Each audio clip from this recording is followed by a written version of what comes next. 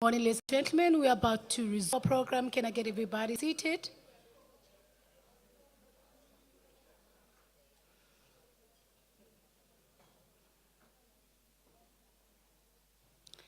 We'll definitely have a chance to engage and to have further elaboration discussions with our exhibitors. Just for us to start and open the program, we've got the executive mayor in the house and the deputy mayor in the house. So I appreciate if we can start with our program.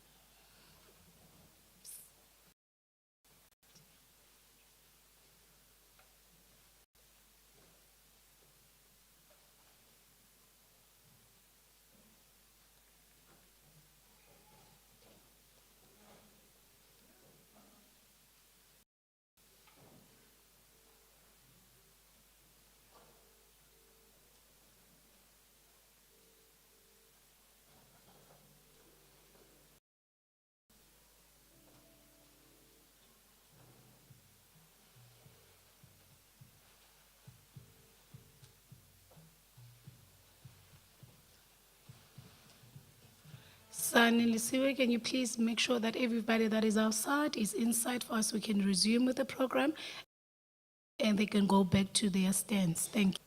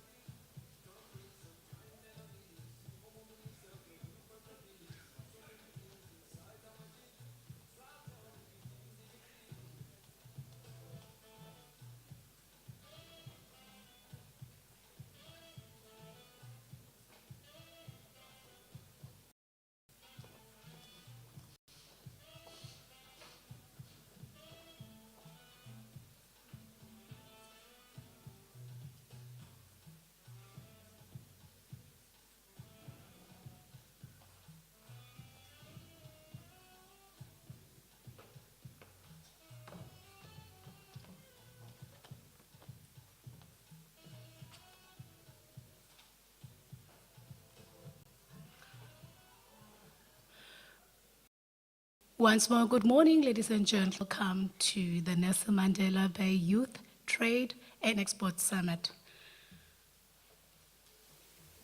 Is everybody seated? Does he? That's wonderful. We are now resuming. I'll first like to greet our executive mayor, Councillor Fanekerk, our deputy executive mayor, Umama Lobishe,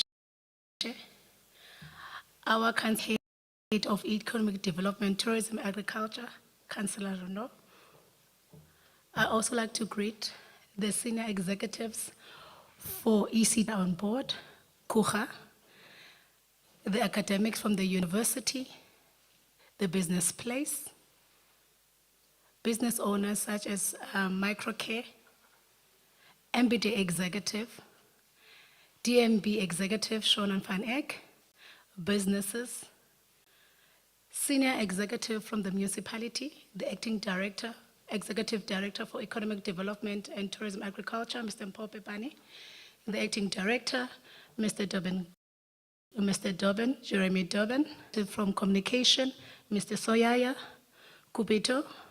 The rest of the team, all executive and all protocol is observed. First, I'd like to introduce myself. My name is Sipokazi Ngombane. I work for Nelson Mandela Bay Municipality under ADTA, which is the Economic Development Department.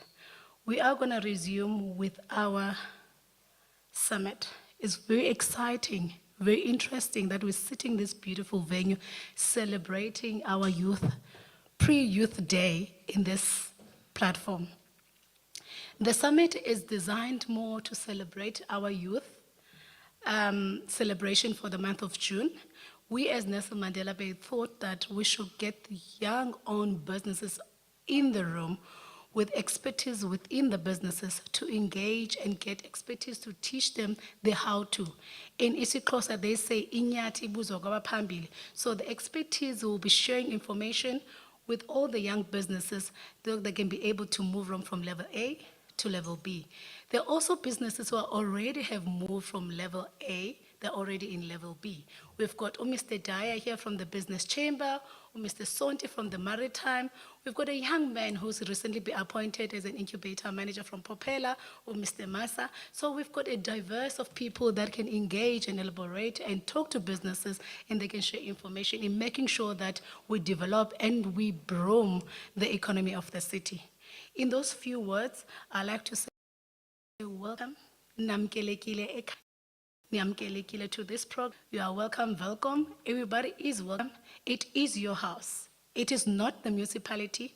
We are for you. You are for us. So let's work it together. In those words, you are welcome. Please, if you feel hot, take off your jacket. If your shoes are very tight, please do take them off. Just feel comfortable. As long as there isn't, but just feel comfortable. It is your house yourself. In those short words, the exhibitors are here. We've got young ladies, young men who showcase their product. They're around us. We also have got an information clinic right there in the corner. So if you want to engage more with our stakeholders that are here, the likes of the Standard Bank, the likes of Propeller, the likes of the Business Chamber, the likes of Export and Nelson Mandela Export Help Desk, ECDC, and etc. You are very much welcome to come into the information clinic where you can engage further with them after their presentation. It's going to be a bumpy ride, but a very exciting ride, so you are very much welcome. In those short words, I'd like to call our executive mayor to do the welcoming results. Councillor Gary van der Kerk, over to you.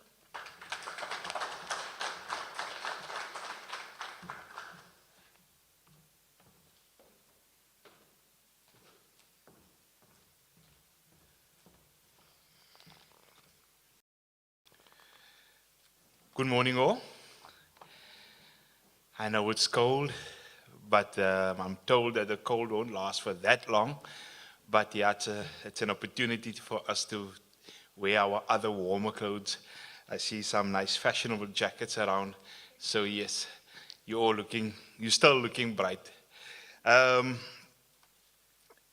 Program Director, MMC for EDTA, that's Economic Development, Tourism and Agriculture, MMC Schuling Lindwood. I'd like to welcome representatives from the Eastern Cape Development, KUGA, BMF, NYDA, the Business Chamber, SEDA, the Department of Trade and Industry, officials, business owners and prospective entrepreneurs, from the media, ladies and gentlemen, good morning.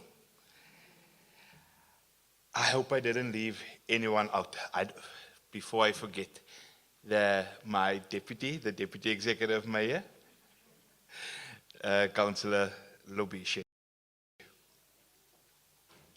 I'm excited to welcome you to a very strategic session.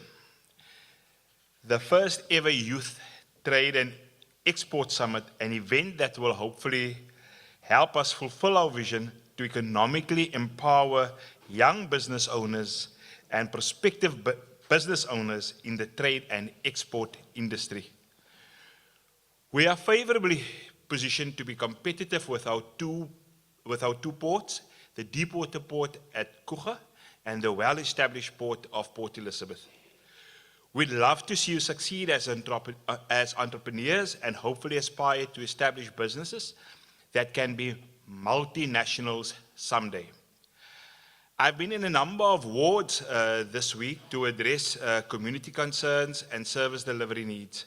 On Monday, my heart went out to residents of the Nomakanjani informal settlements in Motherwell. One of the shacks was so waterlogged that the owner had to wear gumboots as the water was almost knee-deep in his house.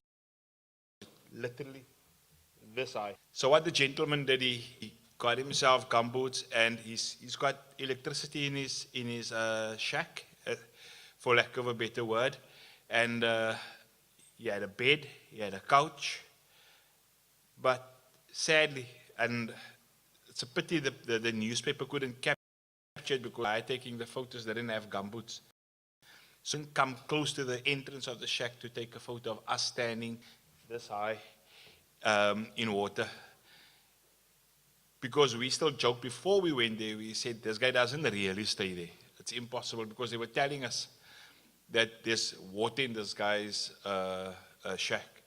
And when we got there, lo and behold, it was indeed true that he was living in, it's like in a war movie, like these Vietnam war movies that you see, and to think that people still live in those conditions.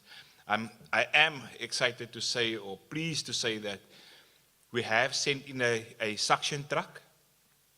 So all that water has been extracted from different areas in that informal settlement. A lack of decent housing is a major need across the metro. It didn't get much better during my visits to other parts of Motherwell, Missionville, and Bloemendal. Later today, I'm going back to those wards in Motherwell to give some answers to the community. You'll always hear about politicians when we go out. The people will tell you, maybe you weren't as fortunate as us do these community visits yet, but people will always tell us, you come and you listen, you never come back. And that is what this government of local unity is all about. Before we end off any public engagement, the last words are always, we'll be back on such a date, at such and such a time. That's what you call accountability. During my acceptance speech on 26 May, I mentioned that our coalition has a pro-poor agenda, and I intend to deliver on that promise. However, we cannot do it alone. It is probably old news that we have one of the highest unemployment rates in the country. Youth make up a large percentage of those unable to get decent jobs. The dropout rate of learners leaving school without a matric certificate is still a major problem in Nelson Mandela Bay. Those school leavers reduce their chances of getting a living wage drastically, especially if they do not have entrepreneurial skills. It is therefore very important that one of our pillars for growth is economic development. Take in what is being shared here today and use it to your advantage. I had a meeting with the Nelson Mandela Business Chamber on Tuesday to discuss their concerns. It became very clear to me that the motor industry is a very prominent sector in our city and a major driver of our economy. That meeting took place, I think it took place on Tuesday, and Cupido, I don't know if I informed you that NAMSA has now, after Tuesday's meeting, which they feel was a positive meeting, they've requested to have a meeting with us. If not this weekend, then early next week. I committed to Tuesday. We need to build on improving conditions for them, especially when it comes to availability of electricity supply, as load shedding is crippling our economy. However, we need to diversify our economy, improving our market share in other industries. This will not make us more competitive. This will not only make us more competitive as a city, region, and province, but it will also help us create jobs and improve our economic outlook. I am very happy that the Eastern Cape Development Corporation partnered with us to establish an export help desk to guide youth businesses on their journey. We have the potential to be instrumental in the change others are hoping and praying for. Let us become champions of change, leaders in times of hopelessness and despair. I want to leave with 2 Bible verses that means a lot to me and is part of my vision and as the executive mayor of this city. It is Proverbs 31, verses 8 and 9, and it reads as follows. Speak up for those who cannot speak for themselves, for the rights of all who are destitute. Speak up and judge fairly. Defend the rights of the poor and needy. Ladies and gentlemen, I welcome you with these few words, and I wish you well with the rest of the program. Thank you. you very much.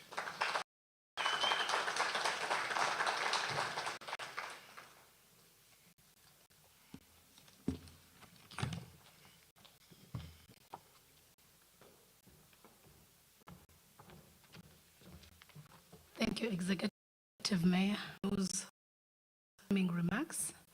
I think after the Executive Mayor has spoken, you indeed feel welcome. You indeed that the government that is currently running the metro is here to support. You hear his words from the Executive Mayor, which is inclusive of the entire mayoral committee. He stands for that. They're behind us. They understand the current challenges we face as Eastern Cape at large in terms of youth not working, in terms of job lacking, but we are here to work together in making sure that we develop.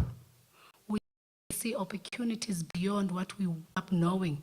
I think most of us have been told you go and be an educator, you go through education, be an educator, be a nurse, be a policeman, be a magistrate. It's nothing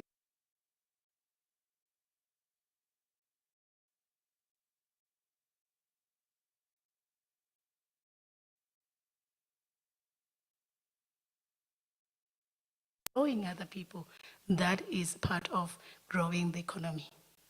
In those words, I am going to call up on stage the councillor, the political head of EDTA, which I alluded earlier on, economic development, tourism, and agriculture, and that will be Councillor Londor. She will give us the keynote address. Over to you, Councillor.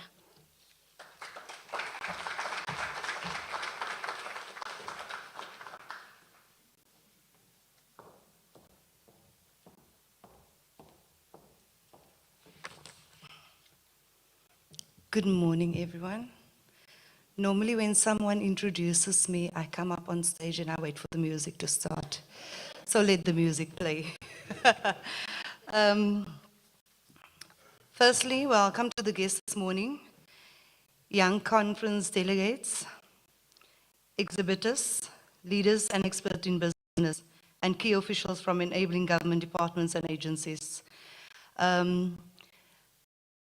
There was a lady when I came in, she's currently the marketer, the social media runner. She's at Green Ferry. I came in and I always say when I go on a stage or where I go in an environment, I am on a kingdom assignment, and she was my kingdom assignment this morning. Green Ferry, I would like to acknowledge you. So Nelson Mandela Bay Municipality, in partnership with the Eastern Cape Development Corporation, brings Youth in the Bay today's inaugural Youth in Trade and Exports Summit. The Nelson Mandela Bay Export Help Desk is a program of Nelson Mandela Bay Municipality in partnership with the Eastern Cape Development Corporation. Excuse me. Has recognized and curated today's program as an opportunity to capitalize on existing Youth Month celebrations and activities by creating a free platform for young local entrepreneurs, youth-owned businesses, and prospective exporters to make use of. I feel very full while I'm reading this. Good morning, Edie. We have identified a need to support youth in business by creating this conference and trade exhibition for young entrepreneurs and emerging exporters in various sectors to showcase and market their products and services. It is very important that municipal and provincial economic growth strategies are supported by enterprise and exporter development programs, such as this, that seek to enhance youth participation and inclusion of productive economic activity. For this reason, the objective of this year's inaugural events are as follows. Firstly, it's to encourage youth-owned businesses to create their sales footprint beyond the city region, to promote culture of exporting amongst entrepreneurs in Nelson Mandela Bay, to create and for knowledge sharing that will benefit participating businesses and entrepreneurs, and to create a platform for youth in business to network. As you will from our densely packed program, we can expect a rich panel discussions from insightful speakers and lead by the moderators here today. So this week I did my first radio interview as a MMC for EDTA, and I was so excited. The first one I was very nervous, and then when I spoke to the guy, I was like, wow, this is my radio voice. So that is why if you hear me sounding like this morning, please do forgive me, I think I'm on radio. So exports play an important role in South African economy, influencing the level of economic growth, employment, infrastructure, investment, and the value of the currency. For business, exporting offers benefits and opportunities, including the following. Now I needed to hear a drum roll. Access to more consumers and business opportunities, diversifying so that even if the domestic economy begins to slow down, you can still have other growing markets for your goods and services, and expanding the life cycle of products that you maturing. For local residents and households, increasing exports means job opportunities and income. So when I came in, I saw in the corner we have your, I think that is bleach, and then you have your handy Andy and dishwasher. I need to make a turn there because I was out of town for very long. I don't know if my house still stands. I need to go clean it. So I'll come visit you now. Nelson Mandela Bay, being an ocean-facing city, is heavily focused on international trades in terms of its economic development strategies. Exports from Nelson Mandela Bay amount to roughly 60 billion every year, equivalent to almost 30% of the metropolitan GDP.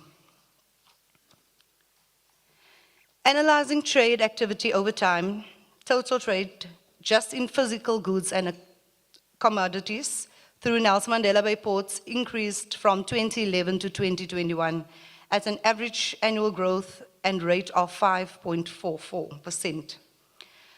Merchandise exports increased at an average of annual rate of 5.57 over the decade, while merchandise imports increased at an average annual growth of 5.30 between 2011 and 2021. So I also know COVID has hit a lot of businesses, including the youth-owned businesses, very hard.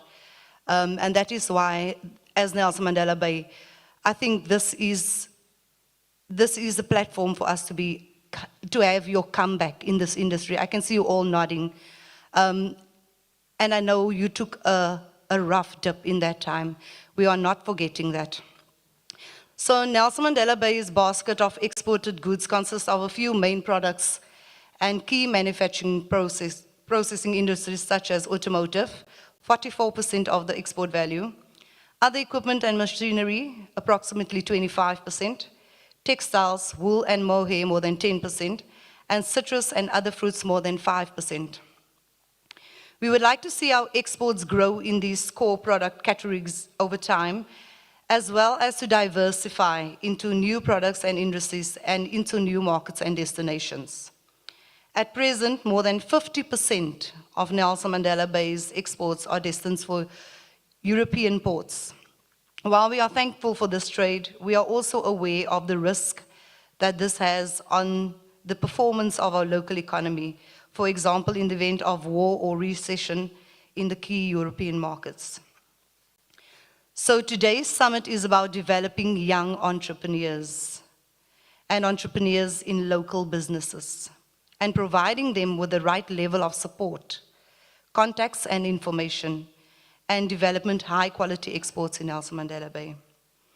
Today's panel of discussion will progressively focus on the importance of exports and trade agreements, market accessibility when trading across borders, incentives and business supports available to exporters, compliance and export logistics, sector-specific opportunities and opportunities unique to Nelson Mandela Bay, as well as looking at the export of service enabled by the ICT infrastructure available in Nelson Mandela Bay. I want to encourage the youth here today to engage fully and ask questions that will help guide your careers and your business ideas to be successful. And that is what we all want. I want to thank the speakers and moderators for giving up their time and their expertise especially those who traveled from out of town. Finally, I want to say thank you to the organizing team of Nelson Mandela Bay Municipality and ECDC for making today possible. I trust you all have and find value in today's program. Thank you very much.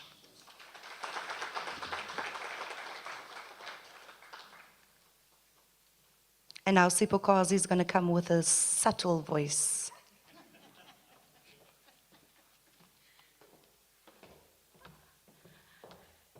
Thank you, MMC. I think she has said it all.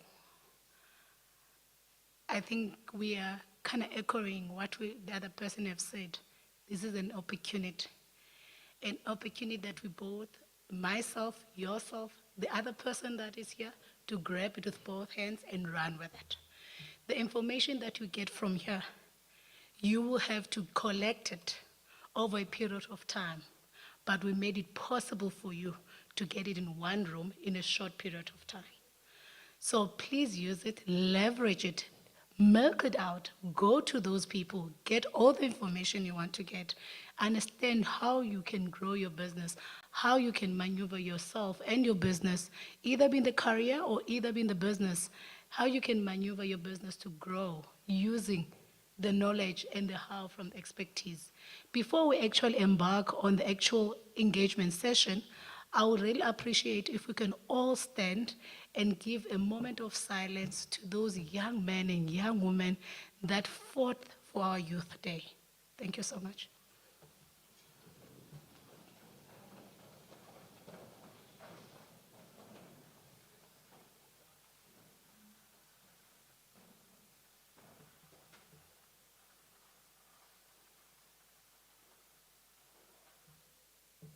Thank you.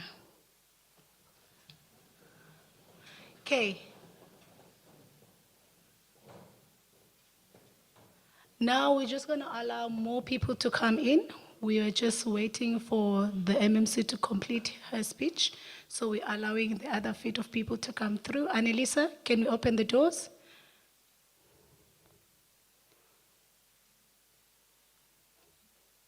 Is everybody in? All right. Now we're gonna start with the eighth thing. Now we're gonna finish with the whole protocol, Sipokazi with a small voice. Now we get into the eighth thing, right? We get into the exciting part of things. We get into the juice, crack of things. You know, I think MMC, you know what we should have done? I think they're not up. Is it me or I'm not getting the vibe from the audience? Is it me? Do you want to help me to make sure they're up? Do you just want to get them up and down? Do you want to help MMC? What can we do together? Just to make sure that the audience, we feel it before we actually embark on the engagements. I feel everybody's still cold. Nobody has loosened up. I think you had coffee, but I feel the audience is a bit sleepy. What can we do? What can we do? What can we do? What can we do? What can we do?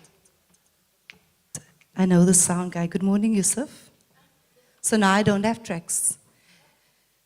Edie, it goes like this. But you guys need to stand for this, eh? And then it's gonna go like this. Webuti, webuti, webuti mngani hamba nawe. Webuti, webuti, webuti mngani hamba nawe. You're not feeling it yet. Come on. Webuti, webuti, webuti mngani hamba nawe. Webuti, webuti, webuti mngani hamba nawe. I think they're up. Are they up? They are up. Thank you so much. Thank you, MMC. Thank you, wonderful and beautiful audience. Now we're up, I can see. I see the hands go clap, clap, clap. I see some smiles. Quite excited. We've got a political head that is talented, hey? Did you guys hear? Aha. Right. Without wasting time, I'll be calling the first panel discussion that will be led by yours, very known, Mr. Muscle. the communicator, the PR. Very vibey individual who knows how to say the E's and the Y's, who knows how to write speeches and press speeches or press releases. A person who can stand in front of an audience and say as it is, between an E's and the Y's and the her and the he's, or mom and the her. On board, I would like to call Mr. Luvuyo Mbangaza, who's the executive from MBDA, indeed, the marketing and the communication specialist. Over to you, sir.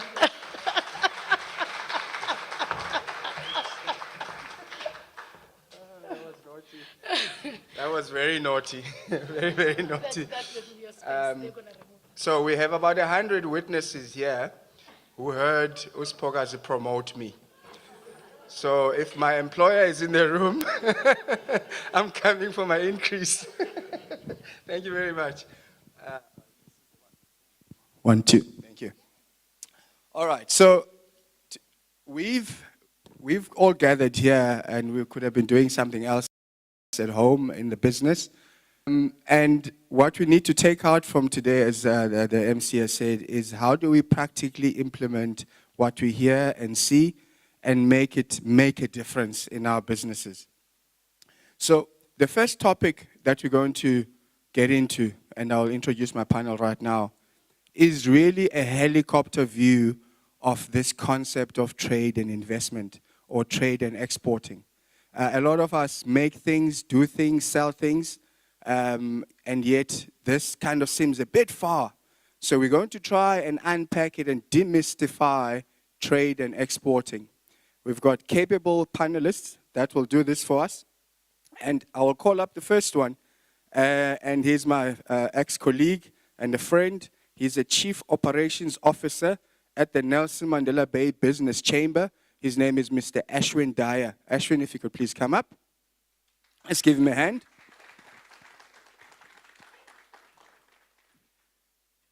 He hired me many years ago. Anyway, Ashwin will be talking to us about what the business chamber at a local level does to enable and to promote trade and exporting. Our next panelist comes from the partner to this event, the Eastern Cape Development Corporation. He is the acting executive for trade, investment, and innovation. Please give a hand to Mr. Pakamisa George.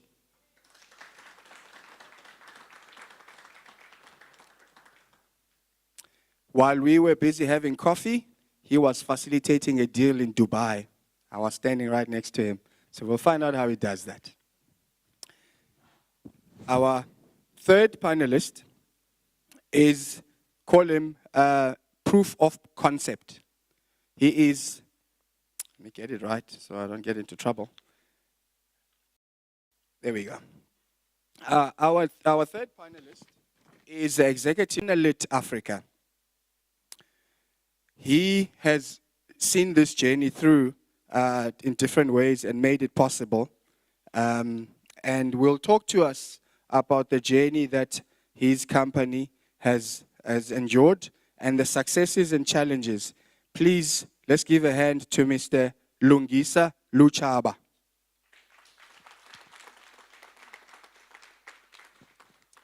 So we expected, and unfortunately couldn't make it, the fourth guest would have been Mr. Joseph Sesona from DTI.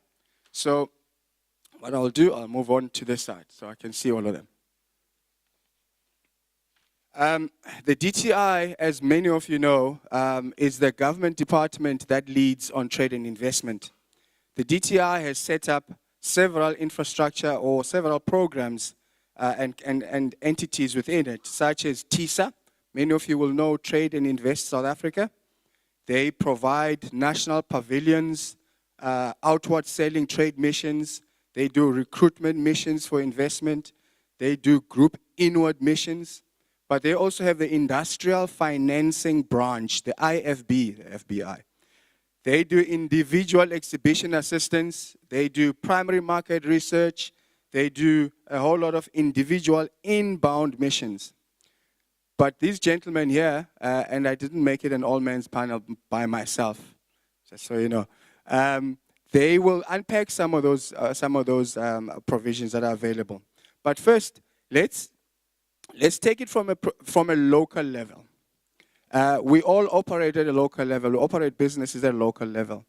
And we're going to ask Mr. Dyer, Ashwin Dyer, in about 5 minutes or so, give us your perspective of what the chamber does and what the chamber has set up that is able to do to get me from my garage operation into an export and into a credible exporter. And what role does the chamber play, and how do you go about to support someone like me? Mr. Dyer. Thank you very much, and good morning to everybody. So, Nelson Mandela Bay Business Chamber has been the voice of business in our metro for now well over 150 years. In fact, it's closer to 158 years. Being the voice of business, traditionally, it's been a very traditional business chamber, I must say. And I would say in the past 3 years, it's made a radical U-turn in terms of its approach to business. Has developed a new investment strategy or investment approach in terms of how it deals with its members. We have close to 700 members currently. However, I think over the past 3 years, Chair, it's become a very much more inclusive chamber. And in saying that, we represent close to 700 members, but those members include massive corporates from your Isuzus, Aspens, your VWs, right down to people like yourselves that are young, emerging SMEs. And I think it's on the aspect of SMEs, we do realize the challenges we face as a country in terms of our economic challenges. And it's a given that our ecosystem as far as SMEs needs to be further developed, and that is where opportunity lies in terms of future employment. Future employment is not going to be coming from your big corporates as we move into AI and automation. However, it is at the level of SMMEs that the employment opportunities will have to arise, but the biggest challenge I think we do face is how do we start engendering and promoting those opportunities. And that's why I think I must laud the organizers for this particular event today.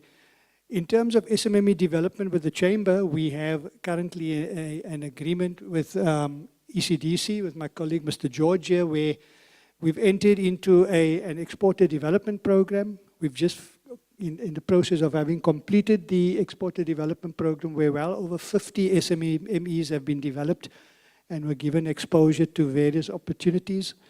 And whereby through the ECDC funding this program, we've developed a really good relationship with them, and we've had SMEs come out and get exposed to business opportunities, get exposed to being matched with companies, being mentored rather, and also, very importantly, as they get together, they start connecting and creating business linkages amongst themselves, which is also a very important leg. From an export perspective, I think it's important that international trade aspects and concepts are learned. It's not always easy, but those get unpacked where we have very highly professional service providers who come in and provide 2-day workshops over a number of periods. And that's how they start becoming exposed to the various aspects, because there's a lot involved in getting to become an exporter. I guess there's a lot just to become an SMME or become a business. And in that regard, we also have an enterprise development program that is also with the ECDC. And we are now into our second 3-year program, which has just started. And Mr. George will also maybe talk from an ECDC perspective. We have a really good relationship, and we have good people that are involved in the development of this particular important aspect of developing young emerging businesses. The other program we have is with a German agency called GIZ, that is called JEEP, it's an acronym. So it's a Global Exporter Accelerator Partnership, funded by the German government effectively. And in this regard, we actually just finished a 2-day event in Cape Town where our people attended, and what they known as Jeepers, all the people who have gone through this program throughout the country got together and had a massive event funded through GIZ, and where people called diamonds who have done really well in the program were given various awards. And this program was promoted through various chambers, being the Nelson Mandela Bay Business Chamber, the Pietermaritzburg Midlands Chamber, the Cape Chamber, and also JCCI, which is the Joburg Chamber of Commerce and Industry. So, Chair, those are the initiatives that the chamber's involved in. We view SMME development as critical, and you will see that from our various PR marketing and events that we have. You know, we are encouraging SMMEs to become members of the chamber. We have an SMME entrepreneurship desk, which is currently made up of about 180 members. And there, for a small fee, you join the desk, and then you become exposed to various opportunities and events of the chamber. And you know, P is not Nelson Mandela Bay is not a big place. We network with each other, and we give you exposure to various opportunities, because it's all about exposure, opportunity, and getting to develop your businesses like the MMC said, to develop it eventually to becoming a established business. You start small, but the achievement, and you always strive to grow big, but it's a process, and hopefully we can assist and be part of your journey in getting to that end goal. Thanks, Chair.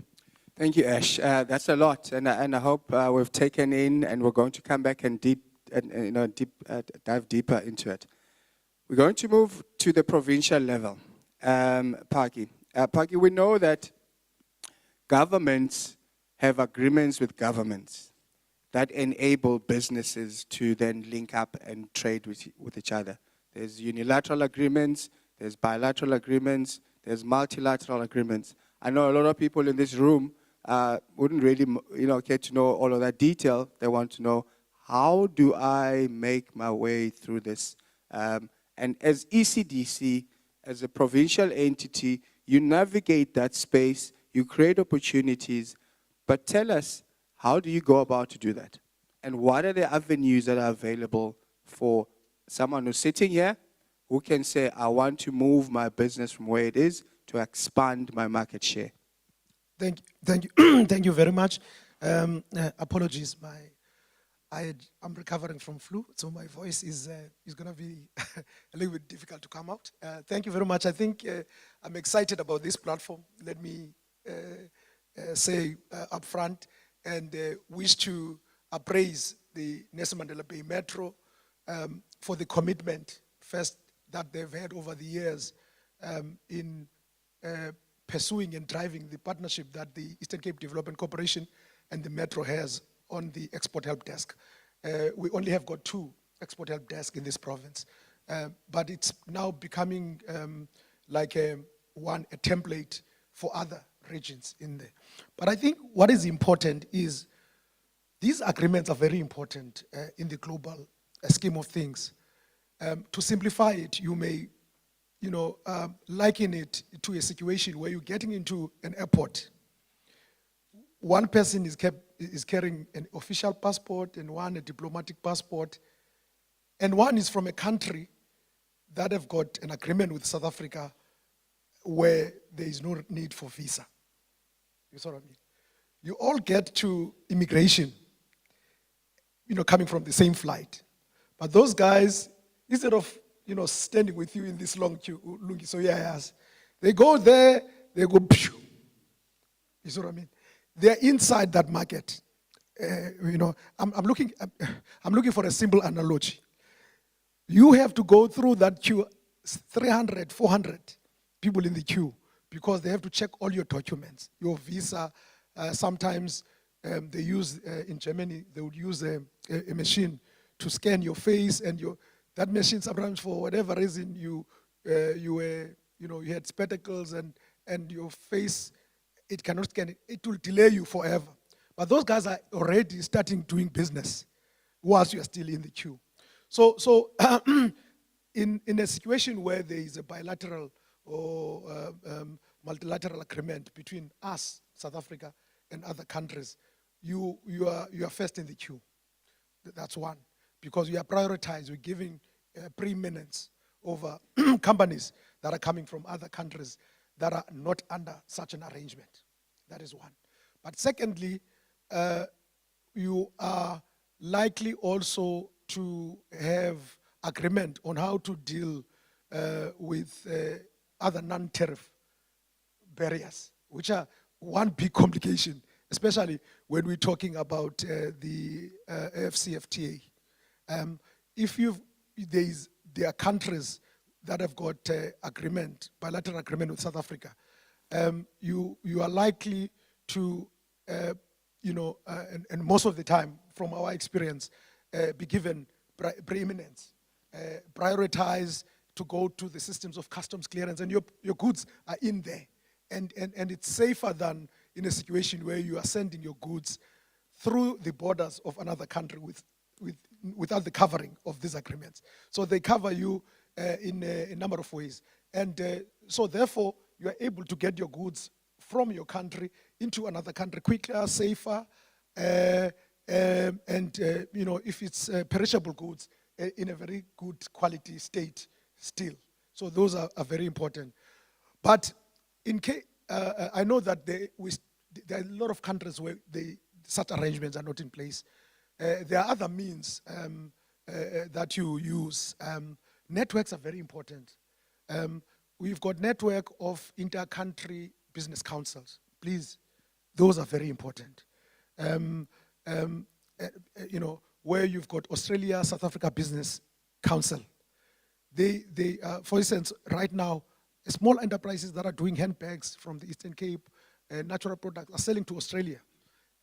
A process facilitated by Australia, South Africa Business Council, or business.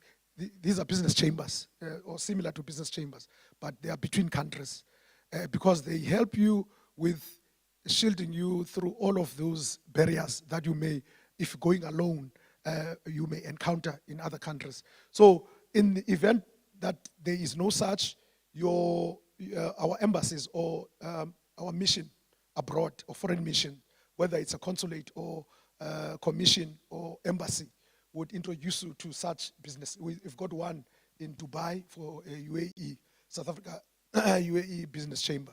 It's sitting there, and it's always in contact with us when we're doing missions, taking companies to the UAE, to make sure that you don't encounter bumps into getting into the UAE.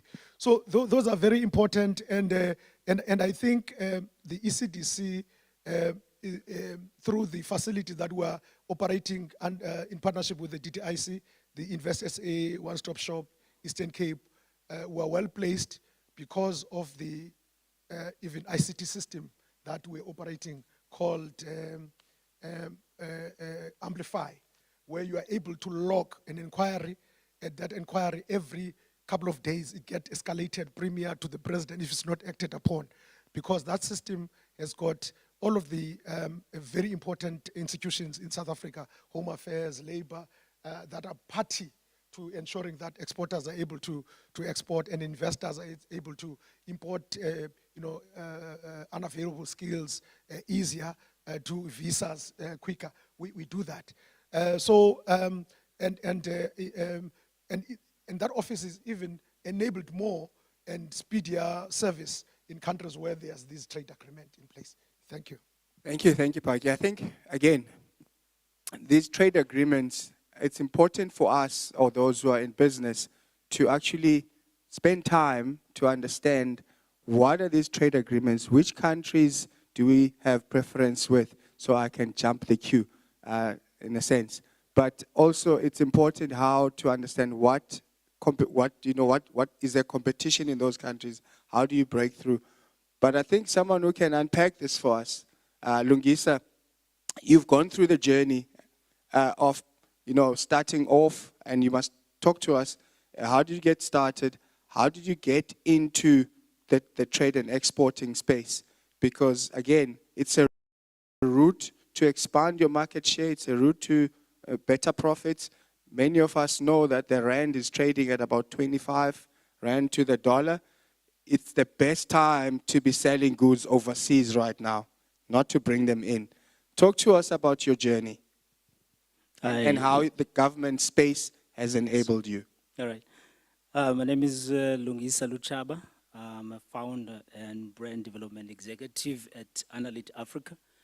Analyt Africa is a manufacturing and product development company. Basically, we focus on our food brands and skincare brands. So we started with our food line, Sunpacker brand, 2012. And then later on, 3 years ago, we started with a skincare range, just after the COVID.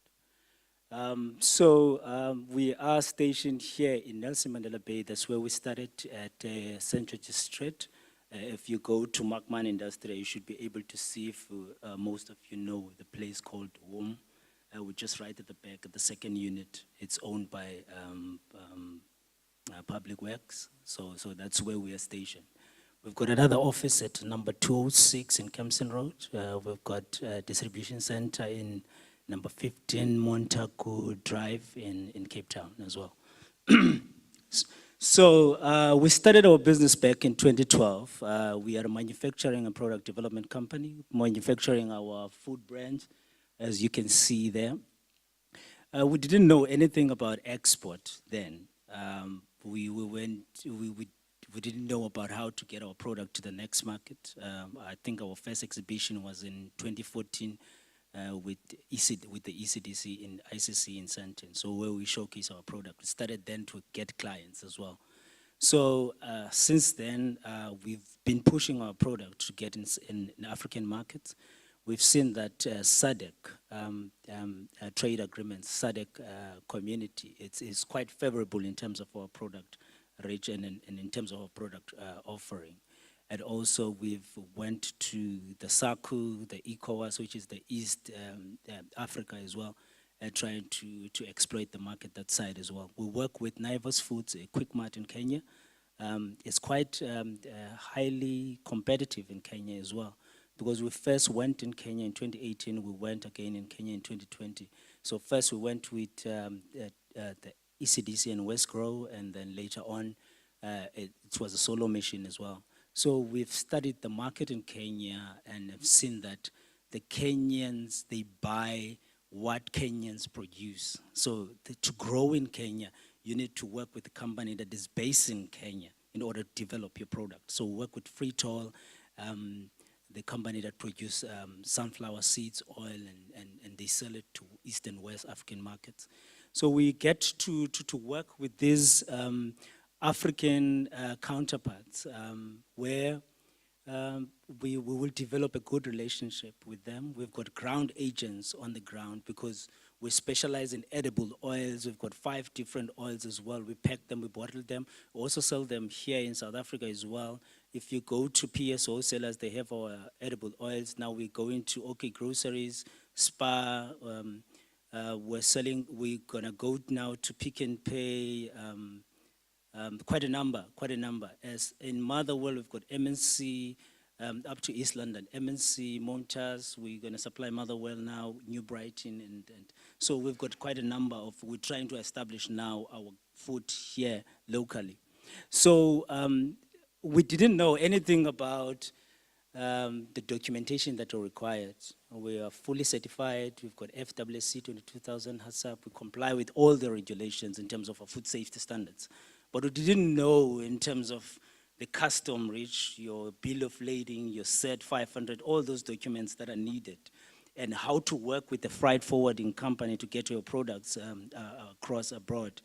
So we are part of your program, by the way. We gain a lot in terms of the program, DTIC. That's an endorsement right there to join the chamber. So we are part of your program. We were supposed to go with the guys in Cape Town as well. So I had to come from Cape Town and then attend this meeting. So we're part of that program, quite informative, quite gives you more broader understanding in terms of export markets and trade agreements that are available, are favorable to your company as well, in terms of tax rebates, in terms of barrier of entry, in terms of understanding your certificate of origin, that the documents that you need to have in order to send your product there. So we've got clients in Kenya and Nairobi. We've got clients in Zambia. We've got client. We've just sent oil. HB Supply Chain Services. It's in Windhoek in Namibia. So they bought our 2-liter range as well. We supply skincare, I think, as part of samples to Azura Hotel, the Royal Orchid, Last time we visited there, and then the manager wanted our samples, and then we sent them there to Nairobi as well.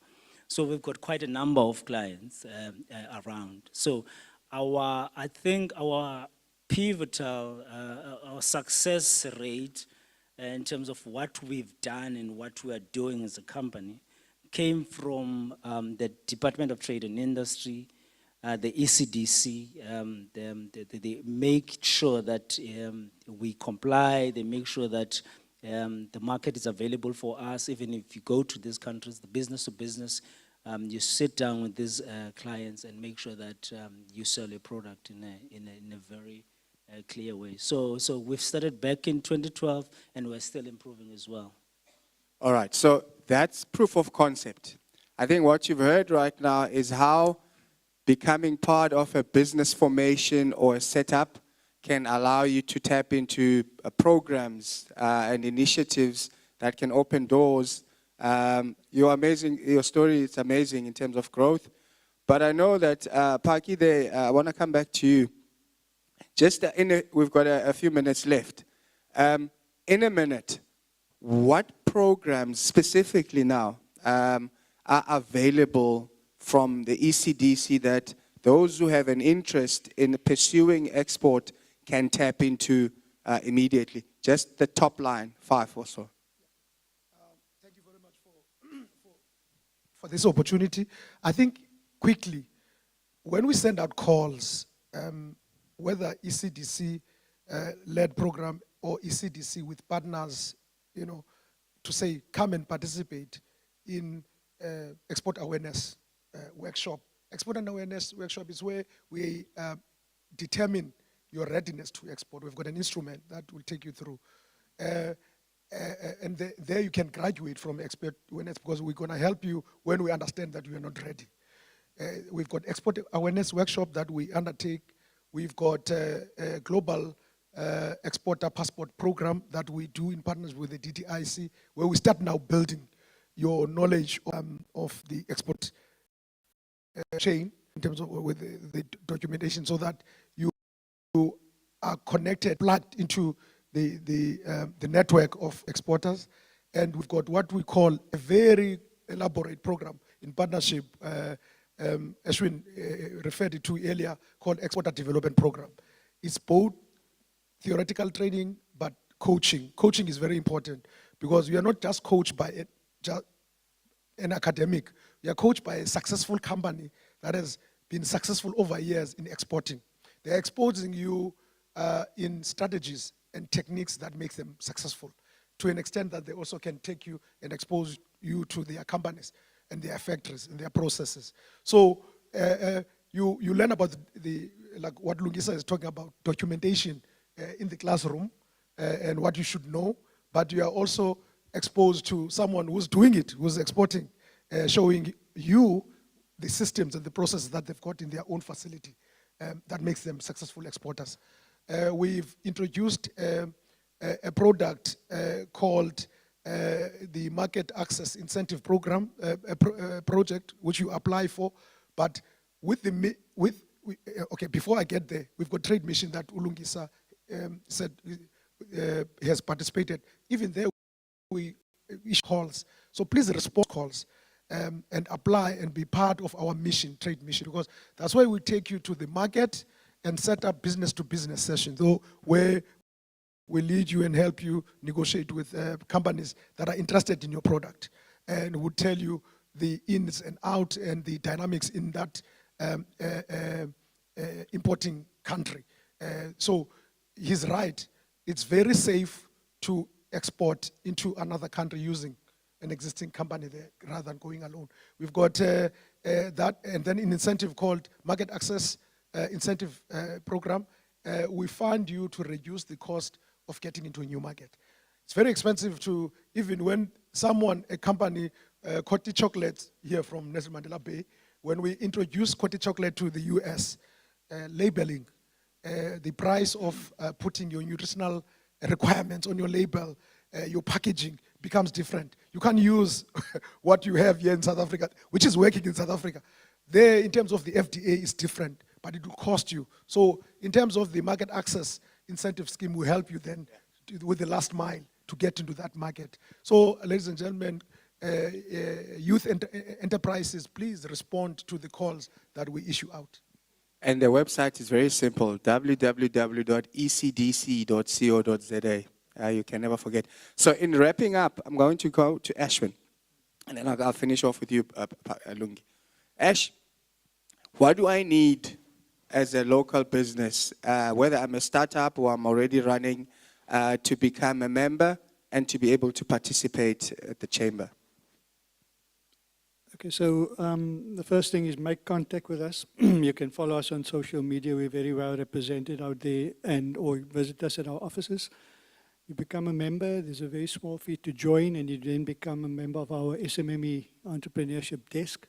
And that will then give you opportunity into the type of events we have, etc. Thereafter, as and when programs come about, there's obviously a screening process. So if it's an ECDC program or a GIZ program, or a DTI-related program, we would then obviously call for applications, or in some cases, we may graduate you from that database into the program, depending on the various criteria, and those are the opportunities. But I think it's the networking opportunities that are critical. Get to meet other people. When you find you're struggling to get a business going and you meet other people, there's always a commonality in terms of finding comfort with each other, but more importantly, learning from each other. So, Chair, that's what I would recommend. I think it's also important to say that going forward, we need to look at, it's a new world out there, and you know, when you decide to choose what markets you want to go into, which products you want to promote, it's very important to know that we're living in a new world. As a country presently, we're facing immense political and economic challenges. I think as a metro, we know the challenges we face here, but in terms of electricity and water security, it's a big issue facing our country, and that's impacted businesses very negatively. So in terms of the way forward, I think you need to think of things like the new energy vehicles that are coming about in terms of electric vehicles, hybrid vehicles, and the industries that are associated with that. But obviously there's a supply chain downstream, and where there would be opportunities for SMMEs to get into. Renewable energy is another one that you need to look at, you know. So besides your sort of standard traditional industries, those are the type of opportunities you need to look out for, because I think it's a global thing now in terms of exports and imports. Those are the industries that are going through a revolution, as we know. Thank you, Ash. And for those who want to get more information, there we go. I think just one aspect, I think it's very important. The case of Dovi Peanuts is just an example. I was standing there. Don't wait for workshops or meetings or even calls. When you've got a sense or a feeling that you've got a product that may, you know, make it into the market, contact one of our officials, Uspokazi, Ngombane, Dineo, CMA, the back analysts, they are there, just to find out, because we are plugged into the network. There, I looked at the products, and I realized that a gentleman by the name of Justin Ford from Grahamstown, he has been in Dubai for 7 years. He is importing from a Haga farm in East London, natural products, supplements from natural products, pharmaceutical, food products. I took a picture and sent it to him. In 2 minutes, he responded, I want these products in Dubai. Yeah. So what I'm saying is, networks, in export, networks are very important. You can, just like that, without expending money, get a response. Now we're going to get into the process of how we get his Dovi Peanuts products into the UAE. So what I'm saying, let's use our network and go to networking sessions. We used to think that it's a boys' clubs sessions. And if it's a networking session, go there. You know, you can have a deal signed out of a networking session. So it's not there to drink and get drunk. Of course, you can do that as well. Drinking will aid you to be more fluid. But what I'm saying is, the focus is the business. Thank you. And if you want to do what he said, locally, there are many networks, Business Network International, BNI, I think. There's another one, events organization. But if you want to call someone, Hani, who is not your Hani, you can call Hani at the business chamber and you can join them. Finally, so Lungi, you've gone through the journey. Yes. You understand the environment, the rules that apply, the legislation, and you've gone through the training. What is your one takeout that you would want to drop with anyone here who is considering ever, venturing into exporting? Because again, I'll repeat, it's a good way of generating, huge profits, but just based on currency, but also as a buffer for market share. What would you say to them to say, think about this when you want to do this? All right. I would say to my fellow entrepreneurs that, South Africa trades with African countries about 93.4 billion US dollars. So annually. So that's huge for the market, and that's open a lot for young entrepreneurs to get into the industry. What I will leave my fellow soldiers is that we need to be honest with our businesses, how much you can take and carry for your business in terms of your size of your business first. Because when you get that huge order and in terms of currency, rates, you really need to do an in-depth analysis in terms of that as well. You must at least develop relationships with these countries that you are visiting, and maybe have a ground agents whereby you do your proper feasibility study. Because in Ghana, in 2018, I went to Ghana trying to sell my cooking oil, which is available in 350 ml and 80 gram sachet. And then they said, we don't buy oil in those quantities. We buy from 2 liter. We consider these small packs as a holy oil from our pastor. Like, huh? Wow. So you need to understand the religions in terms of when you get to these countries, the labeling, it's very important. In the UAE, I've went to UAE 3 times. I was in Kuwait, I was in Gulf Food in Dubai just in January this year, showcasing some of our products, and we got clients. I got another clients when I was in Luanda last year. So you need to understand the cultures that exist to these countries and make sure that your labeling is aligned to those standards, the Bureau of Standards, because your product, once it gets to your client, it needs to be tested before it can be given a clear entry to those countries as well. And also, before I close, you must rub shoulders with the High Commissioner, South African Embassy to those countries, because they also open doors for you when you are in those countries. I remember we were in Mozambique I think it was Luanda, yes, and Angola, Luanda. So Meshach from the DTIC, he was the one who was opening doors, talking to businesses, making sure that our goods, our cargo are cleared from the custom side as well. And also take opportunities for the SADC region where understand the Incoterms of these countries, where you will send your products there. When you understand the Incoterms, what it requires of your company, then it becomes clear for your product to get to those countries as well. So yeah, that's my point. Thank you. Thanks. Guys, let's give our panelists a round of applause. Thank you very much. And in closing, we look forward to the rest of the session. As I said up front, this is like the helicopter view, the teaser, a whole lot of detail, a whole lot of specific topics around this aspect of trade and export will be undertaken. And thank you very much, and look forward to listening from the floor. Thank you, gentlemen.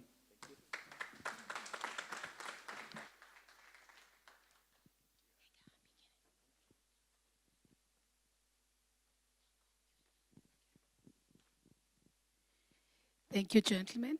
Thank you, Luvuyo, with your panel. Please don't leave. There will be a session for a Q&A after this second group that will come on board. Just before that, house rules. Please keep your phone on silent. Ladies, if you want to put a papa on your face and a ha-ha on your lips, just next to Tit Delight, just behind it, just around the corner, the first door on your left. Gentlemen, if you want to take that phone call or to say, honey, I'll be home at 4, on the side next to easy cleaning, just on the left-hand side, that's where the restrooms are. So please keep your cell phone on silent. The next panel moderator, we all call her the executive hustler. She's into academics. She's also the chairlady of the Businesswomen Association. She knows how to move herself in and out, in anything. She can sell you anything, anywhere, and anyhow.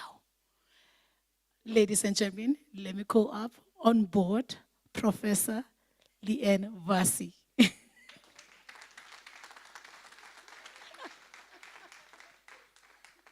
Definitely you introduce your team. Thereafter, I'll ask you and Mr. Mbangaza to do the Q&A with your panels. Holy nerves, executive hustler. What an introduction. Goodness. You almost threw me off my game here. Thank you so much, Sipokazi and Nabe. We really do appreciate. Okay, Luvuyo, you had the benefit of having a stand. I will try to jig and just work off the, there you go. Sorry, I also made business cards as I progressed and I worked through the expo here today because like MMC, I do want to promote women in business. It is my heart, it is my passion. And unlike Luvuyo, I have to have a script because I'm so passionate of the topic I'm about to address. I've got to hold myself in. We only have a few minutes. So I am Leanne Vasi, the executive hustler, as I was introduced. Don't let my boss hear that. I am the chairperson of the Businesswomen's Association in Gqeberha. And I'm also a representative of the Women Economic Assembly that is vested in the office of the presidency of Executive, Your Honor, Cyril Ramaphosa. And the project lead for that particular project is vested and led by the Ministry of Women, Youth and People with Disabilities. And the aim of Wekona is to twin women-owned businesses with public sector opportunities and to achieve sector supply value chains for women-owned businesses, specifically looking at holding government and the private sector accountable for at least 40%. Okay, they said at most, but I don't believe in that. At least 40% of procurement spend to be vested and to be applied to women-owned businesses.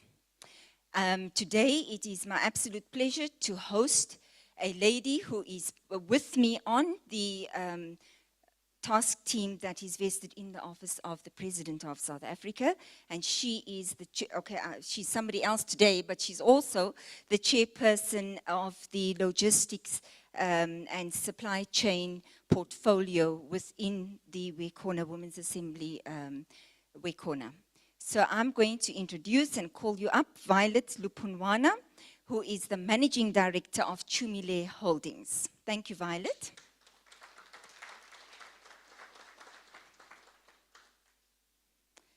And as Violet comes up, because of time, I also call up Gerda Smit, who is the Customs Manager, specifically looking at operations with Kucha Development Corporation.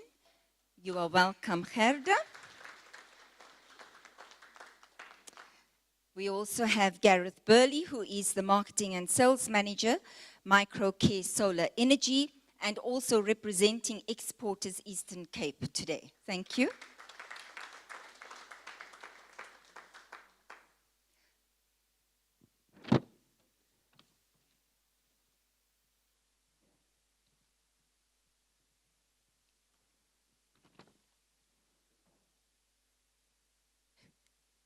All right, our program director is also directing from the wing on that side, so I better make sure I don't fall off. You're most welcome. Okay, there you go.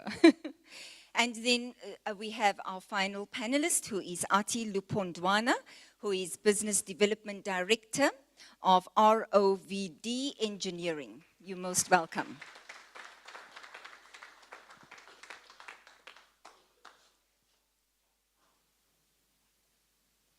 I'm sure having two panelists was strategically positioned just for me, but I'm not going to say that out loud. Okay, we all have our mics. Thank you so much, panelists, and you are most welcome. I suppose I must sit, but then you won't all be able to see me. So I do need some of that because I have to acknowledge the women here, yes. Not the women-owned businesses. I see that they are seated. Before I start with the panelists, I just quickly, indulge me please, want to introduce to you just four, because those were the only four I had the time to meet. And note that most of them is food, but that's just beside the point. That was just coincidence. I didn't choose it that way. There is Tabisa Gomo, and she is from the Delight Sauce. Tabisa, if you can stand. Tea's Delight, there you are. I tasted her sauce and it is divine. I can see it on my hot dogs and burgers. Then we have, oh, and this I have to, my daughters are probably going to make me buy up the whole shop. Tumi Flask from House of Iyana Brands. There she is at the back. And listen, she makes gin, I'm just saying. And then we have Veronica Charles, who provided me with a sample of healing balm. And I must say, I immediately tested, you know, I'm a woman, I don't like oily stuff on my hands. And I tested the products that she provided to me. And I want to tell you, ladies, there's no residue of oil on my hands. So I am able to sit next to the gentleman and not wonder that there's slippy slidey going on with my hands. And then I also see Patience, who has got peanuts, Dovey peanuts. I just want to say Patience is there she is at Dovey Peanuts. Patience and I have walked a journey from the last event of the department that Sipokazi is heading up. Thank you so much for being here. I didn't see you. Okay, so there are 5 companies who are here, and then there is Mnandi Pantry Delights. Listen, I can't wait to get into that hot chili sauce thingy that they've got going on there. So I want to encourage you, please visit these places. There are many others that I'm absolutely getting to before I leave. Now, why did I want to start with those ladies first instead of our panel? Because I wanted you to see who is in the room. Our previous panel discussion focused a lot on our established businesses.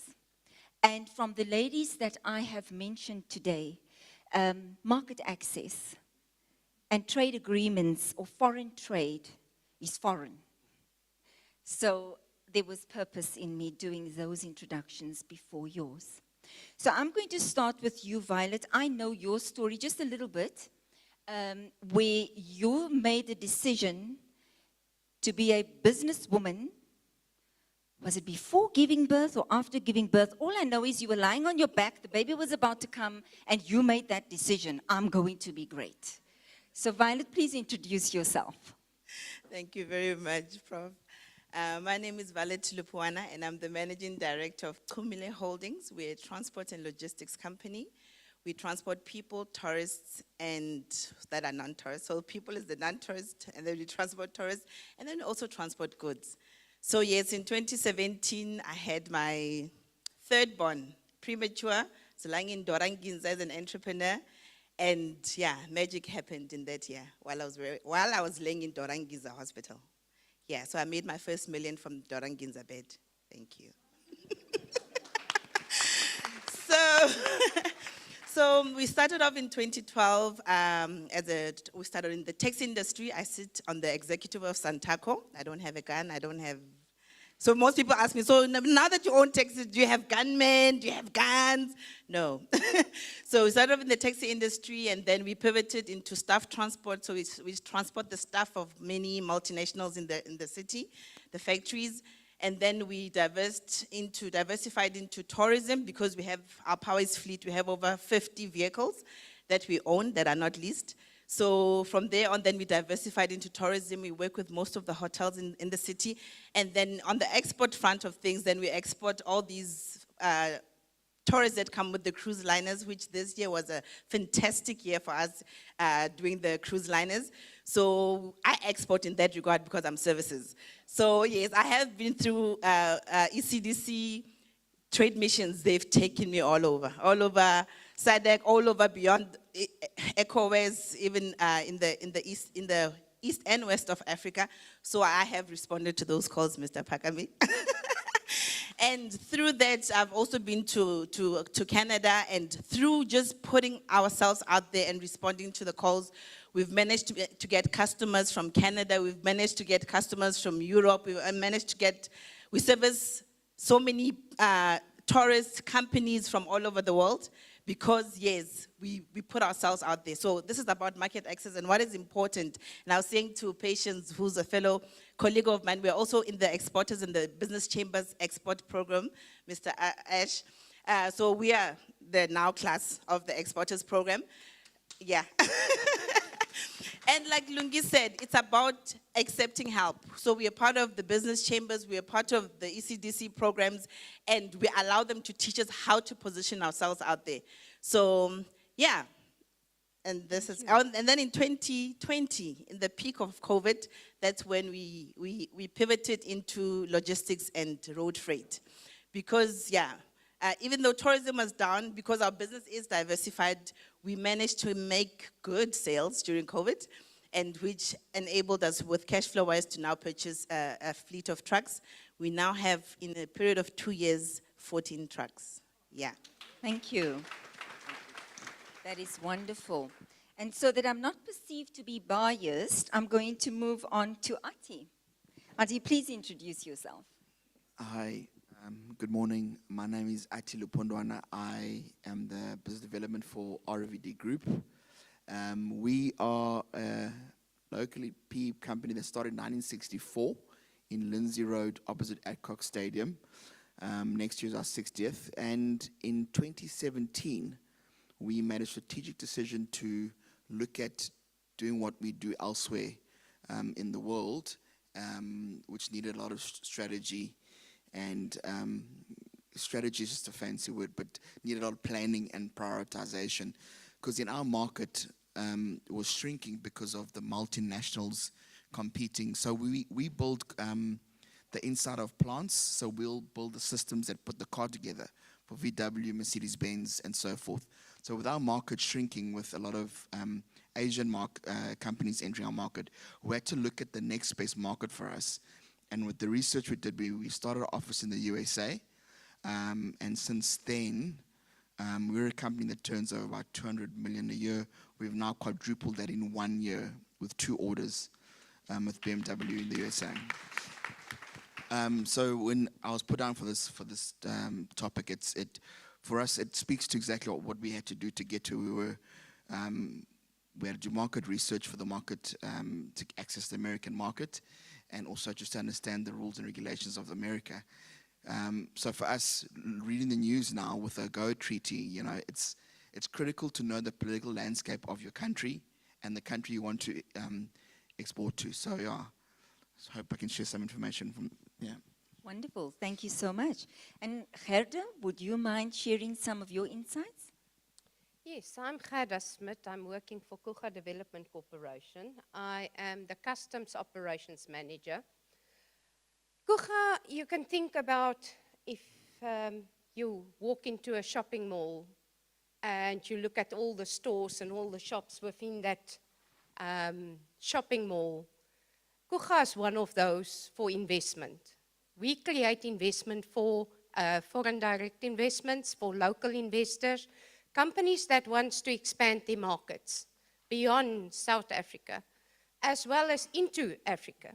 So what I'm responsible for and what I do at Kucha is I'm that go-to person where I assist the companies to get the necessary access to their markets, getting the permits, looking at the tariffs that they need to pay. Is the product correctly classified, first of all? That is very important.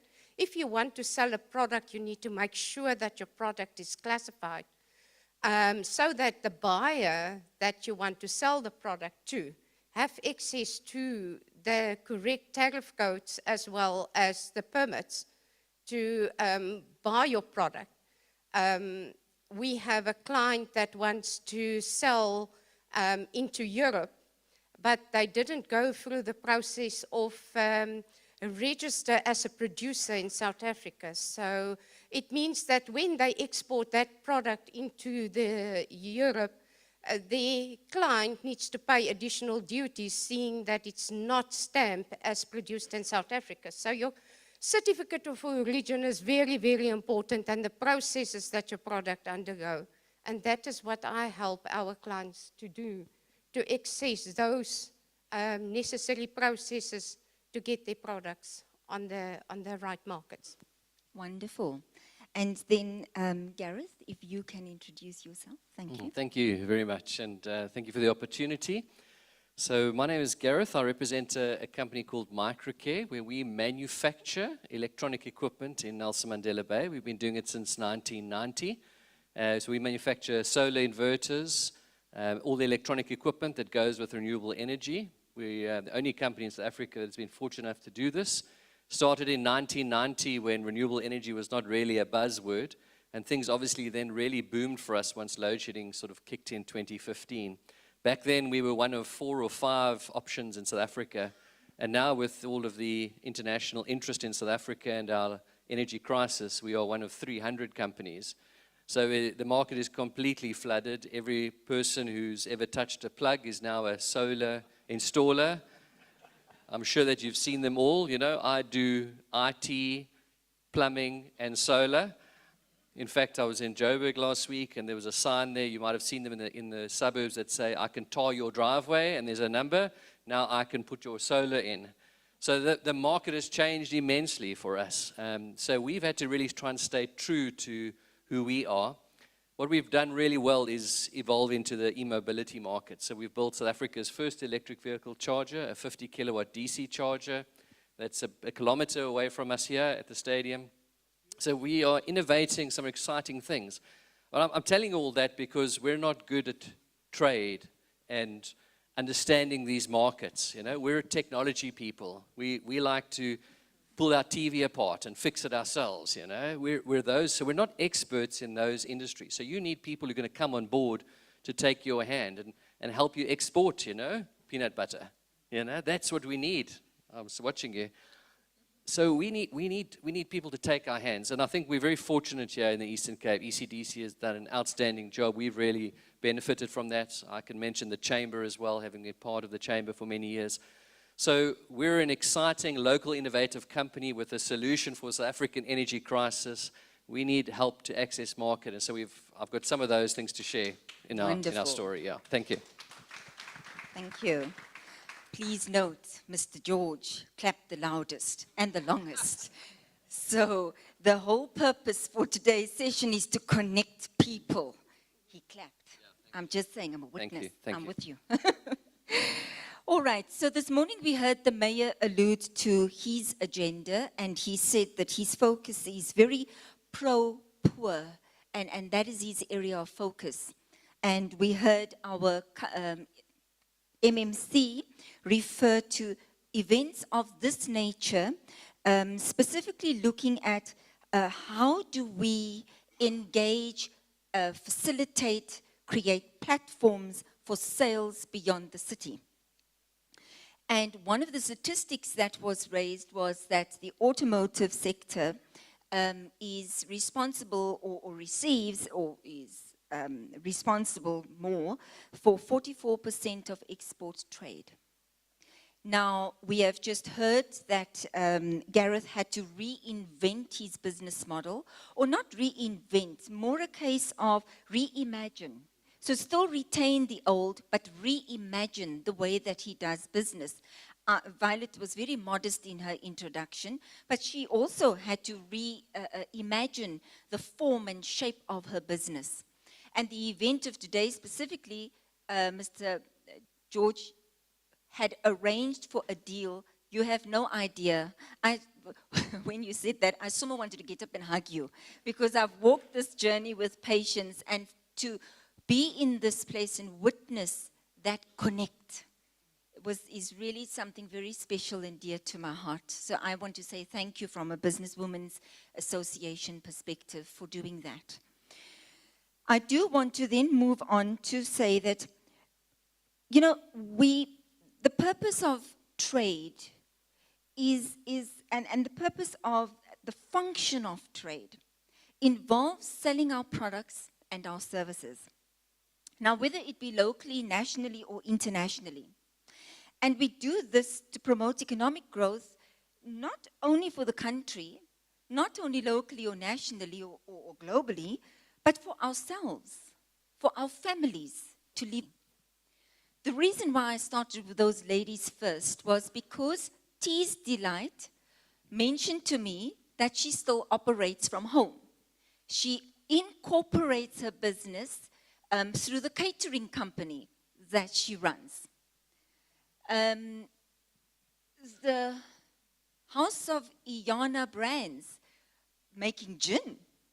Also, how do we support and assist those small businesses? And you've mentioned it's difficult. Gareth, you've mentioned it's difficult. And that's what I would really like to lean into with our panelists. How do we help Anati? I hope I've got your name right. Tea's Delight. How do we help the lady from the Ferry products? You have mentioned it's hard, and you established. Please share your insights on that. Well, let me start with maybe the other side of that, of what was not helpful. Because in this world that's changing so quickly and so social and so accessible, you know, we can go to our cell phone and someone can see some of your work from anywhere in the world and access it and start a conversation and think, oh, we're gonna, you know, we can do business. Then you get excited. But very little of that is actual real business. The real danger, I think, for an entrepreneur in small business is that we put ourselves out there. We great branding and photographs and the social world on all the various platforms. People show interest and we start having the conversations. Very little of that is genuine. So what I'm saying is be careful of the fluff and the excitement. Very few business actually comes on those kind of platforms. There's not real, genuine interaction and networking. So I would caution our entrepreneurs here to not get too excited about the social media world and its promises. Very little that I've experienced has come through business there. But rather, the face-to-face networking that comes by going on trade missions, by actually having one-on-one meetings, by speaking, by sharing your story. Don't make the public image your business only. That's not going to bring out business. What I've found is tapping into the incredible resources that are there already. Ask for advice, be teachable. I think there's many young people, and we see it all the time, particularly in the electric vehicle space at the moment. I must get a call once a week from a new startup in South Africa that wants to take electric vehicle. They see this opportunity. There's a lot of people who want a quick, I want to be the next Elon Musk. Can I take your product? Can we go somewhere in the world? It's a lot of excitement with very little meat, where what has been far more substantial for us is connecting with the institutions and the organizations that are already in that space that actually know the genuine possibilities and opportunities. So I'm cautious here, but I'm really urging our entrepreneurs. I fall into that trap way too many times of getting excited about the next million that's coming in some country around the world because of social media and we've made a connection. No. Get a genuine interaction with, bring the officials in, bring those who have got the experience, and rather formulate something more formal, an expression of interest, rather than getting excited about some conversation you've had on Saturday evening while you're eating your steak or something like that. Okay. Thank you so much for that. Natia, I saw you nodding your head and really agreeing with some of these aspects. Please share your insight with us as well. For us, with hard to manufacturing, you know, we are seeing that it's slowly dwindling down in the Eastern Cape. I mean, if you look at a couple of years ago, we were the Detroit of Africa, and the people that come and try and work with us now are offering us, like the quick wins, you know. We're looking for, I mean, our biggest focus now is trying to find female mechatronic engineers, black female mechatronic engineers. And it's quite rare to find those, and people that can, because the volumes of work we get in the US, we need to outsource it. And we're trying to find companies to say, hey, can you help us here? Can you help us here? Can you help us here? I mean, we're outsourcing 80% of our painting, you know, and we're struggling to find people that are in the trade. And so as much as like it's the social media business, but, you know, please don't forget the hardcore skills that built this country, the manufacturing, and what made this province great. It's not a coincidence that we have Mercedes-Benz, Isuzu, and Volkswagen here. We have the skills. Thank you so much. Wow. Gerda, you have heard the two gentlemen speak about the challenges and the difficulties that they experience as companies.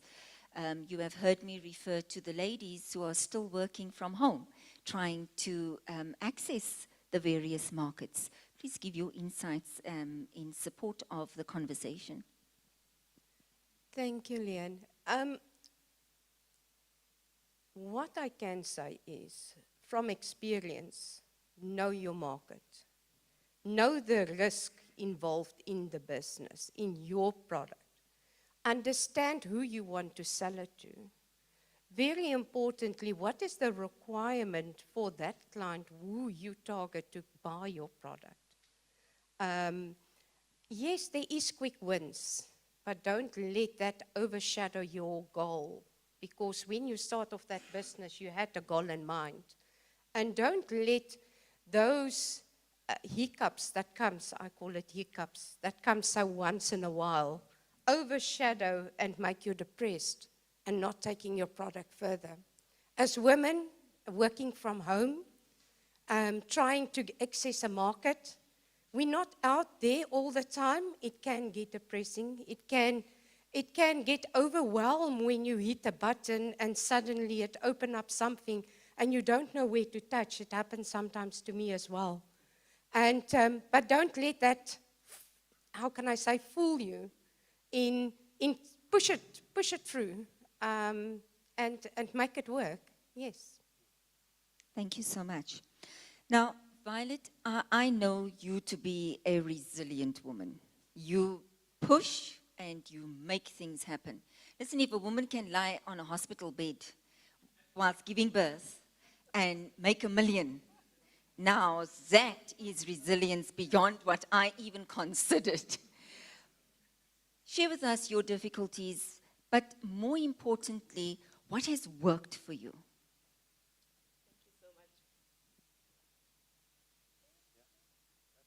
Okay. Thank you so much, Prof. So the difficulties for any entrepreneurs, and hence we go to incubators and business chambers, is access to market. Because some of us, we leave our engineering careers, I was a teacher, I was whatever, so we leave our careers to go into entrepreneurship. And or I knew how to make, I'm a technician. So we come with technical skills, but we don't know how to run a business and how to access the market. So now for me, what helped was just joining those incubation or mentorship programs. And the one valuable skill I learned was how to sell. Because we are in Africa, after all, people do business with people that they know and that they can relate to. So I agree with you, yes, social media is nice for awareness, but we never close much deals on social media. So people still want to see you. So hence, I applauded, I was speaking to patients, I was speaking to the lady, say, you know what, it's about the consistency of going. I still go and stand at the expo. I don't say, now I've made my millions, I'm too good for, I still go and stand there. I still go and meet my guests with a name card at the airport. People still want to connect with me as the business owner. So even if we employ a staff of over 50 employees who are here in Port Elizabeth, we started in 2012, even though the story I began from 2017. But the key thing is learn how to sell. So the greatest and the most important skill that we all need is how to sell. Because whether you go for a job interview, you must go sell yourself. Whether you convince a child to eat veggies, that's a sale that you're trying to sell. So sales is the most important skill of any entrepreneur. So even though you may say, no, I'm shy, I don't know how to talk to people. But you know what? Either get somebody who's strong at it, but you need to develop the skill. I went to, another township? There's another famous Chisanyama in Cape Town. And I went there, and I thought, I want a township tour. And the owner however many years later, he daily comes to I forgot, Mzoli's, yes. Tatu Mzoli still goes to his shop every day, even though he employs people. But people still want to relate. People still want to see Violet. Others call me Tumila. I'm like, okay, let my name change to Tumila. So what? So, but people still want to connect to you, entrepreneur. So don't, and I say, if you're a true entrepreneur, there's no job too dirty, too whatever. Because people say, hi, sis, you still stand at the airport and go do meet and greet? Yes, because I love serving. During COVID, I was a taxi driver. I was driving employees to the factories, night shift, morning shift, mid shift. So people still want to see you. So, and then another thing, once you got, so I want to add this to say, in the incubation program, we will be asked, well, what makes you unique? I say yes. Being BE, being black, being woman could be a passport, but that does not make us unique. Yes, it can be a passport to access the market, but then now retain them with good service. There's nothing that beats. So we have clients, multinationals, who have never gone to tender because they're like, we're happy with your service. Kumile, let's just get married for life. So those are the kind of contracts, your SABCs, your Coca-Colas, they have eternal contracts with us. Why? Because I say to my staff, even when we had few vehicles, I said, guys, yes, we may be at the rank, but the rank is not our destiny. We are a corporate. So even my drivers at the rank, I say, be different. If they say Nizi Bari, it's fine, you're cool nerds. Be nerds, be nerdy at the rank, but give good service because, and I tell them, I said, in my company, everybody does sales. Everybody does sales. We don't have a call center somewhere in Joburg. Everybody does sales because how you drive, if you cut in front of Luvuyo and I must go speak to Luvuyo, you've already killed my sale. So drive well on the roads because now I must go to business chamber and go close a deal and then I get you can't. You see, so even there at the rank, you may be transporting the procurement manager I have a meeting with later on that day. How you treat them matters. How you answer the phone matters. So in whatever you do, know that you're selling. Whether you're speaking, whether you're acting, it's a sale.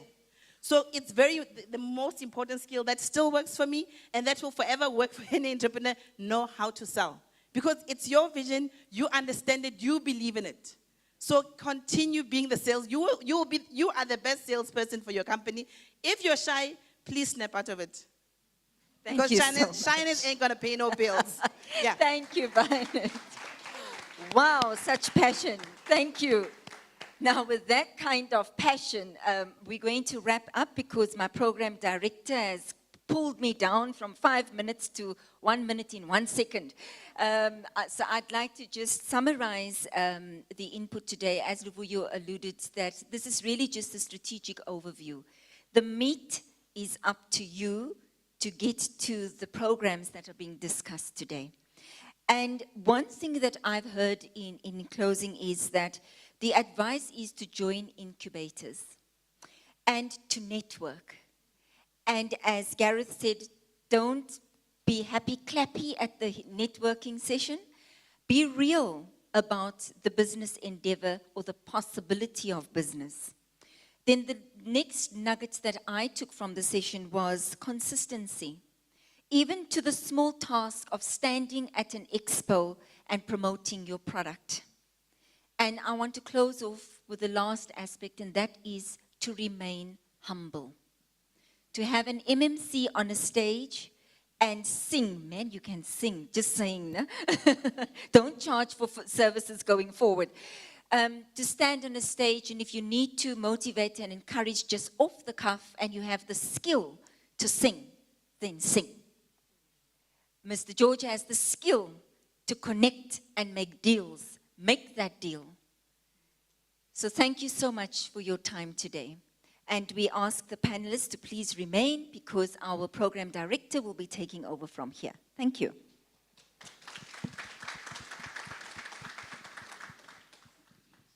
Thank you, Prof. Please remain as well. I'm going to ask the first group to please join me on stage. And then I'll ask Prof. and Luvuyo to facilitate a Q&A. After that, we've been listening. We have been observing. We've been putting A and B's, putting A in the Z, putting A in the E, and see if you can come up with a word. It means with all the information that we have received, we're now digesting it. We're going to see how we implement and we use it to better our businesses all the business that we're planning to open up or in our career phases. So ask the first panel to join me on stage, and then I'll ask Professor Vasi and Mr. Mbangaza to please run the Q&A. After that, we will have a 5 minutes to a 10 minutes break. There's tea and coffee available. And also, in that 5-10 minutes of break, please say hello to our exhibitors. Just find out what products are they producing or they're servicing to us. And also, we also have our information clinic on the other side, on the end, just before Lipumile. There is a door inside. There is an information clinic with all our stakeholders. So if you want to get more information from Standard Bank, SARS, the CEDA, Tumile, I mean, she spoke very well with her story. They are available on the side. Over to you, Prof. and Mr. Mbangaza for a Q&A. Can I please ask Annalise and Dineo to have roaming mics on the floor for questions? Thank you. Thank you, Program Director. We'll keep it very short and straight to the point. You've heard, I'll go from my left as a reminder. Lungisa is from Analit, Africa. He's went on a journey on this trade and exporting. Mr. Ashwin Dyer is from the Business Chamber. They run programs and collaborate with Mr. Paki from ECDC, where they train you and get you export ready. If you've got questions for them, over to you, co-moderator.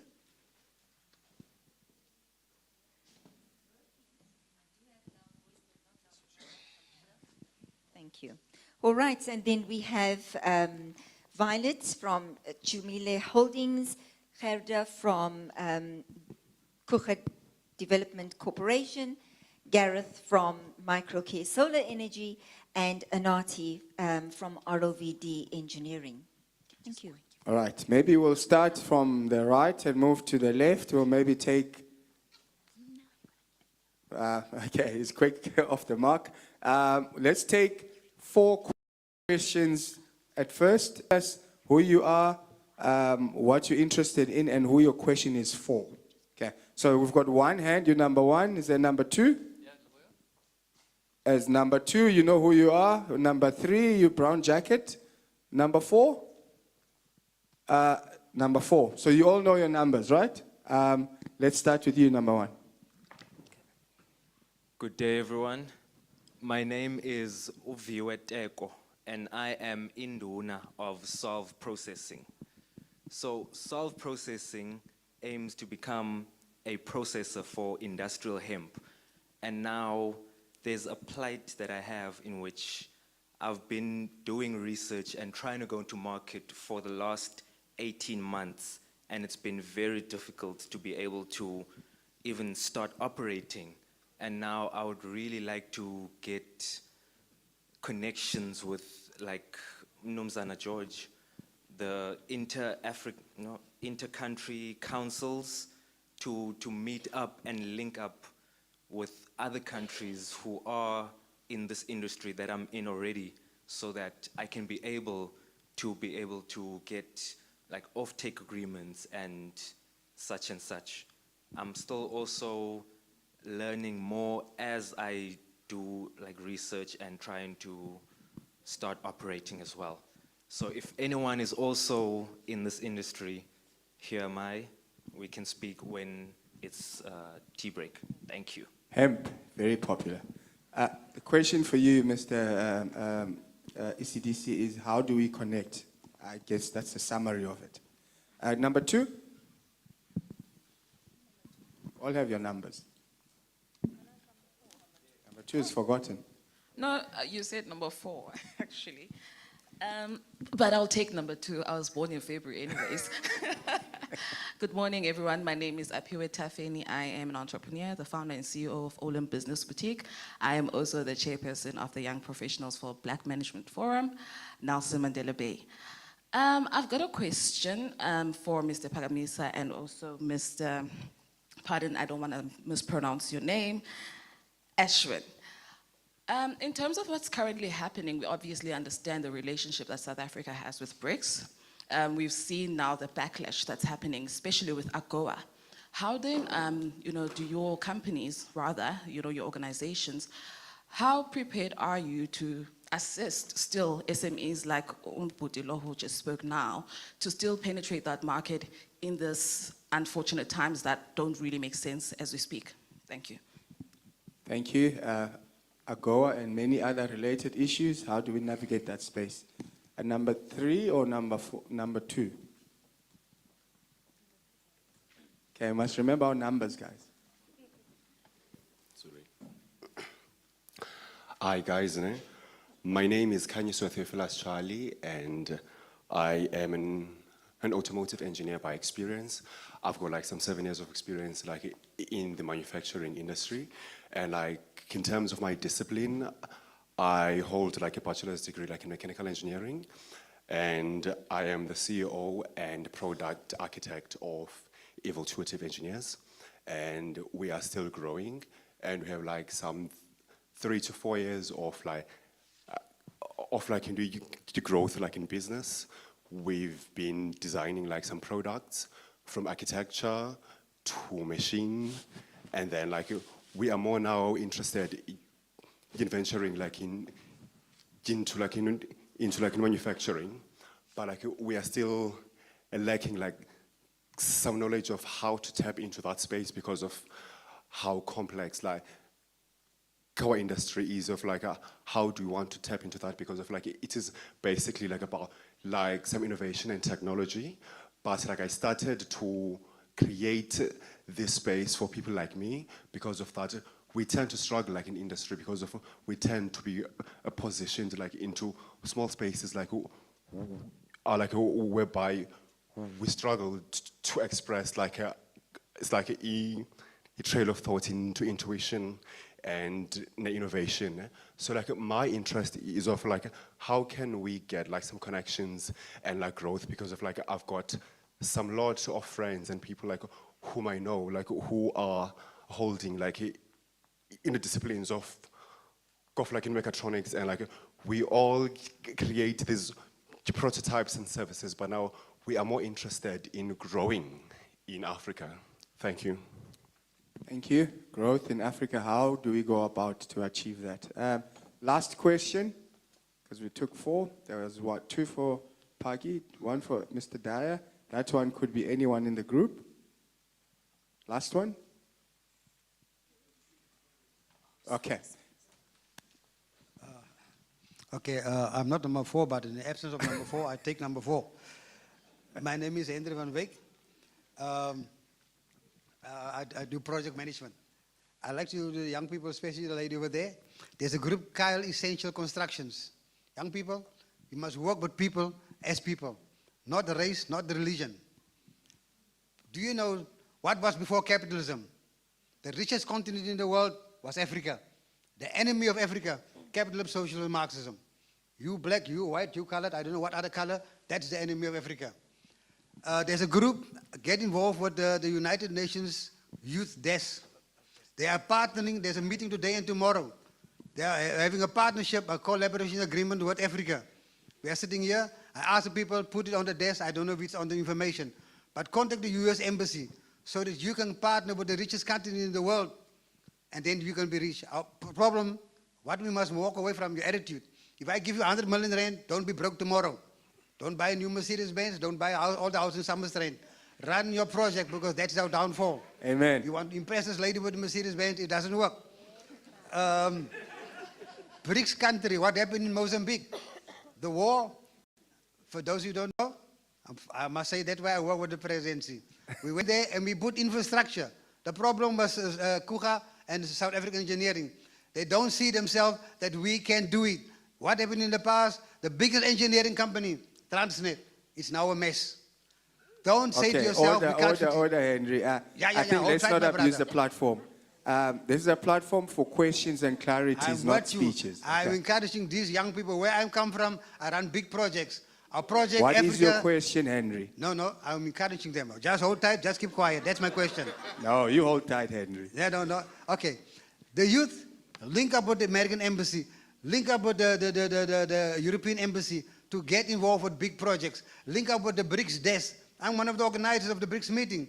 whether we're going to China or not, get involved with the BRICS so that you can get used to big money. Our enemy is the banks. The high 12 Okay, let's give Henry a round of applause. Please, man. No, Henry, you're abusing the interest rates- platform. Yeah, Henry, you're abusing the platform. Thank you. You are abusing the platform. You are abusing the platform.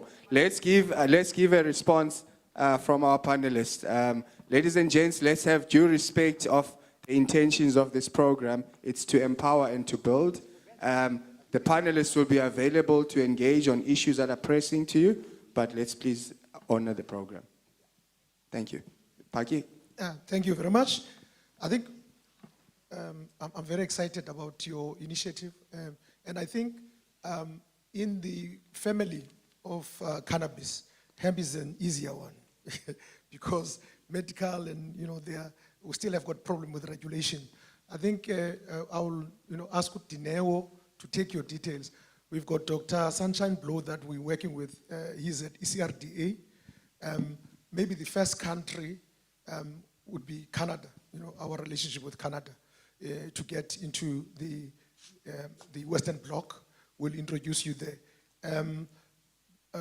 But secondly, we've just signed an agreement, an MOU with SIPO, Swiss Trade Investment Agency, to help our companies to access the Swiss and the EU market. And we're working with the European Commission as well. We've got a company, an agreement with Trade Forward Southern Africa to help our enterprises in natural products, and processed food, to enter the European market. It's not only they provide technical support, they also provide a financial contribution to our program to make sure that you've got all of the equipment that you need to enter this market. If there are regulatory issues that need to be dealt with to enter that market, that partnership would aid you. And I think, hemp is easier one than the other families of cannabis. So Udine will get your details so that we can introduce you. The geopolitical issues should not distract us from our goal. They are there, but with the US, we've got AGOA, but ECDC has got an agreement now for the 5th year now with the USA Trade Hub. That through that partnership, we're helping companies. Coty Chocolate, we've got one of our trade advisors taking a lot of products from here to the US. Fancy Food Summer Show in the US is going to be selling there, promoting those products from the Eastern Cape. We've got company products from the Nelson Mandela. The geopolitical matters are not saying. I think there is a big misconception. South Africa is trying to insert and impress its sovereignty in the sense that when you are a sovereign country, no country should come and say, you can't be friends with that. And South Africa is a member of BRICS, and by implication, is bound to all of the requirements of the BRICS Council. You see what I mean? So Russia, unfortunately, whatever Russia does, is a member of the BRICS Council. And South Africa has taken chairship of BRICS from January this year, our President Cyril Ramaphosa, to end of December this year. We're chairing. And that's why you see all of this roadshow. In fact, I'm sitting here last night, I was doing the last touches. We are hosting the BRICS delegation on the 20th June, East London International Convention Center, to sell the Eastern Cape as a trade investment destination to the BRICS.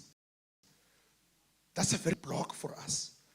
And we're not talking about politics, we talk about business and trade matters. So our association with BRICS is not saying we are enemy with America. AGOA is still there.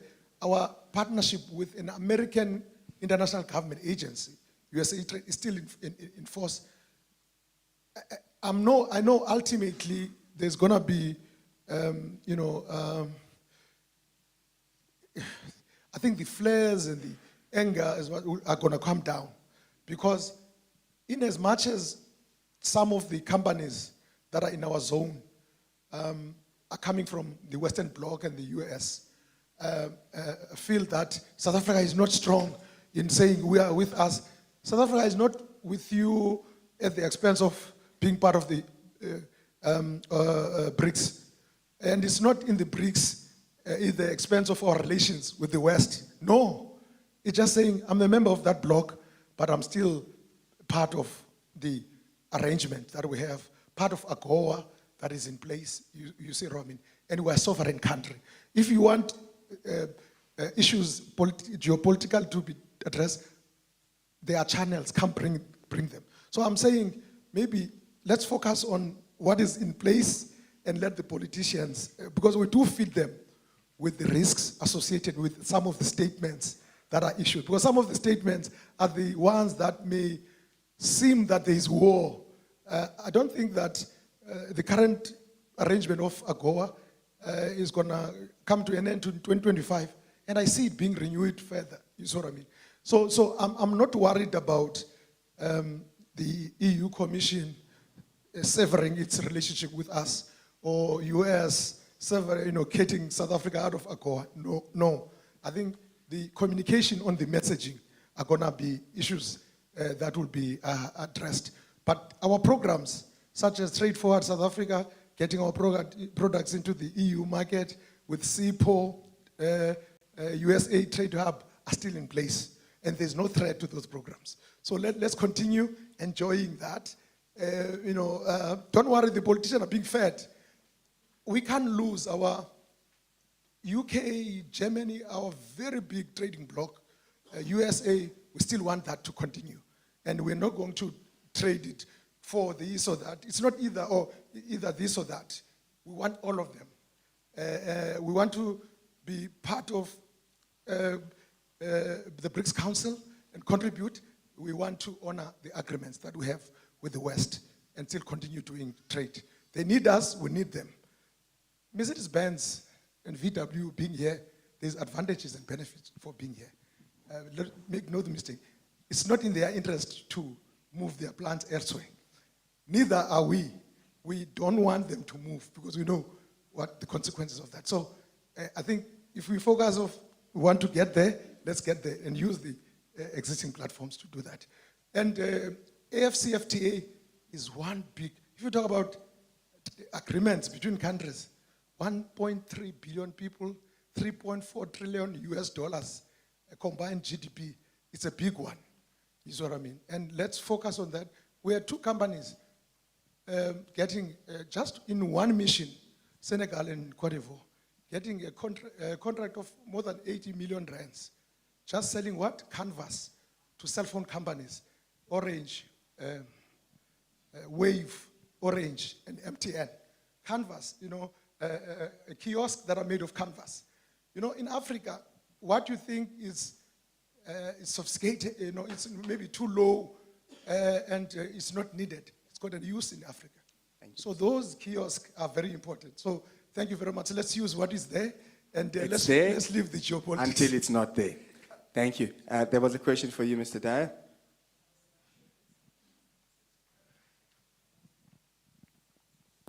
Hello. So I think it's a very good question that was raised, and I think it's very important as entrepreneurs that we need to know what's going on in the global space and how it affects your business. I mean, typically, traditionally, you had a SWOT analysis where you determine your internal threats and your external threats. And this is typically an external threat. An external threat you don't have much control over, but you need to know what's going on so that, at least in terms of a business, you can plan strategically. I think the government's taken a decision being part of this block. The consequences of that, we would have to see how it comes about. However, business wants to do business, whether you're dealing with a US client or a client in Africa, at the end of the day, it's about trade. And that's what we need to be fostering. It's also a changing world, as we said earlier. We're going through radical change with everything that's going around technologically, but even economically. The BRICS bloc is looking at de-dollarization and bringing in a new currency, so that would all have an impact on trade. However, as businessmen, and businesswomen, you need to focus on your own project. Try not to get also too waylaid by that, but not forgetting the impact of what those sort of decisions mean to us. I think we also need to look then at the Free African Trade Agreement, whereby that needs to be pursued. Those are opportunities within our continent. The continent is showing a lot of growth. It's touted as being the continent of growth by other countries. However, there's still a lot of work to be done in terms of a trade agreement. We don't have borderless countries where, unlike the EU, you have a lot of impediments still. So get to know what those opportunities are like, and I'm sure, with perseverance, it's going to take a lot of perseverance because it is an extremely challenging environment. Just with the other gentleman on the engineering question, just to let you know that the Chambers entered into an MOU with NAMSA. NAMSA is the automobile association that represents all the OEMs like your VWs and your Toyotas, your Isuzus, BMWs, etc. And they hopefully will introduce some programs in this part of the world. Also, the AIDC is recently funding a chair at the university in terms of getting into mechatronics. I know there has been a previous chair funded by VW. So those are the type of opportunities, hopefully, that will come about that could result in business opportunities. However, I mean, again, the Minister of Electricity was down about a month ago. We visited the Isuzu and VW plants. Think of it this way, VW is one of 117 plants within the globe, and they're competing with each other. So those are the challenges we face, where if you have water and electricity challenges and security of that, they can move that investment of the next VW vehicle, which is a huge investment, to any other part. Why would they not go to the east, where those countries and economies are so much more maybe agile, and they don't have the challenges we have? So, I think as an exporter, you've got to be looking at all those global issues as well when you make your decisions in how you pursue your product. Thank you. Thank you, Ash. Prof, there was a last question which wasn't allocated to anyone. I think it dealt with the challenges of support available. You want to deal with it?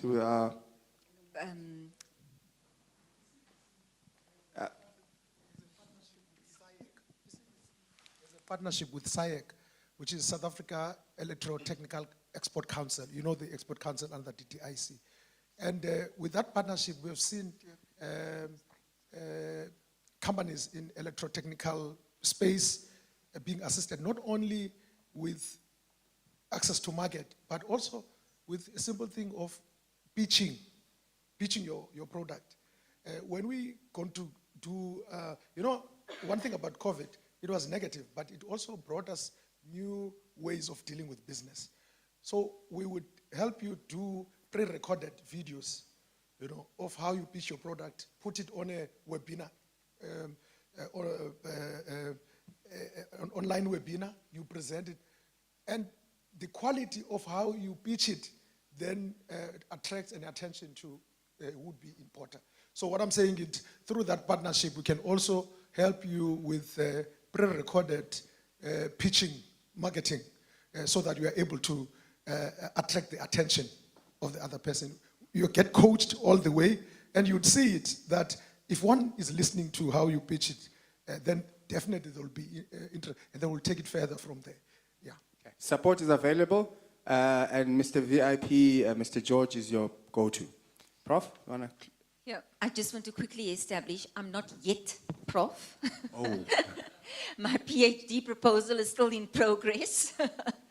It's just the anniversary. Very passionate, like Mr. George, exceptionally passionate about the growth and development of the economy of our country, and more especially of our region. So in closing, I just want to say thank you so much to all our panelists and to my co-facilitator / moderator for this half of the portion of the program for today. Thank you so much. Thank you, everybody. Thank you.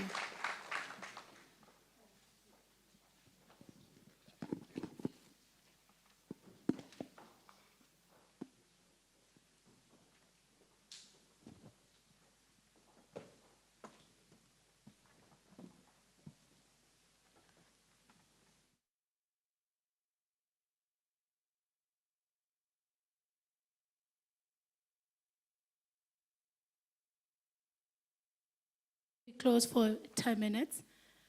Mr. Atil Pondwane said something, and I'm hoping that we're all listening. Talking about a woman-owned engineering company he wants to engage and assist. So please do take his details before he leaves. All right, now we're going to take a 10 minutes break. It was a wonderful session. I took us some nice points. Working together, sell your business. No business is too small or functions too big for you as an owner. Know your business, be part of your business, run your vision, working together, collaborate, market access, network. And the biggest risk that we all don't know or we do know is to work in silos. We will never make it. As Mr. George said, we want to be there.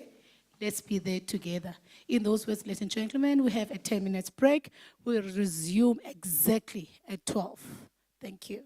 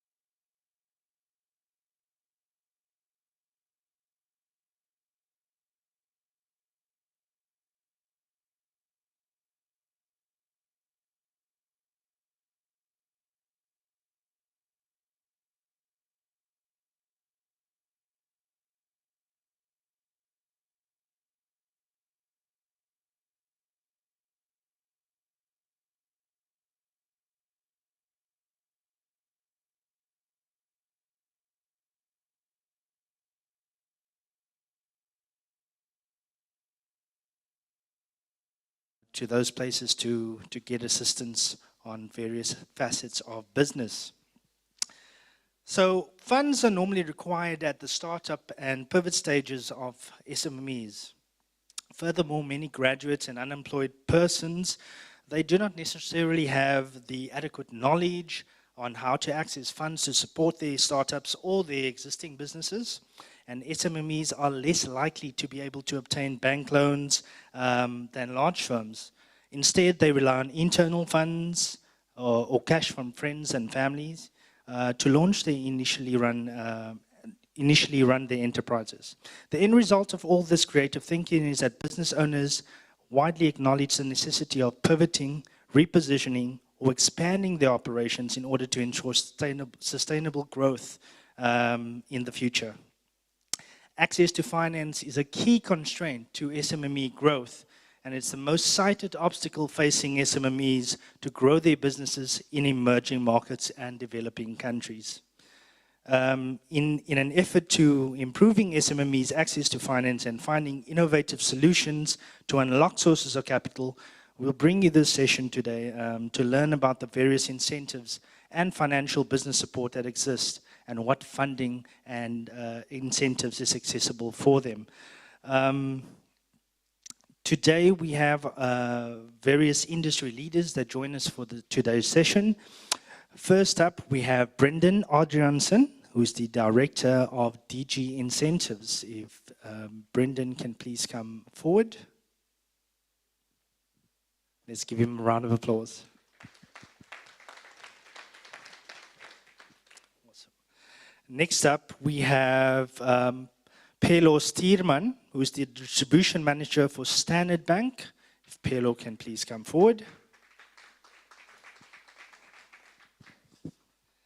Also, we have Pumzo Chikitswa, the Senior Administrator for Export Marketing and Investment Assistance. If Pumzo can please come forward as well. Congrats. Where do we have Pumzo?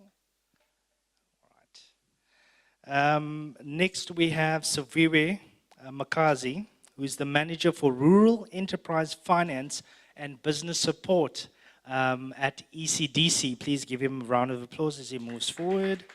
And last but not least, we have Jeremy Dobin, who's the Acting Director for Trade and Investment at Nelson Mandela Bay Municipality. A round of applause to them, please.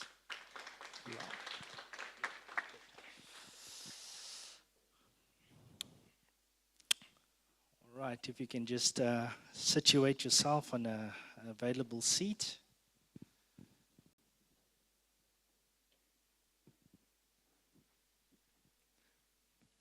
All right, I'm going to start off the discussion. If we can maybe just start immediately to my right.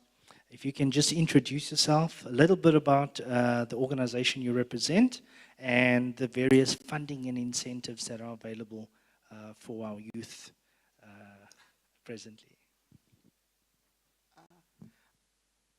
Good morning, good day, everybody. My name is Pumzo Sivechikichwa. I come from around somewhere down the river in this place called Eastern Cape, but I happen to be working for the Department of Trade, Industry and Competition. My secondary role, my primary role there that I play is encouraging exports incentives. Because the more we sell out and we buy in the dollar, and then we can have money. But if you guys are not producing or manufacturing, we zoom into manufacturing. Our core business for this financial year and the others to come is to deal with the difference of business towards black women, black youth, people with disabilities. They are not participating in our economy. So it's really become so difficult now if we have groups that are too many than the others and they are not fully participating into the economy. Unfortunately, I'm not going to promise you jobs. I'm not going to promise you anything. But what I can do, we can go on step by step on understanding how to export and how exports are important for us as South Africa to grow our economy, because the fiscus depending on that dollar that is coming into the country. I can talk the whole day. Thank you. Thank you for that, Pumzo. Next we got Pelo Stierman. If you can just give me a little bit about the organization that you represent, as well as the various incentives and financial support that's available. Thanks. Thanks for that. I am from Standard Bank, and my name is Pelo Stierman. And, so I look after the Nelson Mandela Metro distribution. Look, if you would ask me now in terms of the incentives and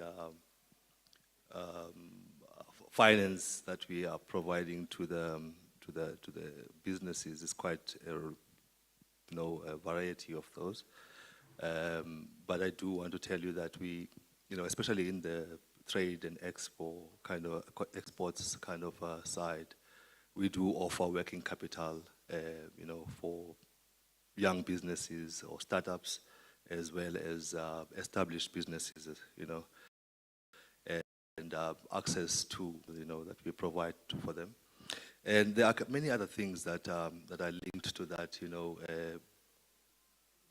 including foreign exchange risk, that we then assist in terms of hedging through our global players and our global markets team that we help with, so that the businesses are actually protected around those particular things, and some other people are just taking products overseas and to other places, and there are some damages and all of those things that are happening. So we do also offer them some sort of transit insurance that will be able to ensure that the produce is safe. So let me stop there for now. Maybe if we need to kind of take it further later, then we can do that. Fantastic. Thank you for that insight. And then we have Brendan. Brendan, if you can just give us a little bit of insight into your company and what is on offer. Thank you. Thank you, everyone. Good afternoon. My name is Brendan Adriaansen. I'm one of the directors for DG Incentives, which is part of the DG Capital Group. Our company started in 1988, specializing in assisting manufacturers and importers and exporters to access government incentives. So we are basically the middleman between industry and government, because if you deal with DTIC directly, there's always changes in legislation. So to keep up to date with everything and to be able to read the guidelines and understand everything, it is not as simple as it always seems. And because a lot of the people in the room, you're an engineer, you're a manufacturer, you're not a finance person, as an example. So for you to be able to submit documentation that meets the requirements to be able to apply for these incentives, it's not always as simple. So what we do is we mainly focus on incentives at DTIC. The biggest industry at the moment is the automotive industry. So DTI basically has about 6 billion rand worth of incentives that they pay out every year for automotive. The second largest is the Black Industrialist Scheme, where you need to be more than 50% Black owned and managed and spend more than 30 million rand. Then you can get back an incentive of up to 50%. Okay. The other two industries that we focus on is aquaculture, so fish farms, mussels, oysters, etc., as well as agro-processing. So with most of these schemes, you need to only spend 1 million plus, and you can get back between 20 and 50% of your investment in plant and machinery, tools, jigs, dyes, buildings, commercial vehicles, forklifts, etc. So all these schemes are available. They do change from time to time. So if you need more information, please let me know. There's also, just to quickly touch, duties. A lot of importers would realize that they pay duties on the imports. Now, if you import something, pay duties, manufacture a product, and export it again, you can claim those duties back from government. Fantastic. Thank you so much. We will come back to a question a little bit later I have for you. Next up, we got Siviwe. Siviwe, if you can please introduce yourself, the organization, and the incentives available. Just high level, please. Thanks. Yeah. Thanks, Grant. Good day, everybody. I am Siviwe Makasi. I'm working for ECDC for the Gqeberha region, which is covering the Nelson Mandela Metro and the Sarah Baartman district area.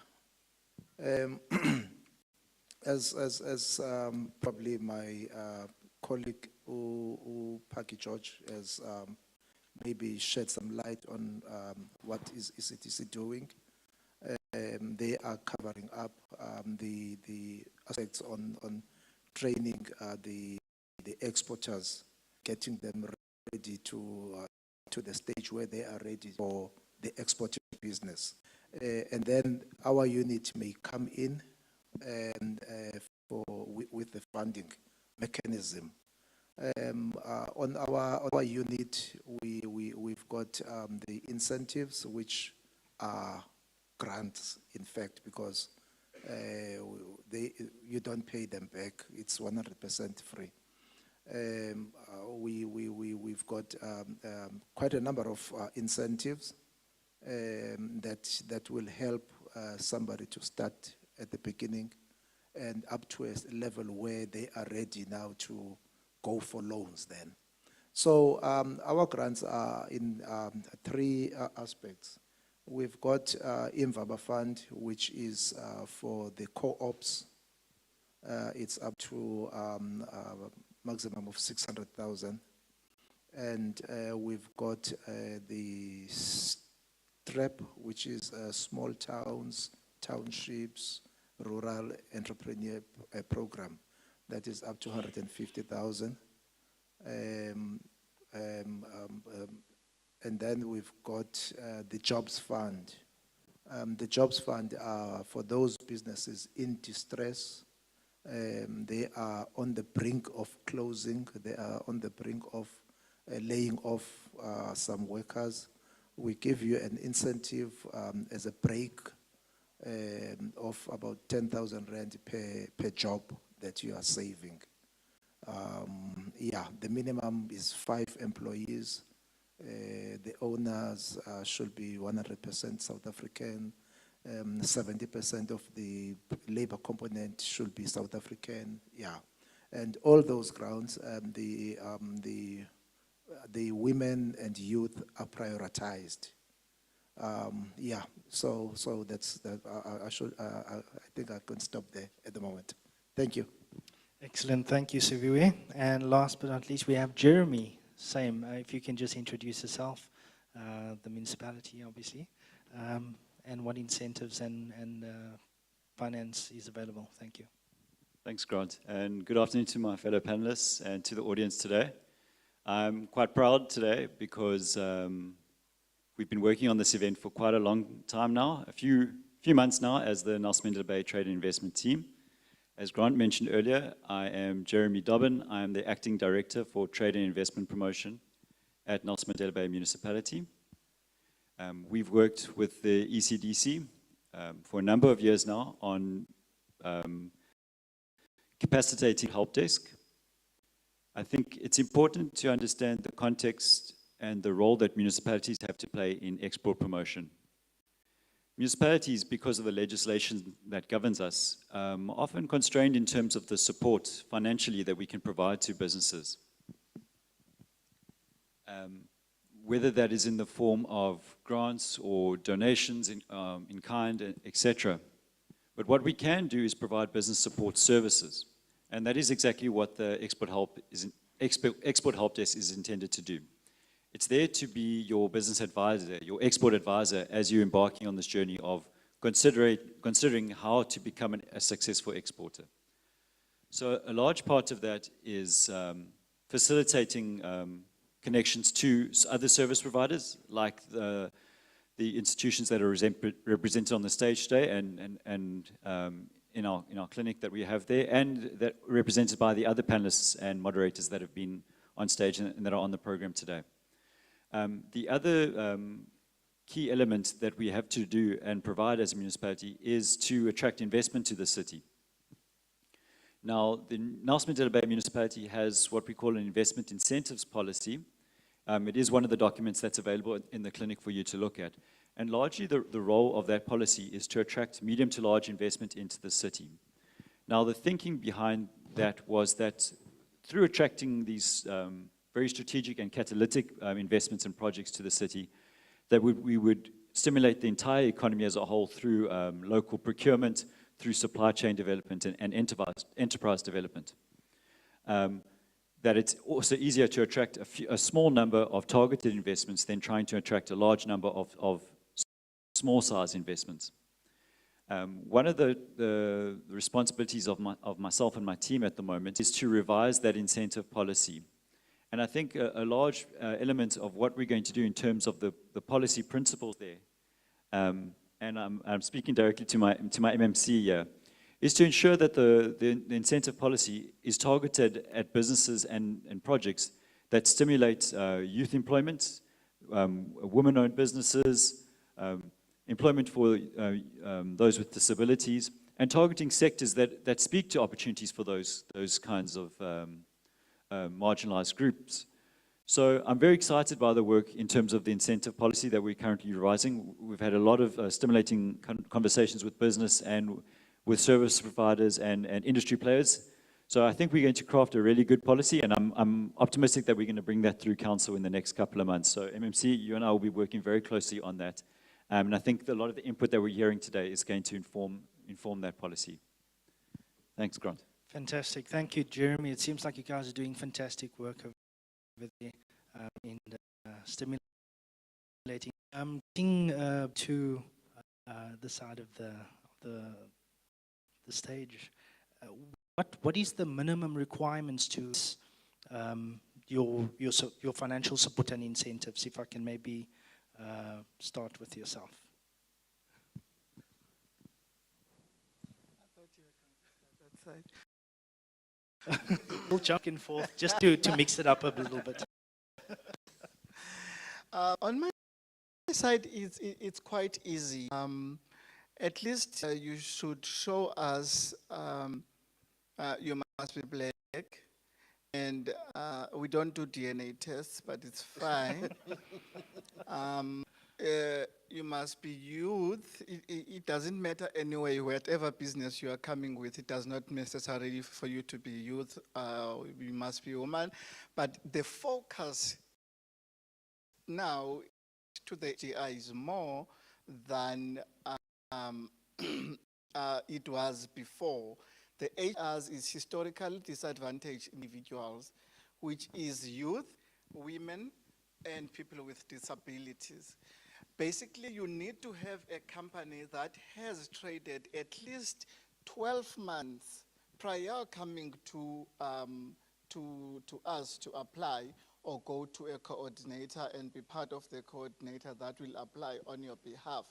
When I talk about coordinators, I talk about provincial investment associations. We're talking about ECDC. In this case, we will be talking about the Nelson Mandela Bay municipality because they are in partnership with ECDC most of the times.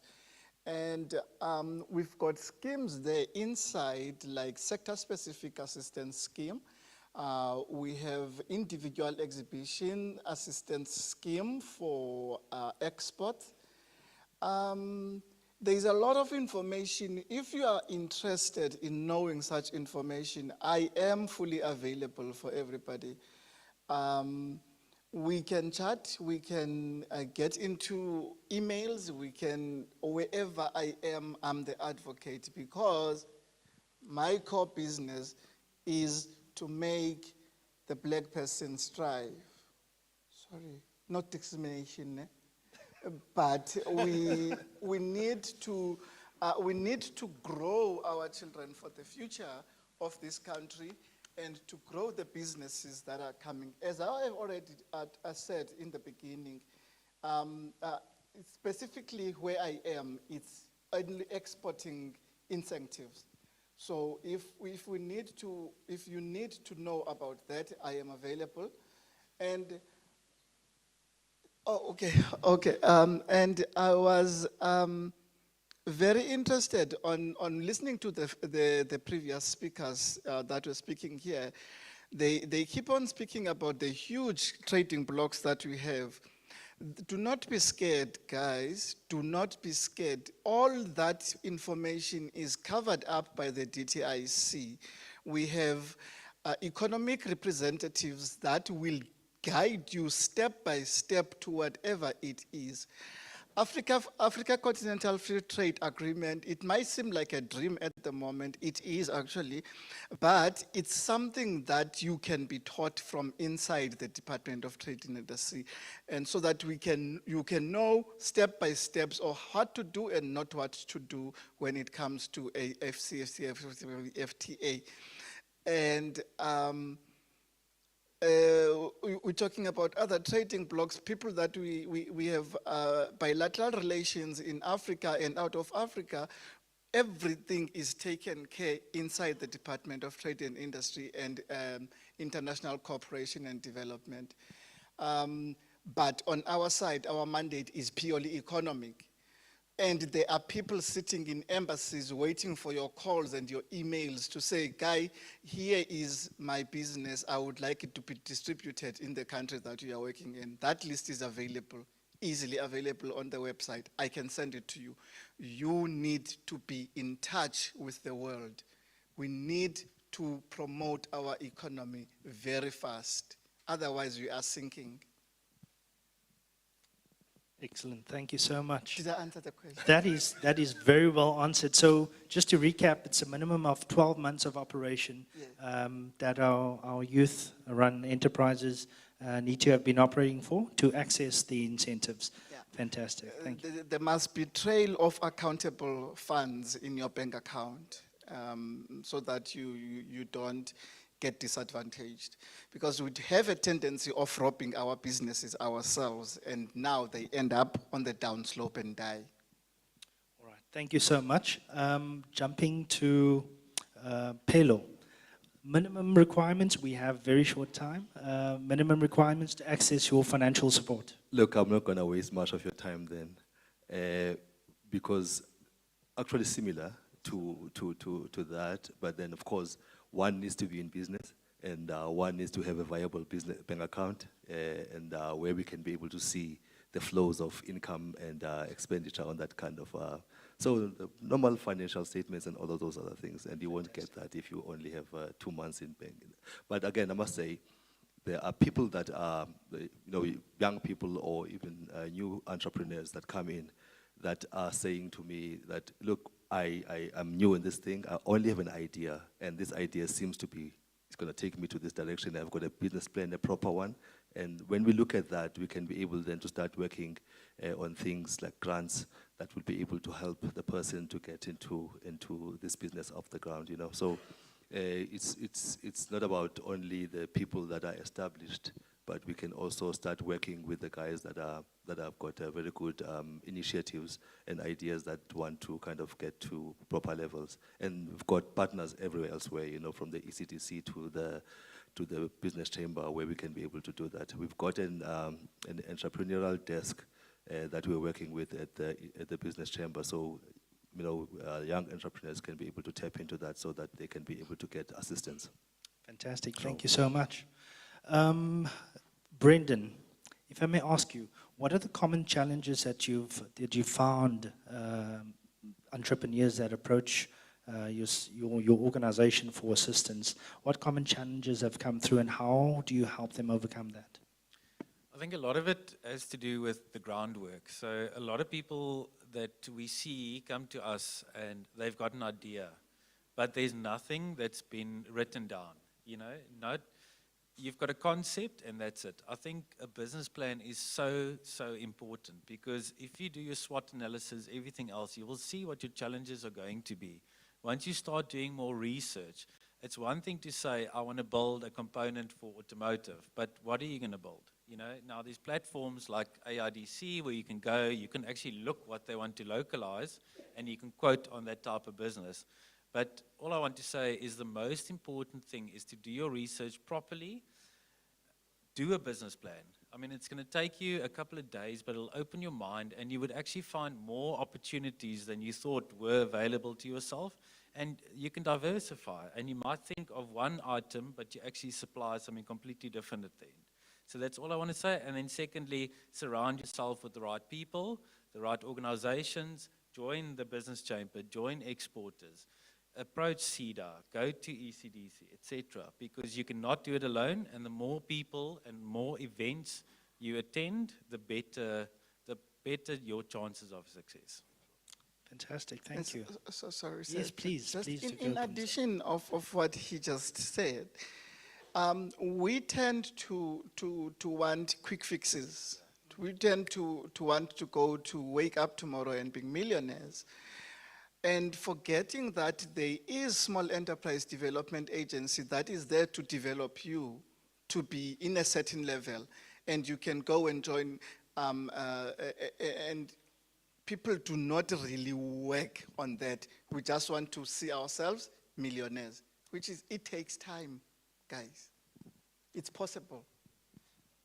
Excellent. So, any recommendations from any of the panelists for our entrepreneurs to be successful in their applications? Sorry, success in the applications. Any recommendations for them on that? We've mentioned the challenges that they experience. You want to take that on, Siviwe? Thanks, Grant. Another challenge is the entrepreneur not getting involved in the drafting of the business plan. Business plan being done by a consultant totally independently. And when you sit with the client now, you find out that there's very minimal information that they know about this business. So yeah, so you have to take charge of your business, of your concept, and into drafting it into a paper. And also, yes, joining the other organizations, the business. There is a business chamber here in the Nelson Mandela. We are part and parcel of it. We've had it's the 9th year now in conjunction with the business chamber, where we're assisting the business in the chamber. Thank you. Excellent. Thank you very much. Lastly, to inform our youth of where to get a hold of each of you, what's the website address of your respective organizations, and maybe an email address or contact number. We'll start with Jeremy.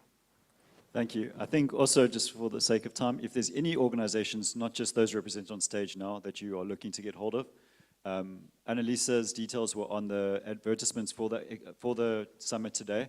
So please reach out to her or to myself. We will gladly assist you in putting you in contact. But let me hand over to the other panelists. So your contact details. How can the youth access your services? Where are you located? We've got a website, ECDC website, and also we have gone online since May last month, where you do your application, you submit and upload the documents online. And also our office is at number 329 Cape Road, Newton Park. It's where you can find us. So yeah, thank you. Fantastic. And over to you, Brendan. Okay, so website dgcapital.co.za. So all our service offerings will be on there. Easiest email is info@dgcapital.co.za, and you just request what you need, and we will make contact with you. Thank you so much, Pelo. www.standardbank.co.za. I think everyone's got that one. So all the information's online. All the information is in there. Okay. And DTIC? www.thedtic The DTIC, not DTIC, the DTIC. I repeat, If it is you- the DTIC.org.za. DTIC. And then I'm contactable on 012-394-1249, and then my email address, and then my cellular number. And I've got everything, equipment that I need, because I need to respond to you while I'm sitting here. Just on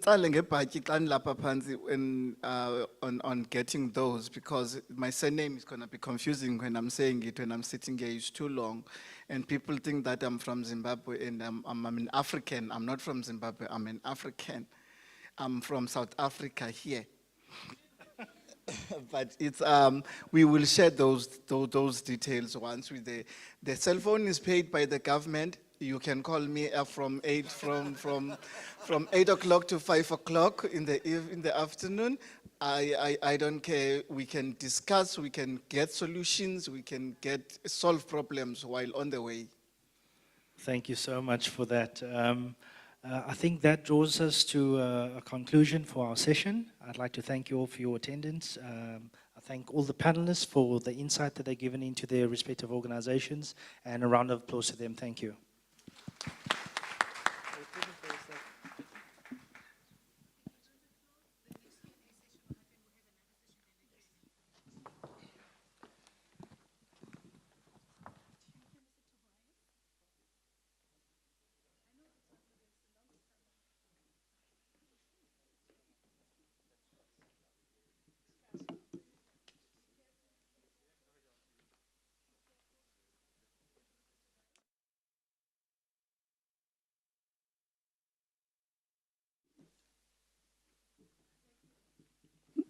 Thank you, Mr. Tobias and the panelists.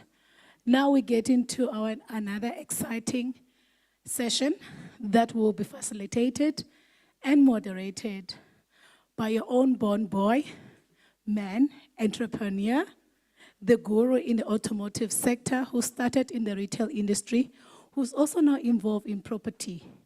Who put it that you can knock in his house, you can knock in his phone by giving a ring, just to ask one or two assistance or advice in developing your businesses. He's very diverse. He's also tapped into the wool and the mohair industry. In those few words, let me call our own local business entrepreneur, Mr. Wezamos.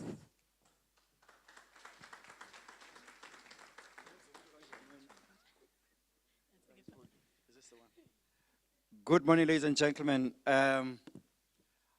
I'm running another workshop, and I've asked the guys to delay it on that side. They were signing an agreement. But who spoke out and said, you will come. Can I ask my panelists to come over here? I'm going to take a different angle. Olans, can you come over? No Mbalentle, no Mark, no Mpho, no Chuma. Umpoke is joining us virtually. Kumshila madod. Izakum. Nokho least andinitshatisa namhlanje. Sit, Hlekazi, sit. I just want to set in the audience, Ella.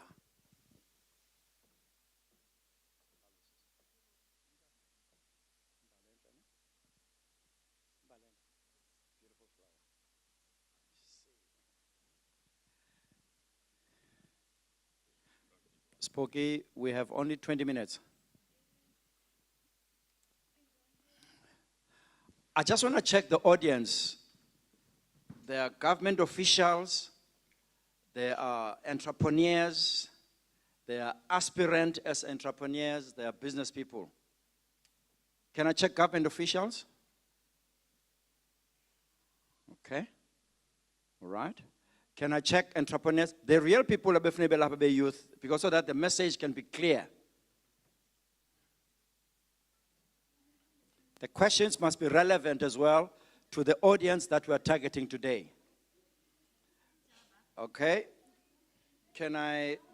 It's going to help us with our input from here to there. Sometimes you might find out siyathetha mari phume kanje. Okay, I just want to check small business, so-called small business, from a garage, from a kitchen lakho elincinci lamagwinya. Can I check? So you want to grow your businesses to the next level, take them to the next level. All right. Here we have, Basas introduce, but I'll allow them to introduce it in a form of questions. Sorry, Sissy. Now, Lance Peterson is the regional sales manager yakwa worldwide. Abantu ke badilishana ne-export and bringing goods from overseas and bring them here. The logistics of doing that and the cost of doing that, I do not think you want to know about them. That's true. And it's because they're importing my chicken. And I work with Jess, and I know what's involved. Umbalenhle, the legal advisor, a senior now, congratulations, Balenhle. He's just been promoted by her coming here.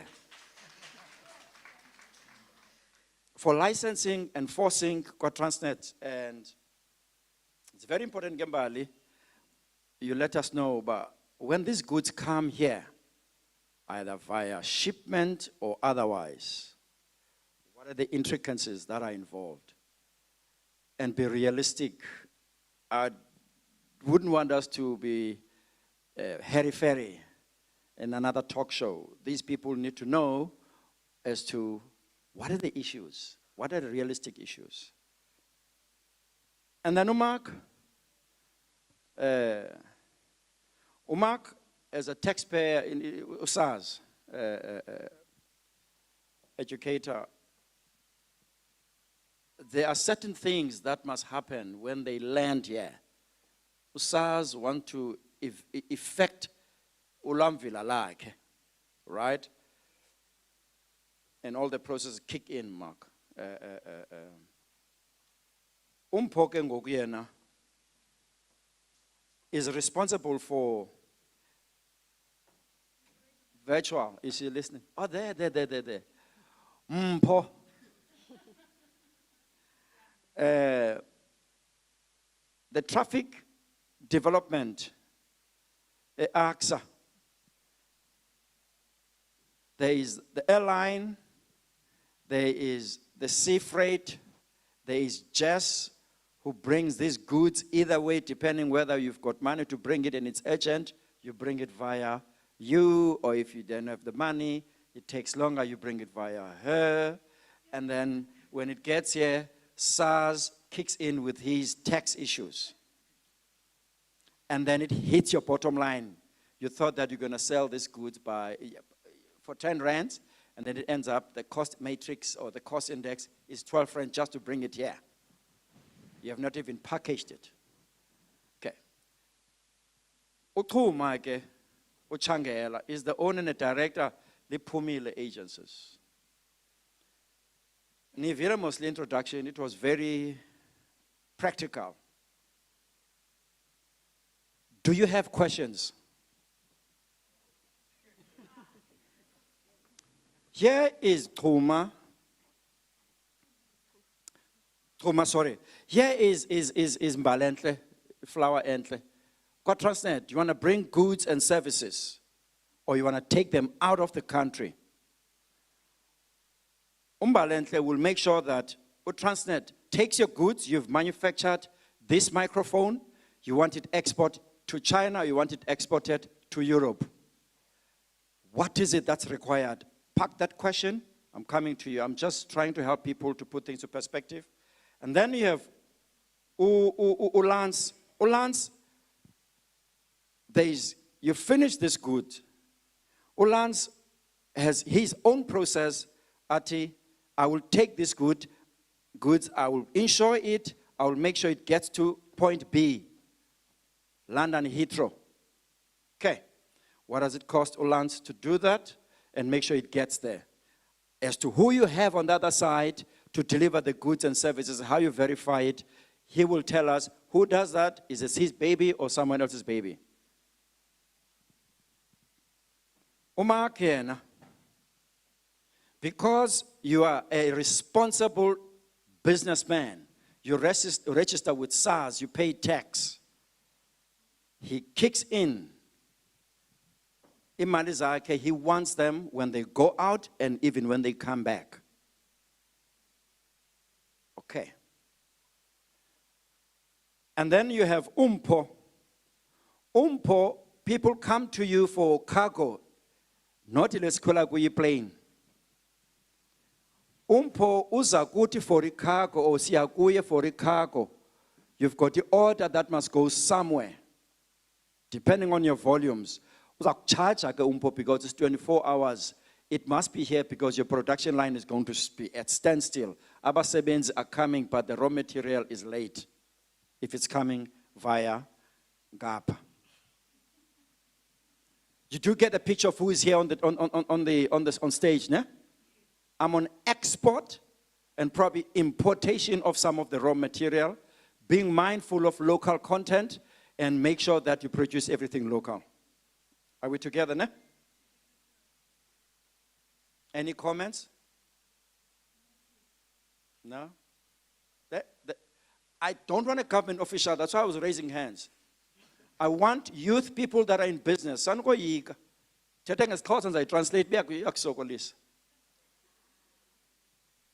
At the end of this seminar, you must pick up something upumenayo up. Okay, there's a hand.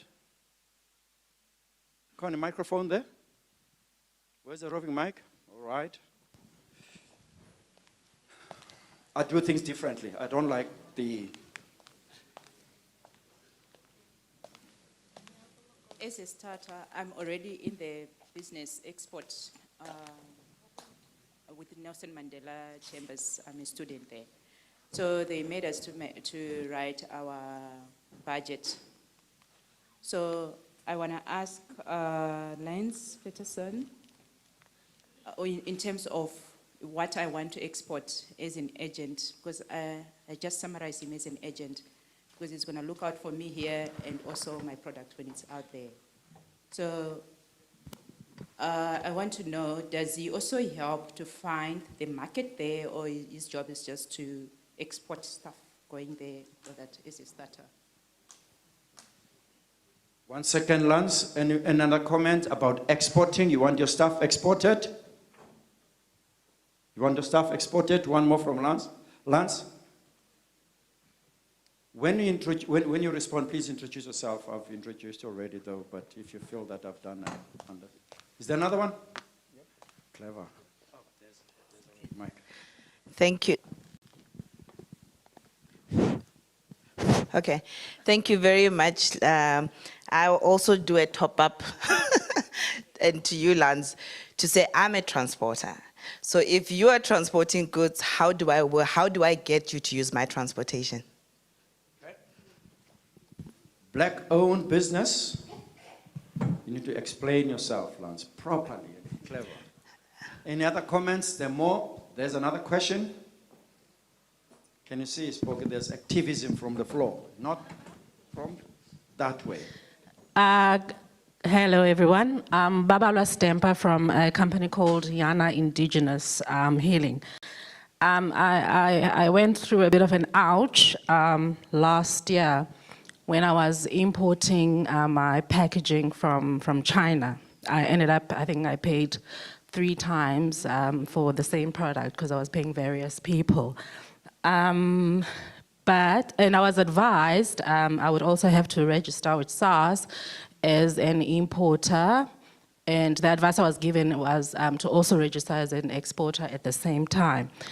I struggled to get that information because I called your contact center, your national contact center, and they told me what the requirement is, and I went locally, but at the end of the day, I submitted, but there was still missing information, even though I did go to the local office, and unfortunately my application was not approved. So I'm gonna go back and do the same process, but I don't want to go through all the headaches. So what is the right point of contact when you're dealing with SARS in terms of that? Thanks.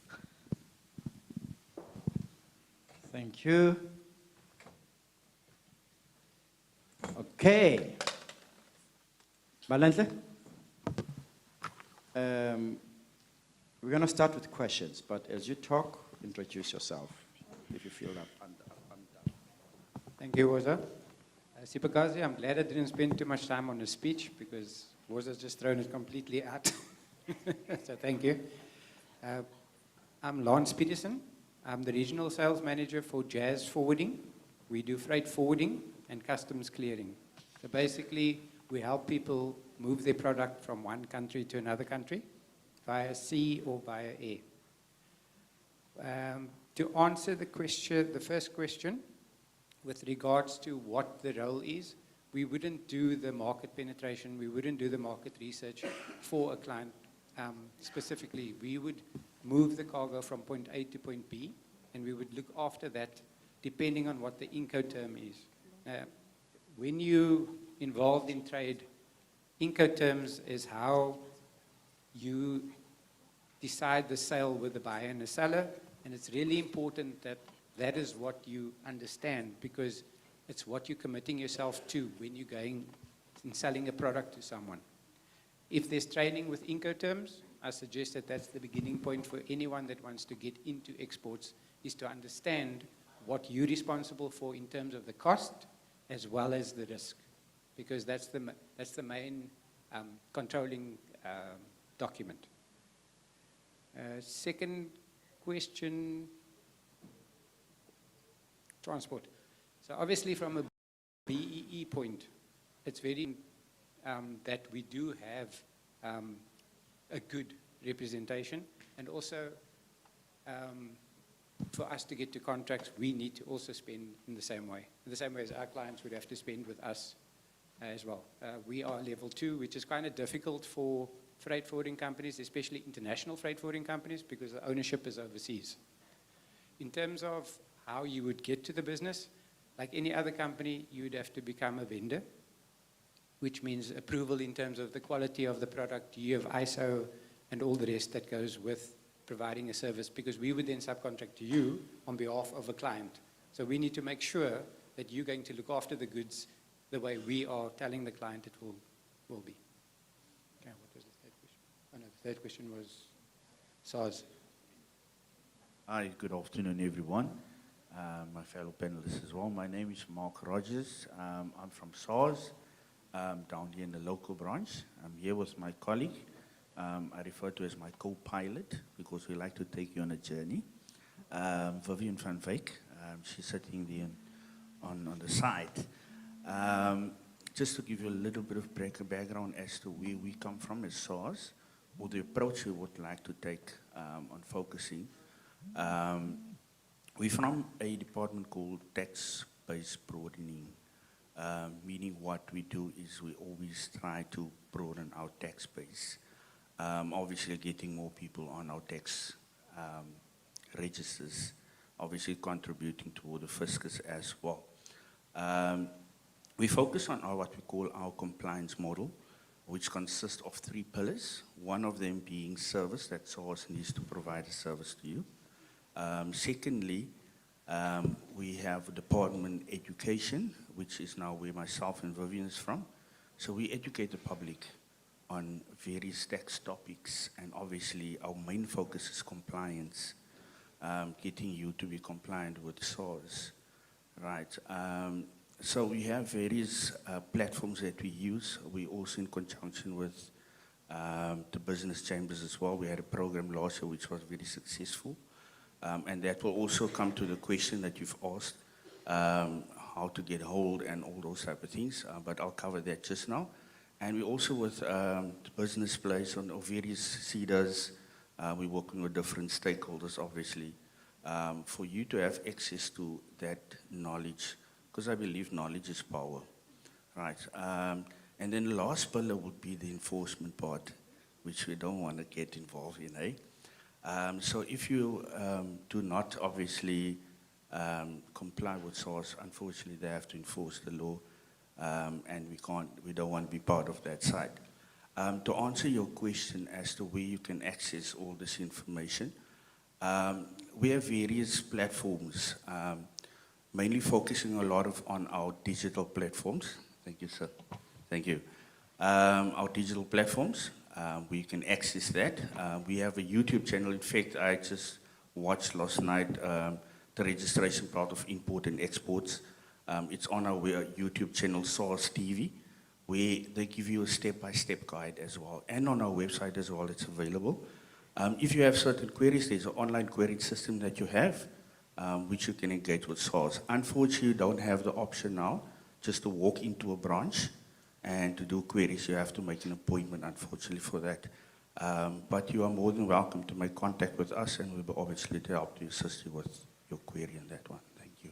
Guys, you'll notice that I don't allow them to go more than it, because all this information is available.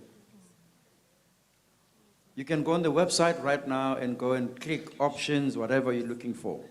So time is of essence. To make sure you can benefit something immediately like this one now. Okay? Get to understand what the business is all about. Valentle? Yes, sir. Here, what are the legal issues that are related to Transnet National Ports Authority? I want to export something. You want to talk about exactly, if you're talking the export of goods and services back and forth, importation and exportation of that. Okay. Bearing in mind you're dealing with different levels of people. I'm operating from my garage, but doesn't mean that my idea is so small. Okay. Okay. I think, firstly, let me just start by introducing myself. I am Umbalenhle Gamadlala. I'm the Acting Senior Manager for Licensing and Legal Projects at Transnet National Ports Authority. So, before I answer your question, I think it's very fundamental that I actually relay out what my function is. Basically, in terms of statute, being the National Ports Act and the port rules, there are activities regulated in terms of Port Rule 148 and Section 57 of the National Ports Act. If I give it into practicality, I don't know how many of us have seen the cranes that are around in the port system, right? We've seen the trucks coming in and out. We've seen movement agents and that. So those are the type of activities that I regulate for the authority. In terms of the actual exportation or importation of produce or cargo, that falls outside the realm of my expertise. For me, it's literally the regulation of how the activities that occur there go about and that there's compliance. So within those activities, there's 5 of them. There's vessel agency, there's bunkering, there's diving, there's waste disposal, and there's stevedoring, which is the cranes that you see. Bunkering, I like calling it an engine garage on water. Basically, the definition of bunkering is the propulsion, is any use of a commodity, there's a variance of them, that is used, transferred into the engine of a vessel, used solely for its propulsion. Diving is used for, it's not commercial diving that we're speaking about, so not your leisure diving where you're just going underwater to see fish and whatnot. This is actually used for the sole purpose of maintenance and checking the status of the quay walls and the vessels that dock there. And then vessel agency is basically a broker who assists the vessels that call into the ports in order for them to ascertain and gain certain functions and services within the port system. Waste disposal is quite self-explanatory. So those are the functions that I handle within the port system, which in itself is highly regulated and is an economy that's very untapped by the youth. And based on the recent amendments now with the BBBE Act, the authority's function and mandate is to try and promote advantage or opening the entire maritime sector to previously disadvantaged individuals, mostly youth and women. Okay, so in terms of advantages, firstly, just if you look at how the BEE rating system goes about, the weighing of having women directorship and youth within your organization already puts you in a particular scoring. And looking at the fact that there isn't much of black or previously disadvantaged people within the maritime sector, the authority has taken the position of assisting a lot of our licensees in complying with attaining said licenses and being able to participate in the maritime sector. However, I'll be amiss if I don't mention the fact that as much as the opportunity is there, we are competing on an international scale. So because we are competing on an international scale, there are a lot of terms and conditions and the standards in which need to be upheld, because end of the day, you're not calling a vessel from South Africa or the Eastern Cape. You're calling a vessel from Russia, from elsewhere. And you need to make and contribute to as to why South Africa still remains one of the dominant economic hubs when it comes to maritime sector, rather than a vessel going to call in Mozambique and just driving their cargo down. So it's the type of services in that regard that we then focus on in order to ensure better service delivery and economic growth. Okay. Question? The mic must be somewhere close by, guys. Thank you. Thank you so much, Ms. Mbalenhle. My question then to you would be, if you're saying that's a focus, how intentional is Transnet in helping the HDIs access those opportunities? So I just wrote, you said vessel agents, bunkering, diving, and stevedore. So are there any programs in place? Are there any planned programs that how intentional? Can you just give us testimonies of what have you done to make sure that we're able to access those opportunities? Okay. That's all right for the question? Okay. Firstly, thank you for the question. If you, obviously with being associated with the authority, there's a license fee that is charged. Historically, said license fee had to be paid in full.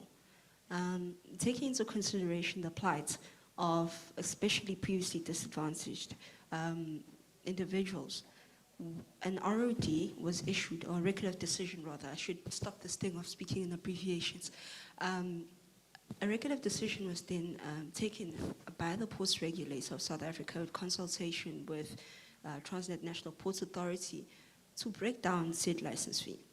So, for example, the 4 licenses, major licenses being diving, waste disposal, bunkering, and stevedoring, currently range about 25,211 rand and 45 cents.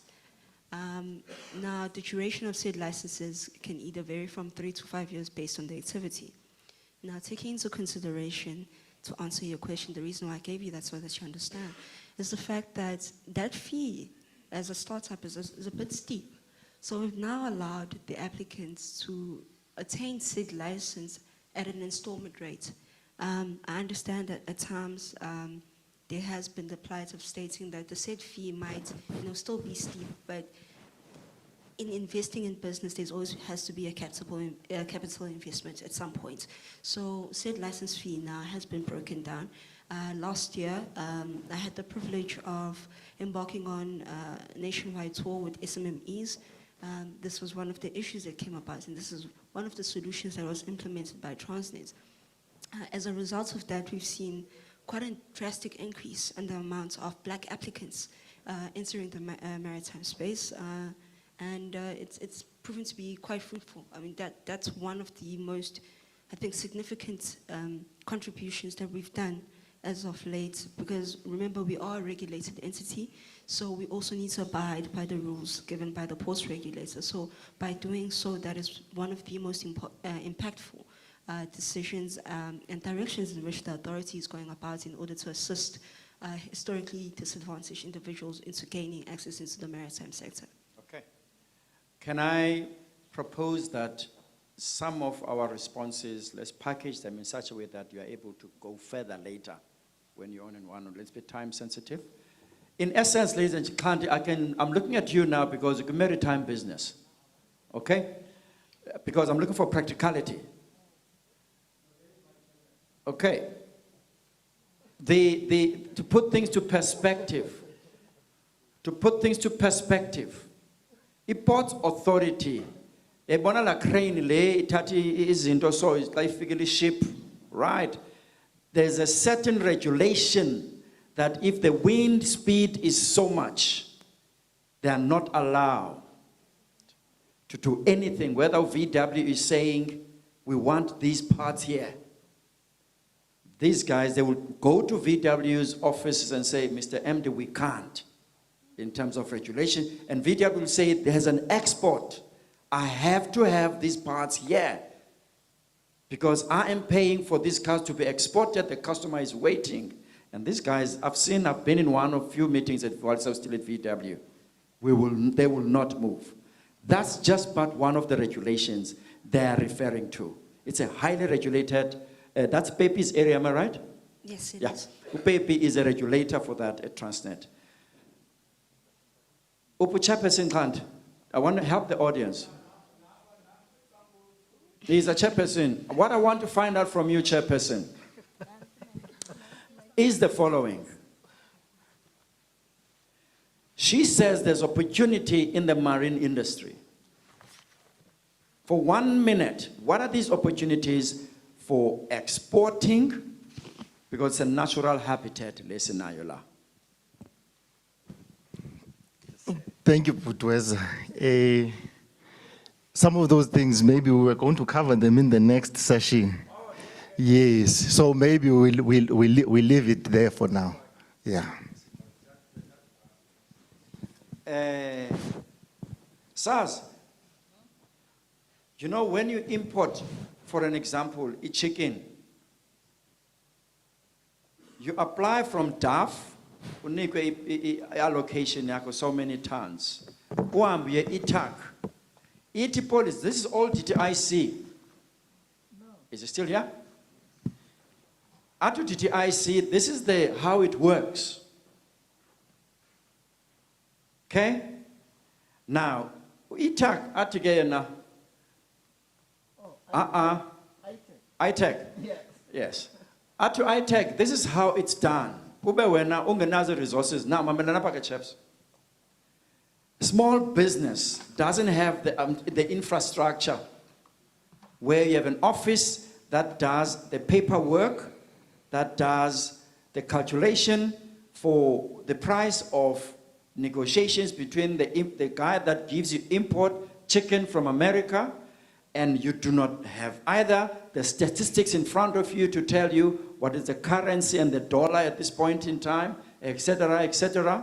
You don't even have the capacity to put insurance in that chicken that you're importing when you are bringing it to South Africa.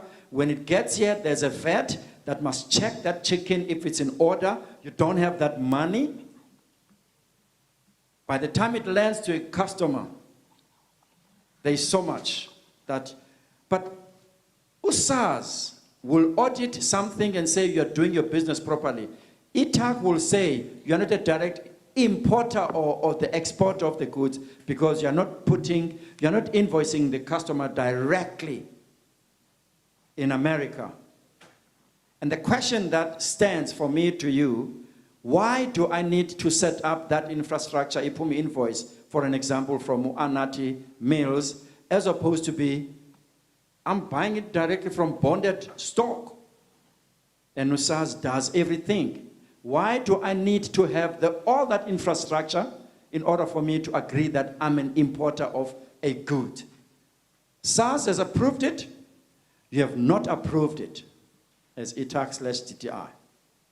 Now you're sitting here, USARS says you owe so much, and you say to SARS, I don't have any activity in terms of trade because I'm held back by ETAC or ITEC. Okay? Now, how do you bring the two to? Do you ever talk to each other in terms of your policies? Because a small business does not have that luxury. Uber does not have cars. Uber doesn't have the infrastructure. They've got the system, the software, and people bring their cars to Uber. Why must I go and have sea freight and make sure I set up all these? Are you as relevant as you're supposed to be? It's a rhetorical question. If you want to make a comment, feel free to do so. Because small people, like, I know there's people that import chicken that have engaged with me previously sitting here. That they valid business here, because of ITAC. SARS has approved it. SARS took all the documents. ITAC or ITEC doesn't. Ladies and gentlemen, I wouldn't like to incriminate myself at this stage. I will pass that question. But my belief is SARS is directly linked with ITech. And the person who is doing the shipment is actually have a number called customs number, which is linked to ITech, which it clicks to SARS, and anything that happens between you and ITech and SARS, that's when they can audit and say you are fine. But ITech, I will not answer on their behalf. No, but I would love to have that conversation, because some of us as blacks, we tend to run away from SARS, and we have fears that we don't know. And you forget that your customs number is directly linked to your ID number, and it incriminates you every day you make a transaction.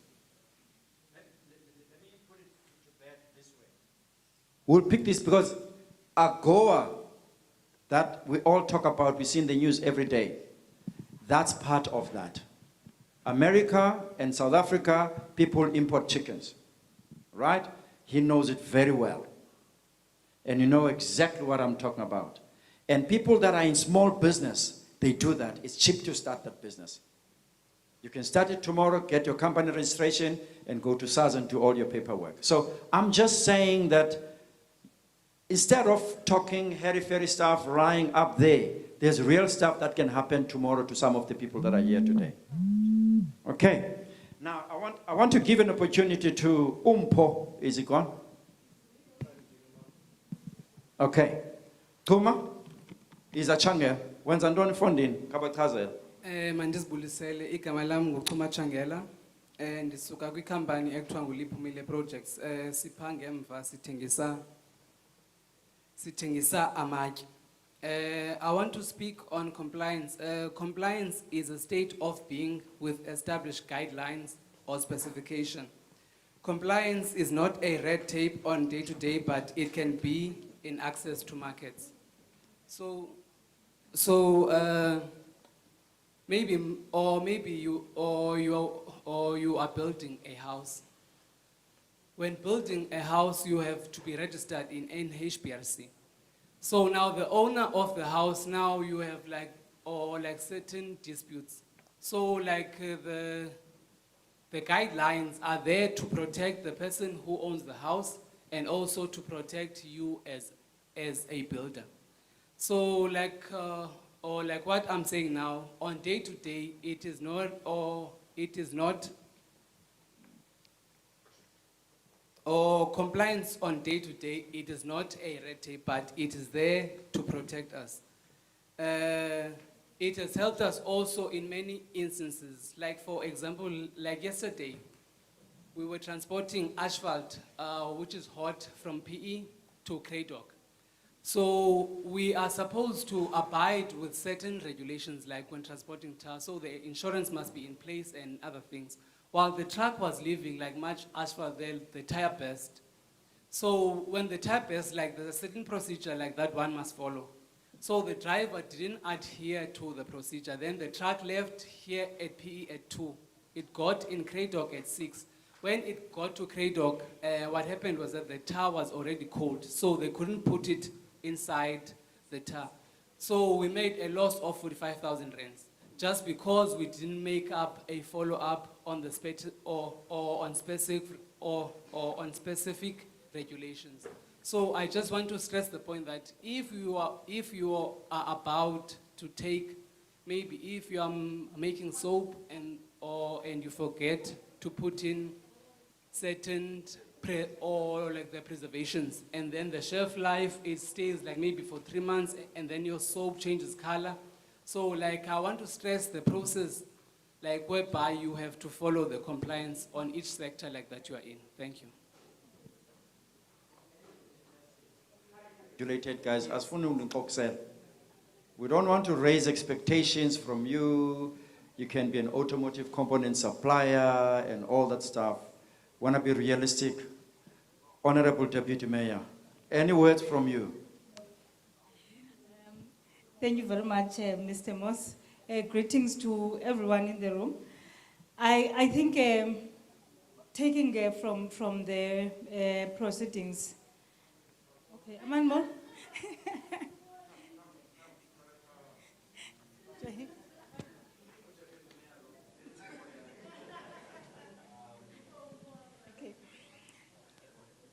Nileke nizawubhatala. Okay. Okay, thank you very much, Mr. Moss, for the opportunity. Greetings to everyone in the room. I think all protocol observed in case I'm missing someone more important than me in the room or anyone else. I think listening to the proceedings of this session, it's quite an important one which would need a follow-up on certain matters. For instance, as Transnet has been unpacking their story, it was clear that we are not all tuned to the processes and it leaves some of us behind in terms of those that are operating within the transport sector. And one of the mistakes we are making consistently, Mr. Moss, is that we, as government, we provide all the necessary resources, but monitoring is the last thing that we do. We've set all institutions up, and at the end of the day, the information gap, there is no one that tends to go and prevent that in between. And when accountability must come, we then fall short, but resources are all there. They just need to be breached by communications. And this session tends to be that bridging aid or tactic. And it means even tomorrow when we call another session as means of a follow-up so that all the issues that were not clarified and the exploration as well of the maritime sector. We have been watching the maritime sector unfolding, but we have not really said what is it that as businesses we can explore better as we are in the coastal area. So there are many sectors that are there that we have not fully diversified on them. And I think when we are in these platforms, we ought to remind ourselves that business people must take those opportunities for us to be able to create more jobs. Because we are an economic hub, everyone is flocking into our city, and the expectation is that we must create more jobs every day for us to create an economic hub in its literal sense. So thank you very much for being part of us, because we would not have done this event as the Nelson Mandela Municipality if your participation and keenness to participate was not there. I'm not closing the session, but you just said I must say a few words on my observations thus far. Thank you very much. Thank you, Deputy Mayor. Guys, we are closing now. No, don't worry about me. We are closing now. I'm going to ask Umpo. Umpo, we didn't hear even your voice. Everyone is curious. What are you doing? Why is he here? You want to tell us? Yes, thank you, moderator. I think my role here was to just add an element of air transport as it relates to exports. Pardon me for the noise behind. I'm actually engaging in a conference outside the country. But nonetheless, so I work for Airports Company South Africa, and my role there is I'm responsible for the business development, traffic development, which is a component of our business development division within AXA. And really the mandate that I have is enhancing connectivity by, getting new airlines to fly directly into our airports, providing links and global connectivity, which obviously provides exporters such as the esteemed guests that are in our midst access to new markets. And essentially our role as an airport is that we are a key enabler of trade through our infrastructure, facilities, and obviously the global route networks that we have provides access to markets to people that are planning on exporting their goods overseas. Air transport is, quite unique in the sense that it's, slightly different from maritime, and I know most of our discussions here are sort of based on communities, but there are a lot of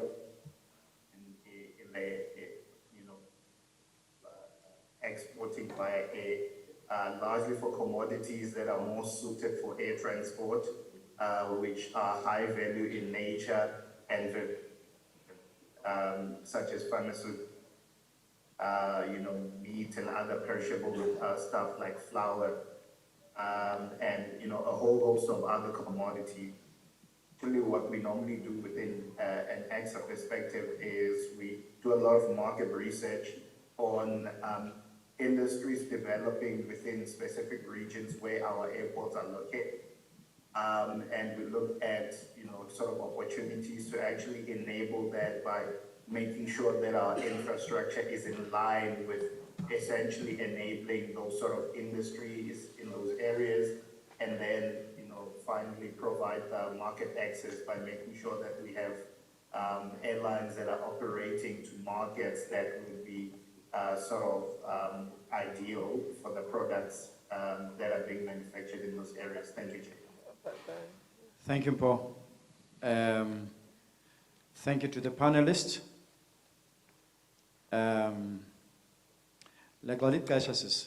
Unfortunately, you can obviously exchange. Go on the website. Thank you for advising us on the broader role that you play as Transnet Port Authority. That's where the issue is. Authority, the compliances that are there in terms of running your business. And thank you for Jess to tell us how you bring stock or you take stock out through ship and the banking system. They're sitting next to each other. Banking is garage.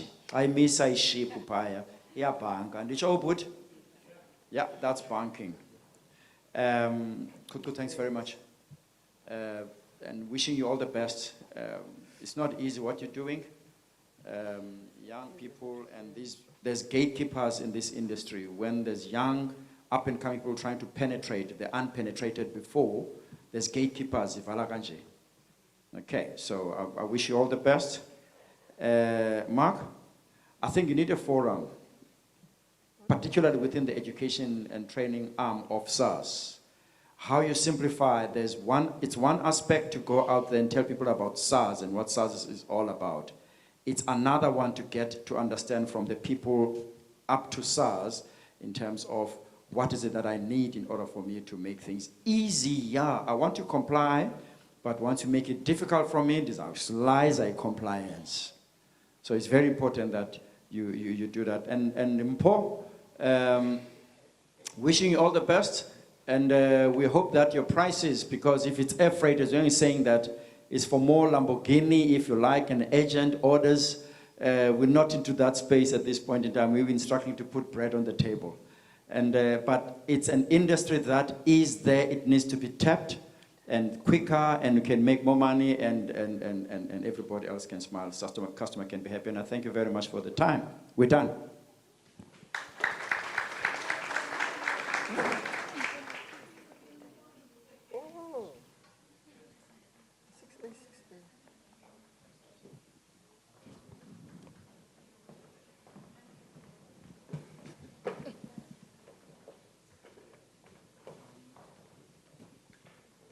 right.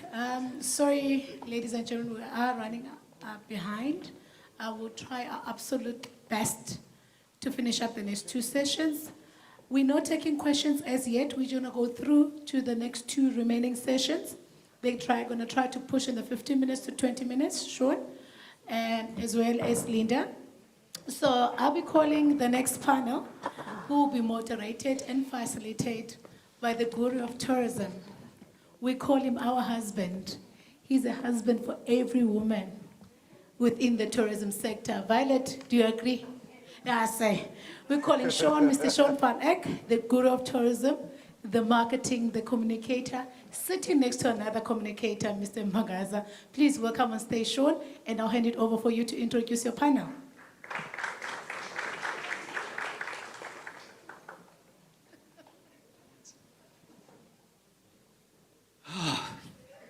So my other wife is watching this online, so.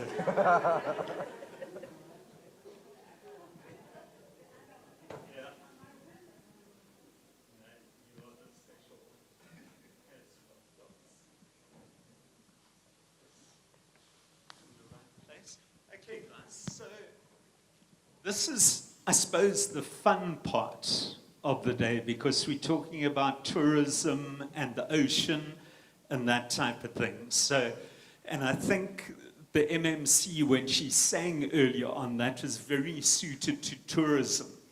And it's nice to hear it live. We used to watch you online during lockdown, and that was very special. So, who of you like swimming with sharks? Come on. Only two. Okay. So the reason I ask you that is that when we talk ocean economy, people often think it's something small and not what it could be. So when you wake up in the morning, I want to ask you if you can see yourself doing one of these. So you wake up and off you go. And let me tell you 14 things you could be doing. You could be working with the logistics of containers, making sure they're all going to the right place. You could be running a court case as a lawyer in maritime issues. You could be, as one of our panelists, steering a boat with the whales and dolphins. And you could also be at a tourism show like Indaba promoting your destination. Who'd like that? Who's into a bit of marketing, tourism marketing? Okay, we're sort of getting there. You could be a lifesaver. You could also be hosting the media to promote the area and also the ocean's economy. You could be organizing a function at the Mendy Memorial. Do you get the feel of all of these things? You could be designing, as a chef, new meals with an African context. You could be building a yacht, cleaning up an oil spill. You could be on an oil rig as one of the people who directs what happens with that. You could also be out there with wind energy, with those big windpompen, and doing something there. You could be organizing donations for penguin rehabilitation. I don't know how many of you know that during these heavy rains, about 30 penguin chicks got washed off out of their perches, their things, and they're being looked after at Samrick. You could even be lecturing. So there we are. That is the ocean economy. And our premier said that we need to solidify and maintain our position as the Eastern Cape, as the leading hub for the ocean economy. I want to, who of you are students still studying or going to study? Okay, for you guys, and who are entrepreneurs, young entrepreneurs? Okay. I want to encourage you, over the 20-year period of Operation Pakisa, 126,000 jobs will be created in the Eastern Cape. And there'll be 20,000 people put through on learnerships and that type of thing. Sounds encouraging, doesn't it? We also, by the way, have, and I think it's only one, an ocean sciences campus right here in Nelson Mandela Bay at NMU with wonderful courses. So I'm going to get some of those folks up here to chat on the panel. The first one is Ofense Sibitlo, and she is a senior economist at Transnet NPA. Sibitlo, are you with us? Yeah, there we go. Then Unati Sonti, who is chairperson of the Maritime Business Chamber. Thanks very much, Unati. Thirdly, I haven't seen him, but Odwa Ntati from the South African International Maritime Institute, if you are here, Odwa. And then Malonde, I believe you here on Odwa's behalf. Thanks, my buddy, appreciate it. And then lastly, Purity Kosa. Purity worked, she's a director, and you're going to see how young she is, of Raggy Charters. So guys, thank you very much. Give them a hand, would you folks? And I'm going to go through you guys an offense. And as we go along, please bring in what you want to as well. But this has huge opportunities for the economy, both from an economic perspective, a job creation perspective.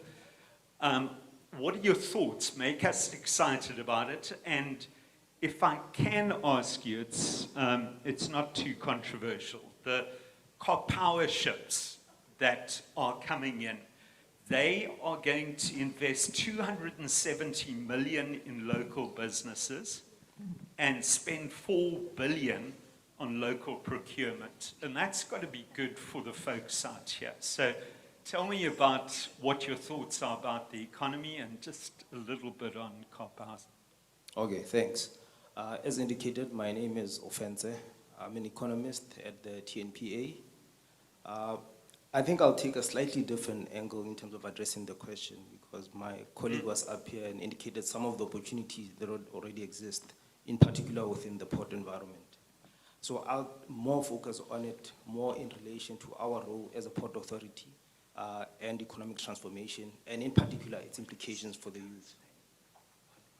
Now, as you are all aware, we have a national development plan within the country where its overall aim is basically to transform the economy, where we basically see a reduction in unemployment, inequality, and poverty.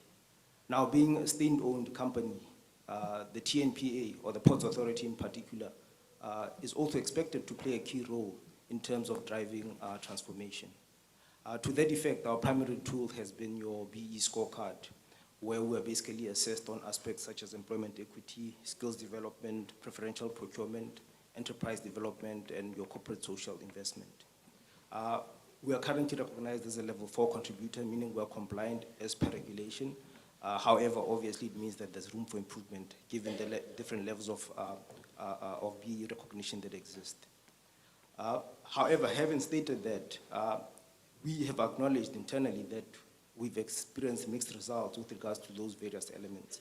On employment equity, for example, as an entity, we've done actually quite well, where you see significant participation, in particular by blacks. You are seeing significant participation, in particular by females, within executive and management roles.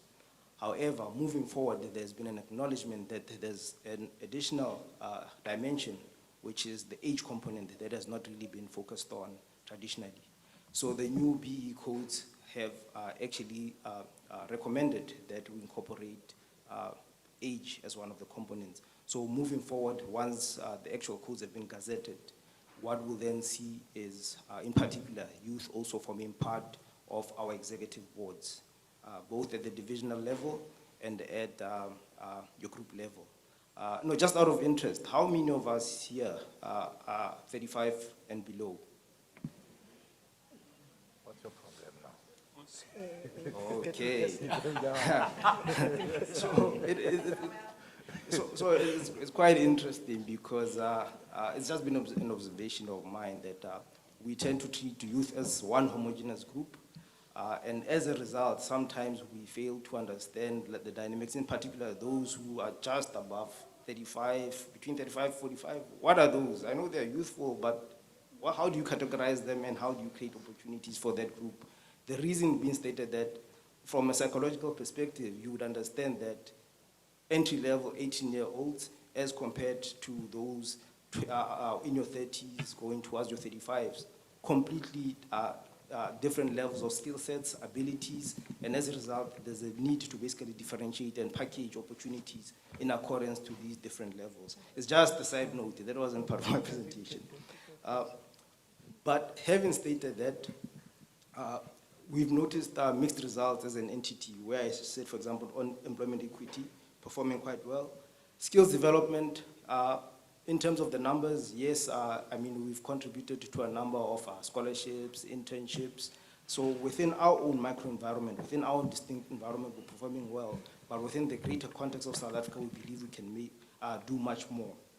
Similarly, on preferential procurement, yes, youth are prioritized to a certain extent. However, it's not a guarantee that being youthful companies, if you, for example, bid or apply for a concession for certain opportunities that exist within the port environment, that you're guaranteed that you'll get those opportunities. You're still expected to compete with the big boys.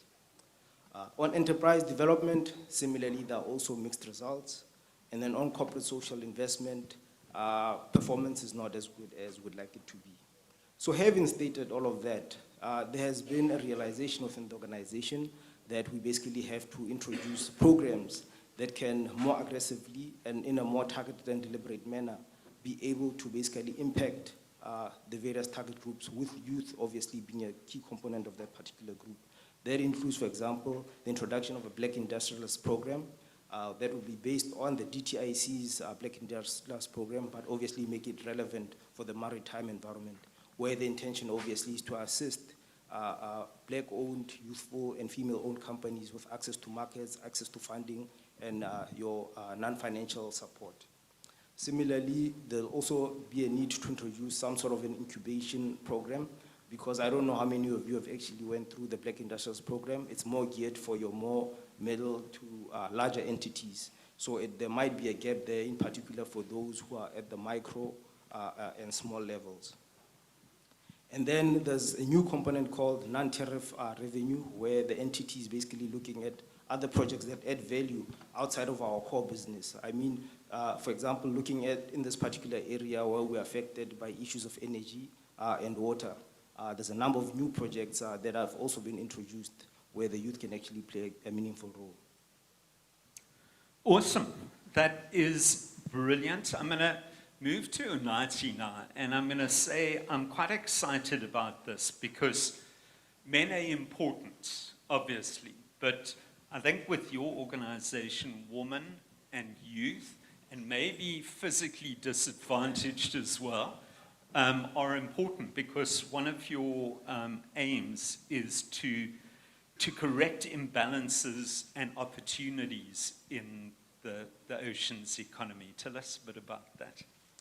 Thank you, sir. Once again, my name is Unathi Sonti with the Maritime Business Chamber. Yes, the Chamber's aim is to address, the imbalances within the sector itself. And one of the, just to be practical, so we had here what's her name, from your Mbalenhle, yes, we had Mbalenhle. She was talking about the license regime, where there has now been the 30%, discount on licenses.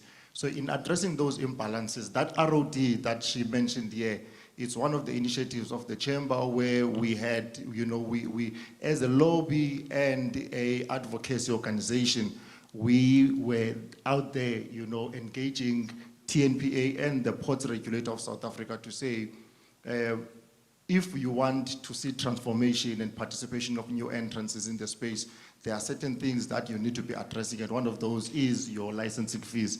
So that's one part, that we are driving.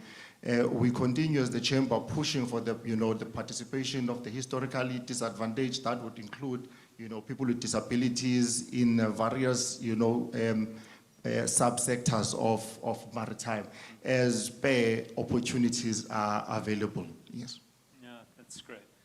Thanks very much, Unadi. I'm gonna move over now and speak to the organization. It would have been Odwa.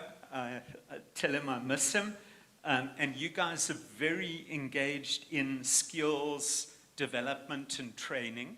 So I'd love you to tell us a bit about that, but also something that excites me hugely is Sima's Dive In awareness campaign, which I think everyone here can go into and have some fun with. Thank you so much, Program Director. Correctly, let me make 2 disclaimers. One, I'm below the age of 35. And 2, yes, I am not Mr. Mtati Odwa, who's a CEO. I'm still young to be a CEO, I believe. Program Director, let me just respond to your 2 perhaps questions or comments. Let me start with the dive-in one, which I think is important here. And in it links to the struggles faced by young people. So the dive-in app that we have is a 0-rated app. So that app was created at the back of understanding the struggle for data,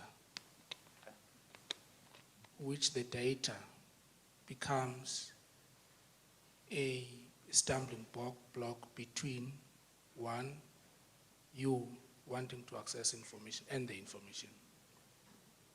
So the app itself, you download it on your phone, then on it you are able to access the opportunities that we have at SAIMI. You are also able to access all the information related to the work that we do. So it is part of expanding the maritime awareness program, because our belief is that there's still quite a number of people who are not aware about the sector itself, and perhaps what we do as an entity. So that app is meant to help everyone else not to have an excuse of data, not to have information. So that's one. 2, related to the work that we do at SAIMI, of course, we're an entity that is charged with the skills development and capacity building, research, innovation, and technology within the maritime industry. So our operations there is mainly on facilitating the skills development. So we've got a number of programs that we're running. Your National Seafarer Development Program, wherein we assist the students that are starting towards the seafaring career, who are in the universities, your DUT, CPUT, with Nelson Mandela now being added on marine engineering.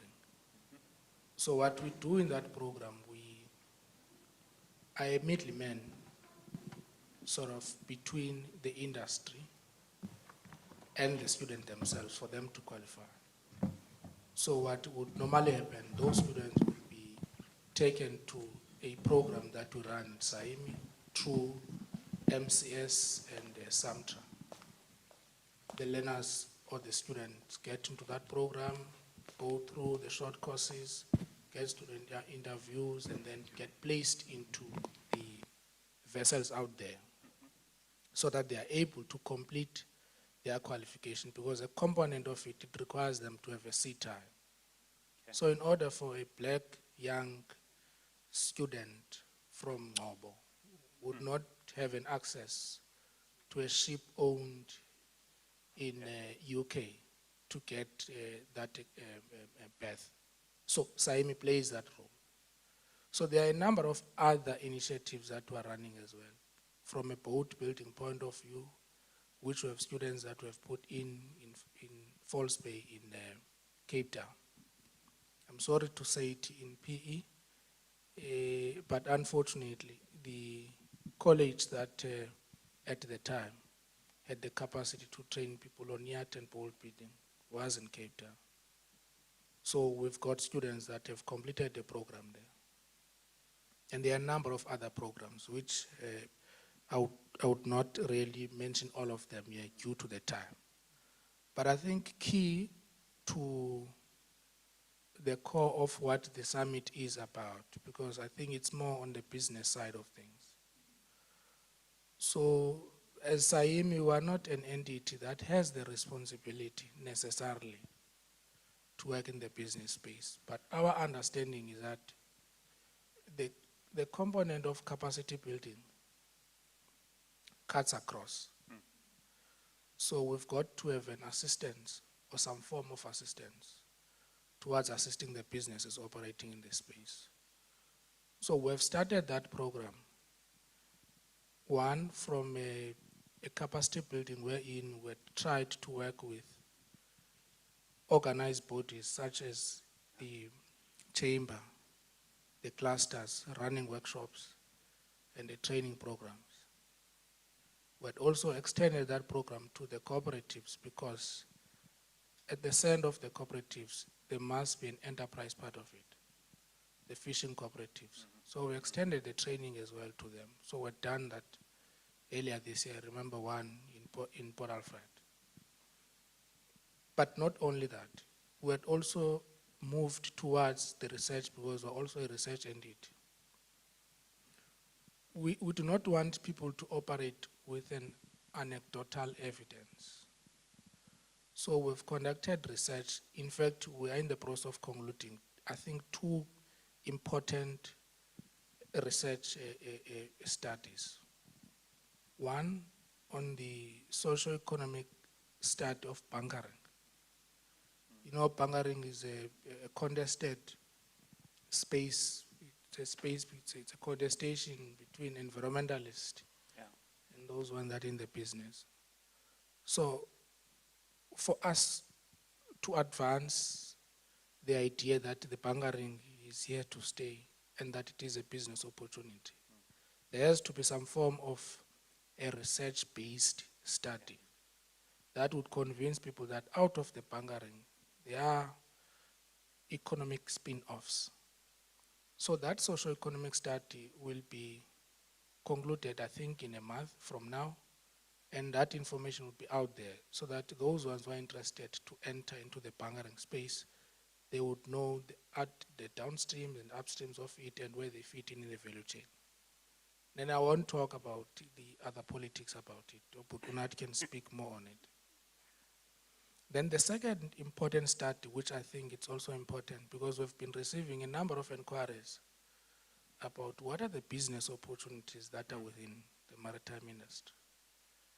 And we've sought to decide to say, let's have a value chain analysis of the entire oceans economy, wherein all the subsectors of the oceans economy were able to see that here are the business opportunities that lie in here. This is the space wherein the SMMEs and the business can fit in. And if there are any other hindrances, here are the hindrances from a policy point of view and so on. So that study will map out all the opportunities, which I think is important for young people to take advantage of it. Because now it won't be a question of say, we don't know where we can participate in the sector.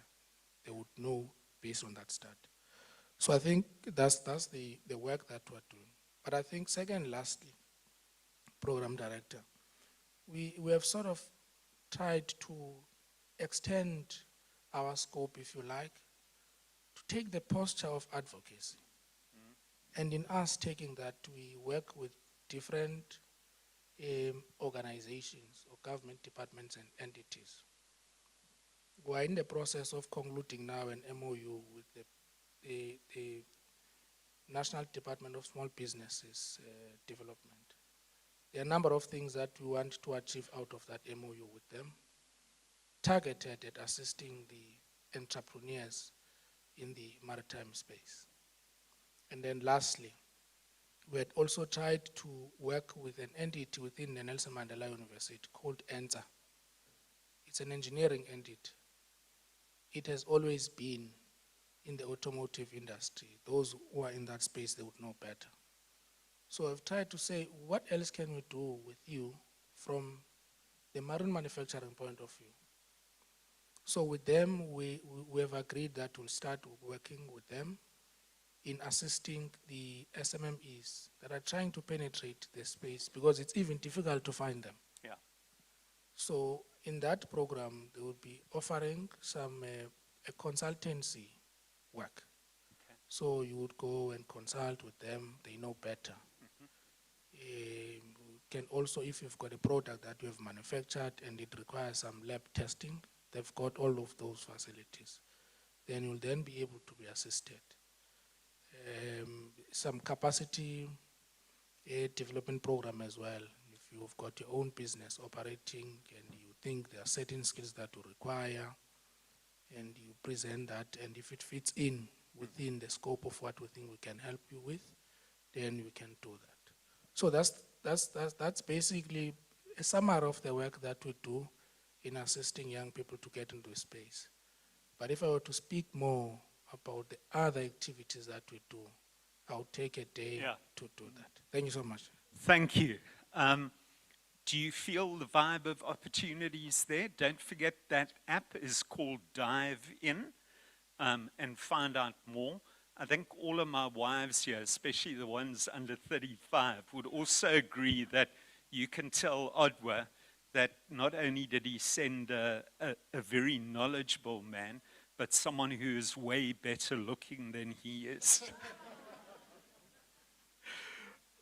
I want to introduce you to one of my heroes, one of my young heroes. And I'm going to ask her, she can say a bit about Raggy Charters, what a wonderful thing it is. But she is here to inspire you guys of where you can come from to be a director, nogal, of this leading company. They organize, she works with Lloyd Edwards, they organize whale festivals all the way up Africa on the coast and various other things. You've got to, I think sometime we can get a list of all the people here and do a lucky draw for a trip. Okay, agreed, write it down. So yeah, she is absolutely brilliant. Purity, I think, yeah, just first, let us know about your story so that everyone here can feel that they can do it as well, and then maybe a bit about Raggy Charters. Thanks. Good afternoon, everyone. My name is Purity Kosa. I come all the way from Bushbuck Ridge in Mpumalanga. It's just a town outside Kruger National Park. So I grew up around wildlife. My father used to take us into the park almost every weekend. So that's all I knew about wildlife until I came to PE. So I did my diploma here at the university. I did tourism management, and after that, I had to do experiential learning in order to be able to graduate. So I searched around everywhere, and it was very difficult finding a place until I met Lloyd Edwards. So Lloyd Edwards is the founder of Raggy Charters, where I work now. We do whale watching, shark cage diving, we follow the sardine run. I'll tell you a little bit more later. So coming from Bushbuck Ridge inland, I've never seen the ocean in my life. So I remember standing in front of it, feeling so overwhelmed. And all I wanted was to experience it and get to learn and understand what's in there. And I was very fortunate that Lloyd Edwards took me in. And I was one of his first interns. So we went out there and we saw whales. I never knew that an animal can be as big as a bus. So I was inspired and I was excited to get into this industry and, you know, build a career out of it. So that was actually in 2017. So I eventually became one of the directors, as the three of us. So Reggae Charters actually grew after I joined because my other colleagues joined and we worked so hard, and now we have 3 catamaran boats that we take tourists out into the ocean to see all the beautiful diversity of animals we have here. Oh, isn't that awesome? Oh, man, Purity, you inspire me, you really do. So for you folks, firstly, it is World Oceans Month. So somehow, I don't know if Mpho is here, we've got to get into doing some lekker things, MMC, before it's over. And then I want to throw something out at you folks. We need more skills and more entrepreneurship and that in the ocean economy. You are the ocean generation. You are the people that can make it happen. And I ask you to consider it. Go onto the Dive-In website, speak to other people, yet go to one of the chamber's functions and that and find out more about it. It is so exciting. Can I take 3 questions just to have the questions going?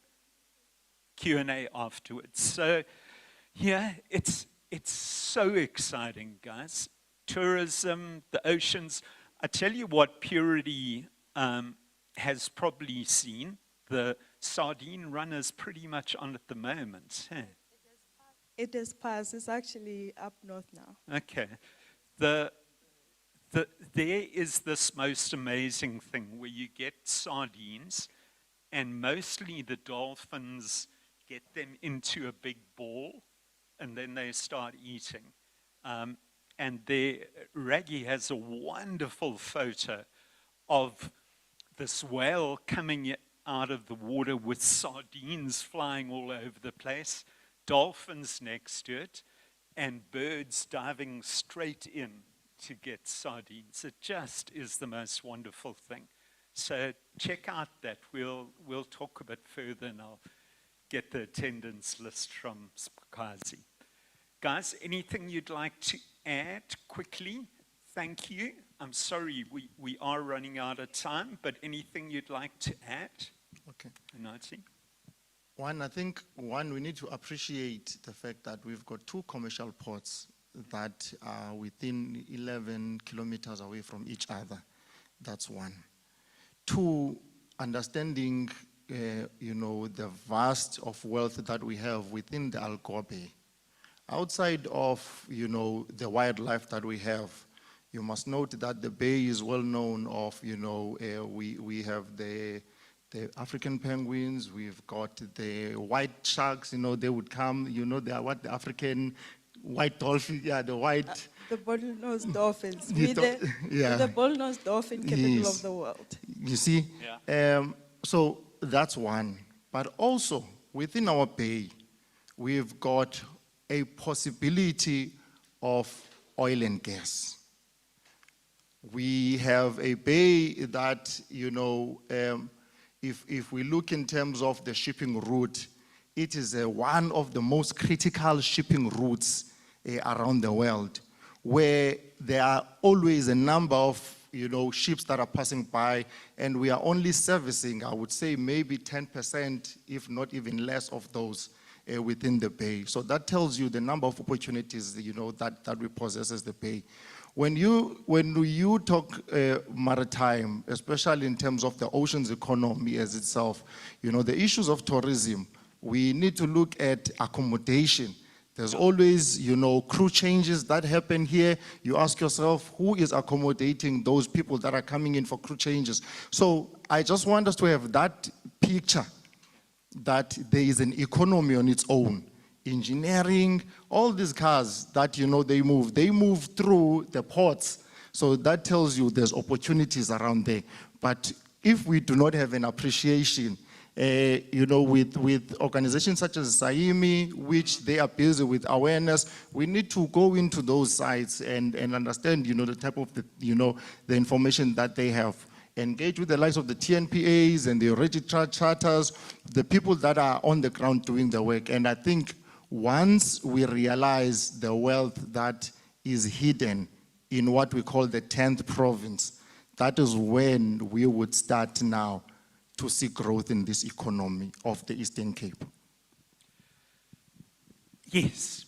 There is no doubt about that. There's so many opportunities in the marine space, but we need to remember that if we don't take care of our environment, we don't have a growing economy. So while there's like oil being discovered, the bunkering, I won't speak much on that.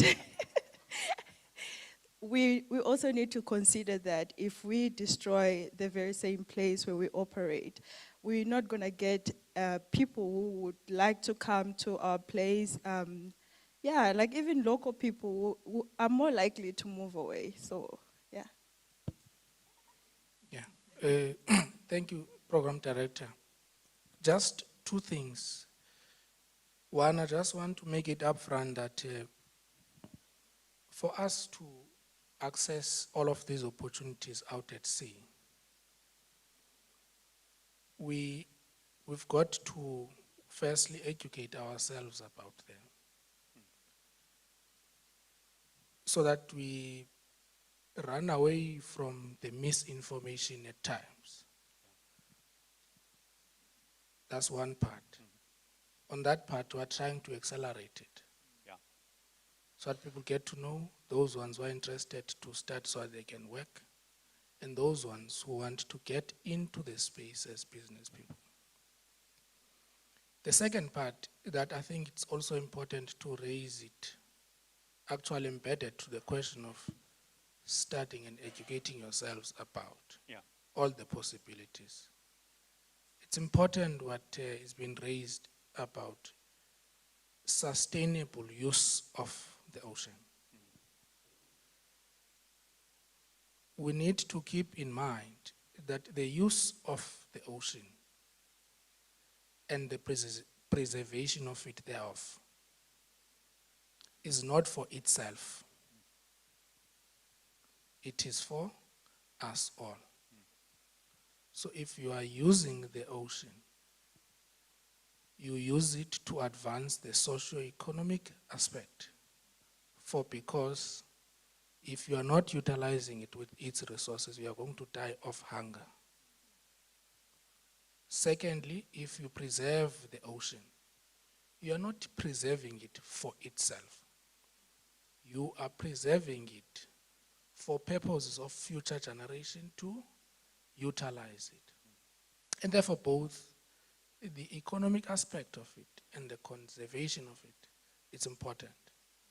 And what we need to understand, even the legislation says it, your NEMA and the Constitution, that there must be a balance between the environmental interest and the socio-economic interest. So the questions of bunkering, oil, and so on and so forth, we need to understand the exploration in that context, that it is not for purposes of polluting the environment, but the purpose of addressing the socio-economic issues that we have. So that's why we need to strike that balance. And for us to get to that level, we need to uplift our attitude towards the text, which is the information about it. But one last point. I think it's important that I raise it here, that those ones who are interested and who want to study or pursue their career towards maritime, particularly women, we've got a bursary scheme targeted at women. You're asking Mr. Sonda about the transformation and so on. Our understanding, informed by research, that almost just 2% of women are participating in the maritime industry globally. So we've taken a decision in Saimi that there must be a bursary targeted at women, targeted purely at women to start the maritime. We're trying to address that imbalance. It will take time for us to get there, but at least we're moving. Thank you so much. Awesome. Do you want to have a minute? My wife is going to divorce me. She's sitting there going, 1 minute, thanks. I think it's also just to add to what my colleagues have stated. I think there's also a need to orientate, in particular, your skills development programs to not just be preoccupied with regards to getting people to get employment opportunities, but more putting them in a position to take advantage of business opportunities. The reason I'm saying this, I'll give a practical example. We had about 100 interns as an institution last year. That's why I said as an organization it's impressive, but in the greater scheme of things, you can always question it. But what you don't necessarily see is whereby you have, in particular, this youth component being geared and supported to actually start sustainable enterprises that can take advantage of those procurement opportunities that exist within those organizations. Because typically how, as organizations, and this is not limited to TNPA, it cuts across the board within the economy, is that the current codes, we only create opportunities, for example, for internship, for scoring purposes within the BE card. What happens to you as a youthful person once you finish a particular internship program or a learnership, it's your business. But the amendments to the code now require, I wouldn't necessarily say compel, but they require ourselves as employers to then actually have some sort of monitoring in terms of what happens with the ultimate placement, for example, of youth within a job environment as one. But as I've indicated, I think the focus needs to be equally also in terms of creating or strengthening the component where we have on the enterprise development, business and investment side, because that is where the job creation aspect is going to come from. So by having that balance between these various streams, you'll end up with a particular model that ends up with more equitable returns within the economy. You'll start to see impact within the economy as opposed to having people who have qualifications but can't get employed. Awesome, offense. Guys, the youth, please, there is Purity, there's Lusanda Phoebe from Satavito sitting at the back there, another wonderful young man. You can see there's some interesting debates here. And in closing, let me do this quickly. Ladies and gentlemen, up right now is the World Championship of Conservation. On my left, pro-bunkering. On my right, anti-bunkering. Ding! Guys, thank you very much. Thanks to all four of you.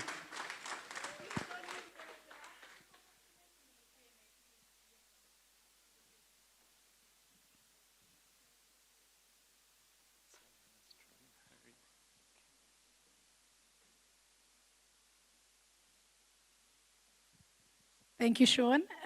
Thank you to Sean van Eck and his panel. We are now concluding, but we're not going to conclude without understanding how do we export services. Everyone has been going on about commodity. Everybody's been engaging about a tangible product.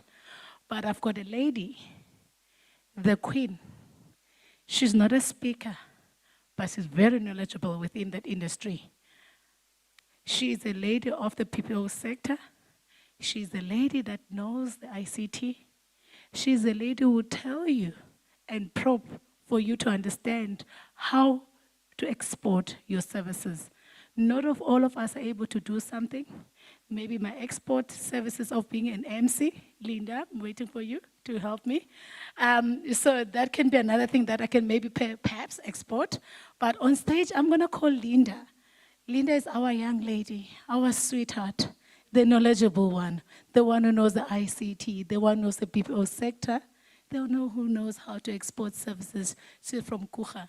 Linda, over to you. You introduce your panel. Thank you very much.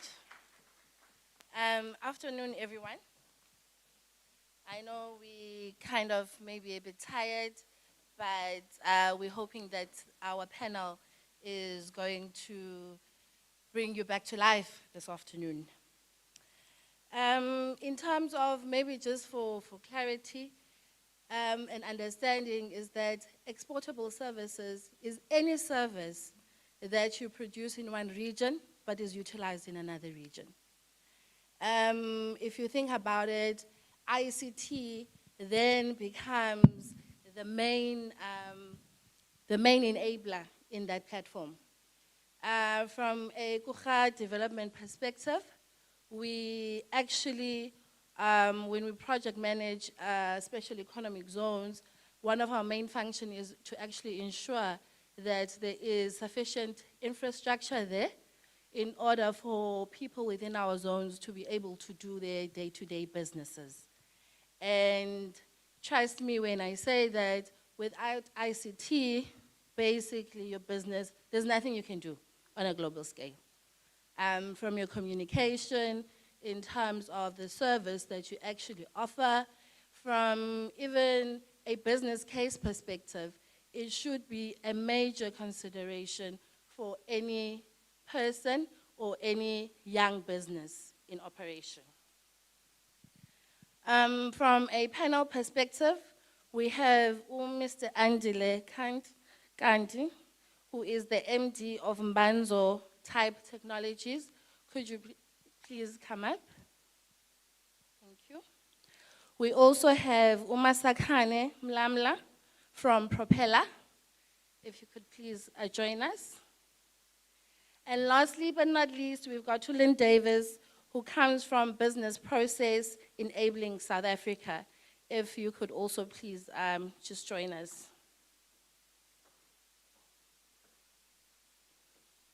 Is Lynn not with us? Oh, there she is. Thank you. Thanks and welcome, Lynn. Maybe one of the things that we all will accept is that technology is changing continuously. It is actually one of the major industries to look at from a fourth revolution perspective. I think as I noted before, if you don't have it, then you get left behind. Also from a technology perspective, whatever systems or the manner in which processes that you were utilizing last year might actually be outdated in 2 or 3 years' time. So it's very important to continuously look at industry and understand what industry is doing in order to be able to take your own business forward. Antile, can I start with you, please? Can you please elaborate how information systems and communications within your industry and your own business, how those work and the services that are provided there, and maybe what opportunities are available for young people and young businesses in order for all of us to have a good understanding of what you do. If you could also introduce yourself, please. Thank you so much. Good afternoon, everyone. My name is Andile Kanti. I think it's very important to also emphasize banding umqwashu ndodwa apha. Oh, really? I come from Banzo Type Technologies. Banzo Type Technologies is a company that was started as a startup business itself, relied heavily on my skills as an IT professional. We started it about 2016, which is not so long ago, if really you could look at that. We started with nothing, to be honest with you. We've had to rely on the greatest asset of the business, which is our skills. We've had then to look around as to grow the business. What is it that we can do?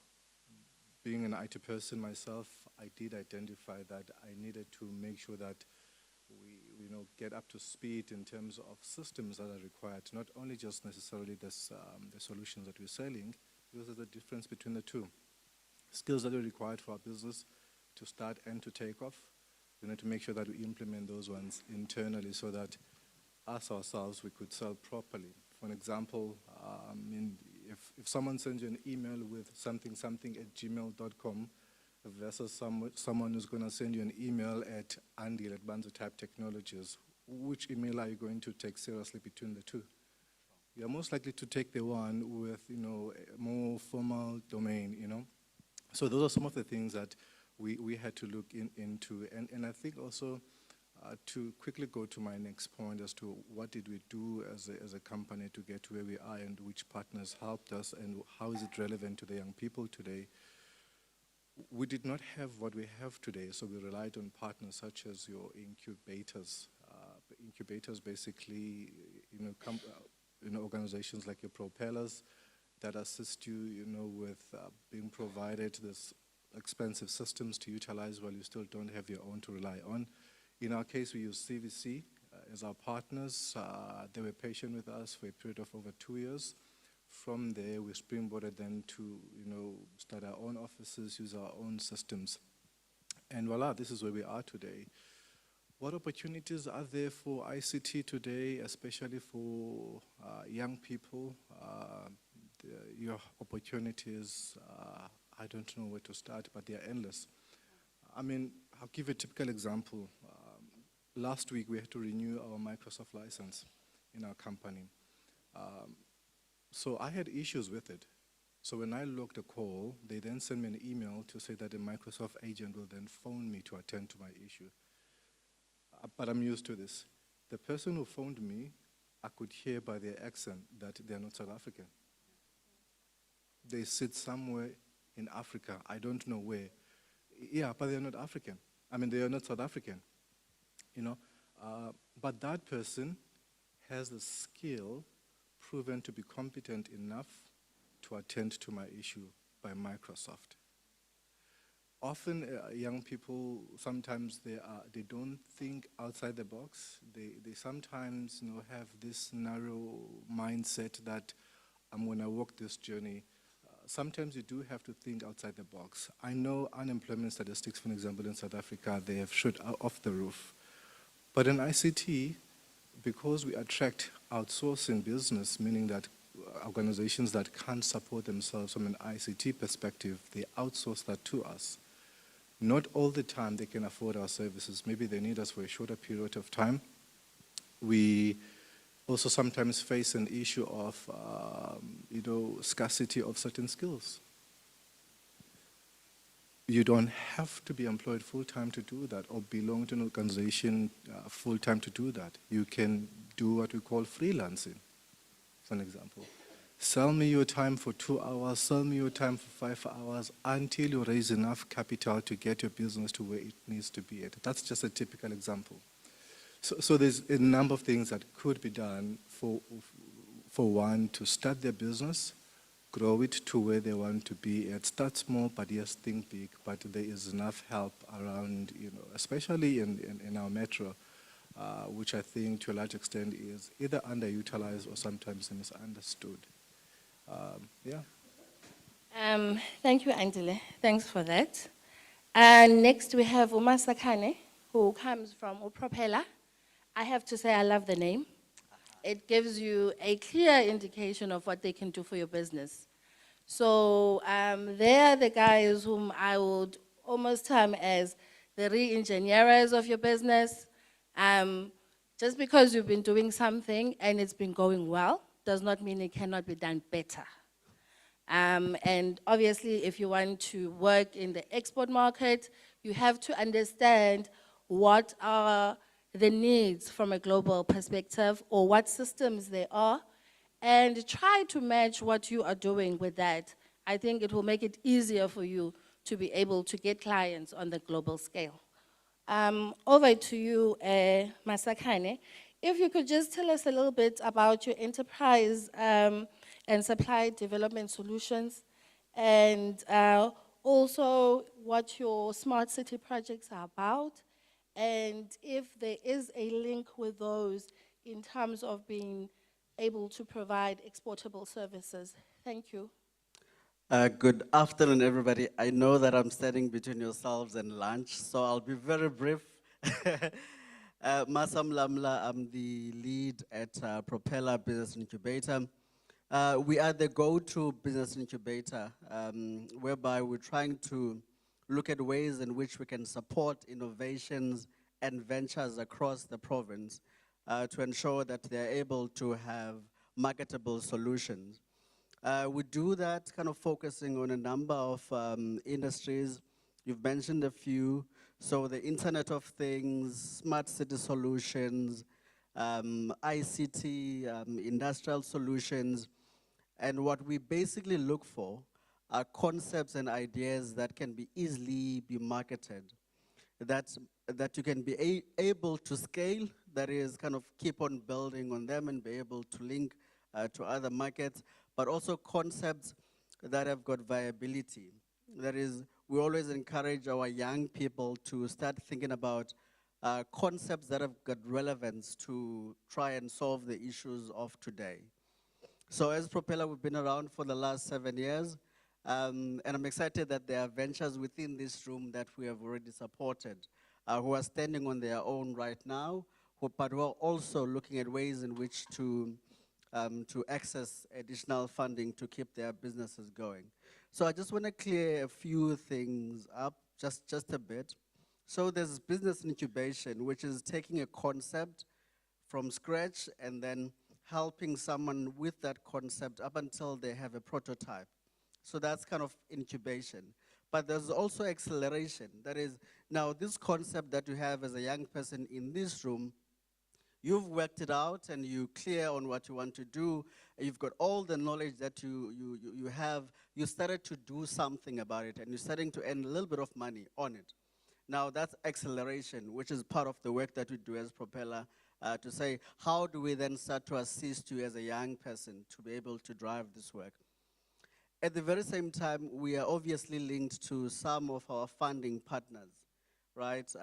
There's CIFA and CEDAS, and who are also in this room where we are able to link you with them. There's TIAs as well, that we're able to link you with them in terms of supporting the process up until your business has got solutions that can go on their own. I would just want to advise every young person who's in this room to think about the importance of investing in ICT for your particular business. Because with ICT, there's no geography, right? You are able to interact and intersect with different business concepts throughout the world, and you're able to do business utilizing some of these tools.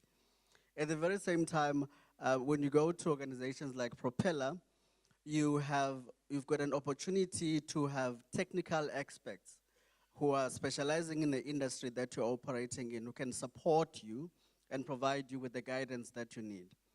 You also have financial advisors within Propeller who can be able to tell you and advise you on what direction you need to take. At the very same time, you have mentors and people who have actually walked the journey that you are even thinking about or you have already started, who can then support you in walking that journey. We are looking forward to, rather as Propeller, to see how we can get more involved within the work that the city is doing in creating smart cities, because there are concepts within Propeller that are sitting there that need the city to be actually be involved in and leverage from. Because these are concepts that are currently disrupting what is happening in the market, and that's the beauty with ICT. That is, it can disrupt the status quo, and that is basically what we want our young people to be focusing on. Thank you. Thank you very much for those words, Masakane. I think what stood out for me is really that it's important for entrepreneurs to be able to understand their own business case. Understand your own business case, understand the industry that you're functioning in, and understand what services are needed to be able to be highly efficient in what it is that you are doing. Lastly, but not least, we have Ulin Davis, who is on the screen for us. Lynn, I think Ulin comes from Business Process South Africa, as was noted, and it's really an industry body or a trade association. And from your end, Lynn, I think it will be important for you just to inform us in terms of what it takes to become a member of your organization, And also, what services out there are actually high on the export note for South Africa and even our own region as the Eastern Cape and the Nelson Mandela Bay. And last but not least, also to look at maybe what services that are happening globally that we as South Africa could maybe tap into, that they're not really high on a list of services that we provide, but could be areas of great interest for young entrepreneurs. Thanks, Lynn. Over to you. Wonderful. Thank you, Linda. Good afternoon, everybody. Thank you for the opportunity to so the global business services sector, you know, it's a contact center industry. It's a very high growth sector, and it currently is aiming to provide 500,000 youth jobs 2030 as part of the presidential briefing. Part of this target, center said, you know, and that's really what excites me. In the focus is being ICT sector and the part to provide access to the economy and significant opportunity presents is to be able to shift the dial on many nations. So to be able to address digital journey to advance and progress, to address first of all the brain drain, this includes much needed digital and ICT and knowledge leaders, particularly our country shores for other markets. But it also includes the worrying trend of businesses who outsource their digital to other countries when we pool of talent available locally. If you have a look at the most in-demand experience level, so the first one attention to is the desktop support technician. So we have a perfect example of this right there in Gqeberha. Data is currently servicing Coca-Cola, and they have been doing so for the last 10 years. Then we're looking at our junior developers, development operations engineers, ICT engineers, and the big one, cyber and IT security, and then solutions architects, and lastly, data analysts. So the idea of accessing this pipeline, which is available through our provincial universities, is a positive first step that we want to take by zooming in on SMMEs who are currently operating in this space, i.e. companies that are doing software development and testing, AI, and annotation roles. To be noted is that the field of business process optimization has changed over the last couple of years because of chatbots and conversational IT. So when looking at the future of work in the context of education, this is formal education as well as corporate education and experience. We must take a look at how AI will change the current business models of work, how automation impacts and changes these current business models. And then lastly, remember the future of commerce is transforming because of supply chain management. So just to close off, annotation and labeling, which is training robots to recognize low-level jobs that require state short term, and then in the long term, these jobs can pivot to a different skill set. Please note these that I have mentioned are not in the future, but they are skills today. These are the kinds of skills that we're going to be in on the digital economy. For these, for the guys in the room, we'd like you to visit the sayouth.mobi platform, opportunities that are currently available in the sector. And if you are an SMM in the Eastern Cape, please reach out directly via our website, which is www.org.za, further opportunities. And I'll very much, Linda. Thank you, Lynn. Thanks for those words. I think the one thing we can say in closing is that indeed ICT is an enabler and a creator of many jobs within South Africa today. One of the things that we do and we do proudly is business processing centers. Wherever we work, whether it's here at home in Gqeberha, or in Tshwane where we work, or in the Wild Coast where we work, we always ensure to put up a BPO center. And it's just because it's a facility that can absorb a lot of people. Here at home, we've got a facility that has 1,200 seats, revolving seats 24 hours a day, where organizations like Discovery and telecom service providers, they actually work from our zone. So it is the other concept that I think would be of interest to young people is that of data backup centers. Data backup centers are also very much a rare or niche business case happening in South Africa.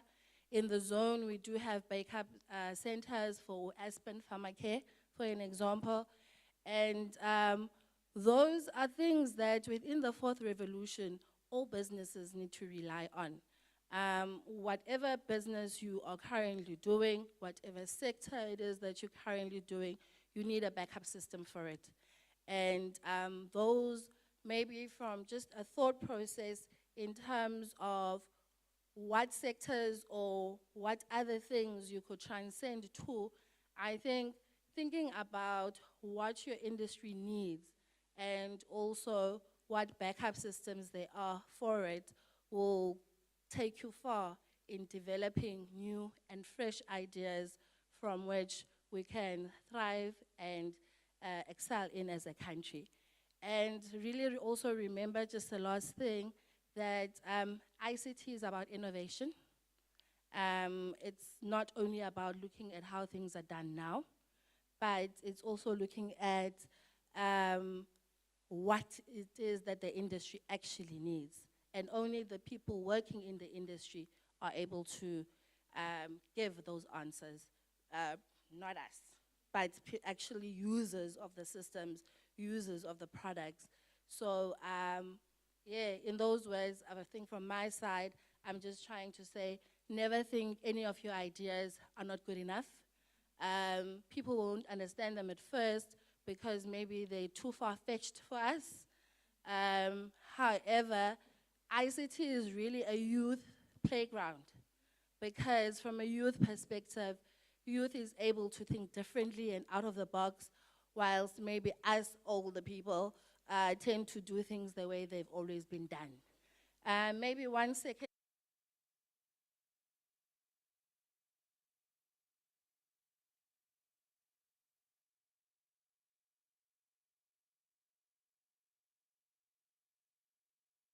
The room that we need to constantly think about building the ecosystem that will then create these enabling moments for young people. That is building partnerships between private sector, public sector, and the different entities to make sure that we scale up on the work that we are doing.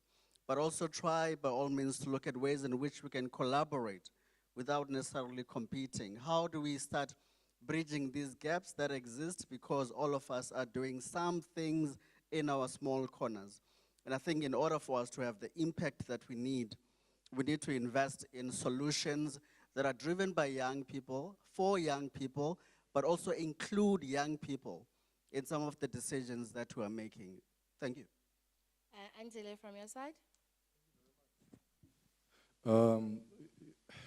I looked at the numbers for 2021. They're out now. South Africa's revenue generated through ICT at the global stage was sitting at 38.5 billion US dollars. This is 2021. The contribution of ICT towards GDP was around 8.5%. The number of registered ICT businesses in South Africa was sitting at 20,000. It is projected now between 2023 and 2026, revenue opportunity will sit at 276 billion US dollars. That's a massive increase.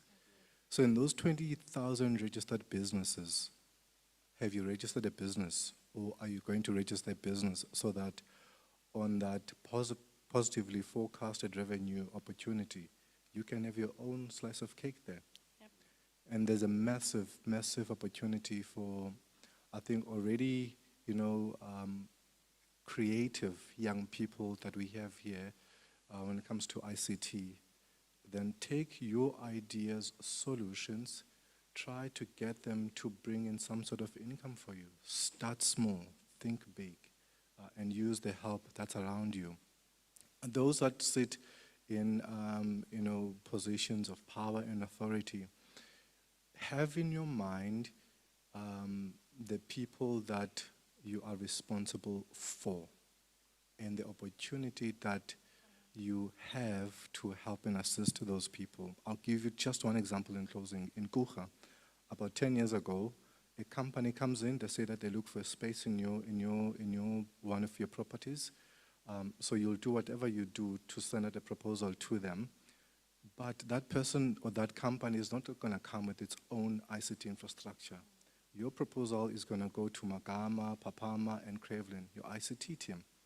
They'll then tell them of the ICT infrastructure that's there that they can connect to, that contributes towards local economic development. However, though, not many young people, they can afford that because those services, to rent those services in that infrastructure, it's highly expensive. Probably that's why you have your propellers, your CVC Africa, to then come in there and help and assist. My problem with that, though, physically they are far from the people that you would regard them as their customers. Maybe we need to think about those things too. Thanks, Angela. Maybe in closing for Ulen, I would say, because I see she's already logged off, that Ulen's organization also promotes services globally for South Africa. So if you have a service that you feel that can be taken abroad, can be taken within the continent, can be taken within the region, please go into Ulen's website. I think it will be very informative and you'll be able to gain the assistance that you need to take your business to the next level. Thank you very much. Thanks, Bogas. Thank you, Linda. Please remain seated. I'm going to ask Mr. Luvuyo just to take 4 questions. Remember, we had panels that were done, but we didn't have a Q&A. We're taking 4 questions. These 4 to 5 questions are your questions between you and lunch. All right, thank you very much. I will not be the one to be blamed for you not taking your medication because you haven't eaten yet. So, if you got a pen and paper, and you have a tablet or you have a device to type in, we'd like you to be able to send your questions to the organizers of this event so that they can facilitate a proper response for you.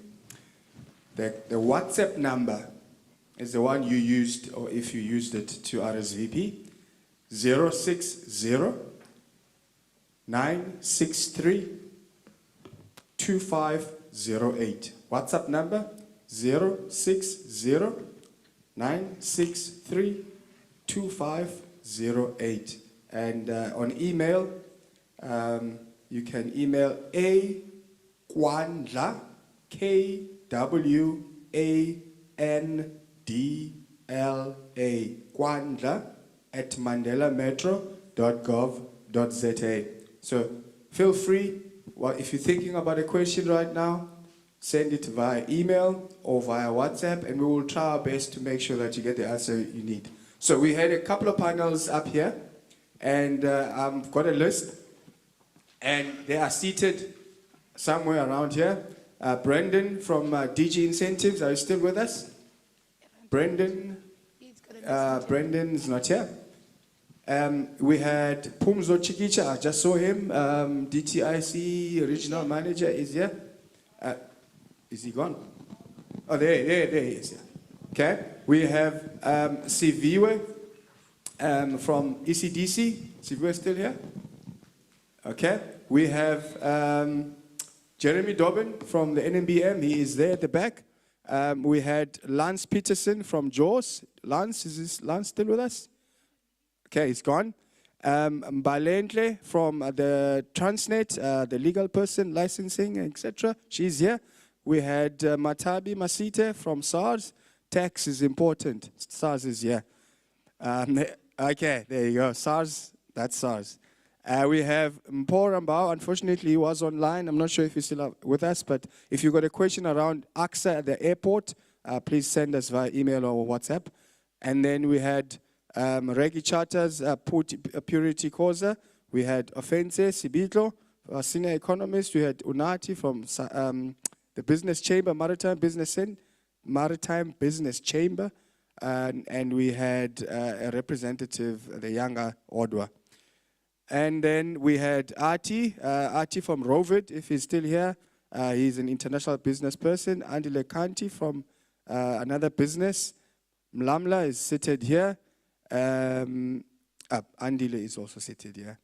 And Lynn is here. So if you have a question, go through your program, see the speaker, the topic, tell us who it's for, but you're only going to take 4.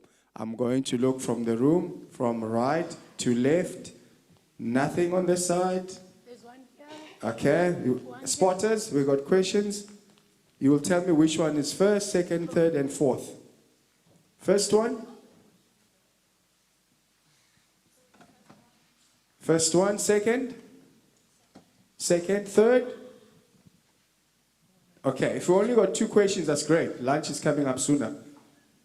Okay, your name, who your question is, and the question. No speeches. Thank you. Good day, everyone. My name is Tandulong Kosimdlalose, and I have a question for Mr. Otto Jr. Should I say that?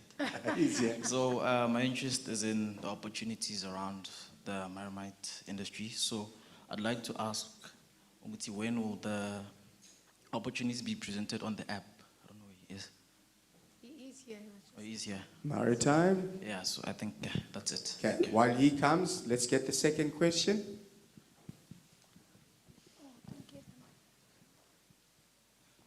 Hello. I went to all the stands. 2 things in common. What's the cost of processing the grant?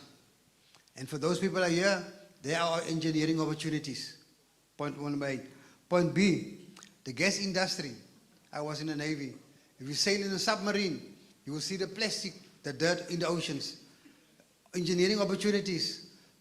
In Ivory Coast, in Angola, we removed the plastic and the fish, the size of cricket bats, came through. There's engineering opportunity to clean the oceans.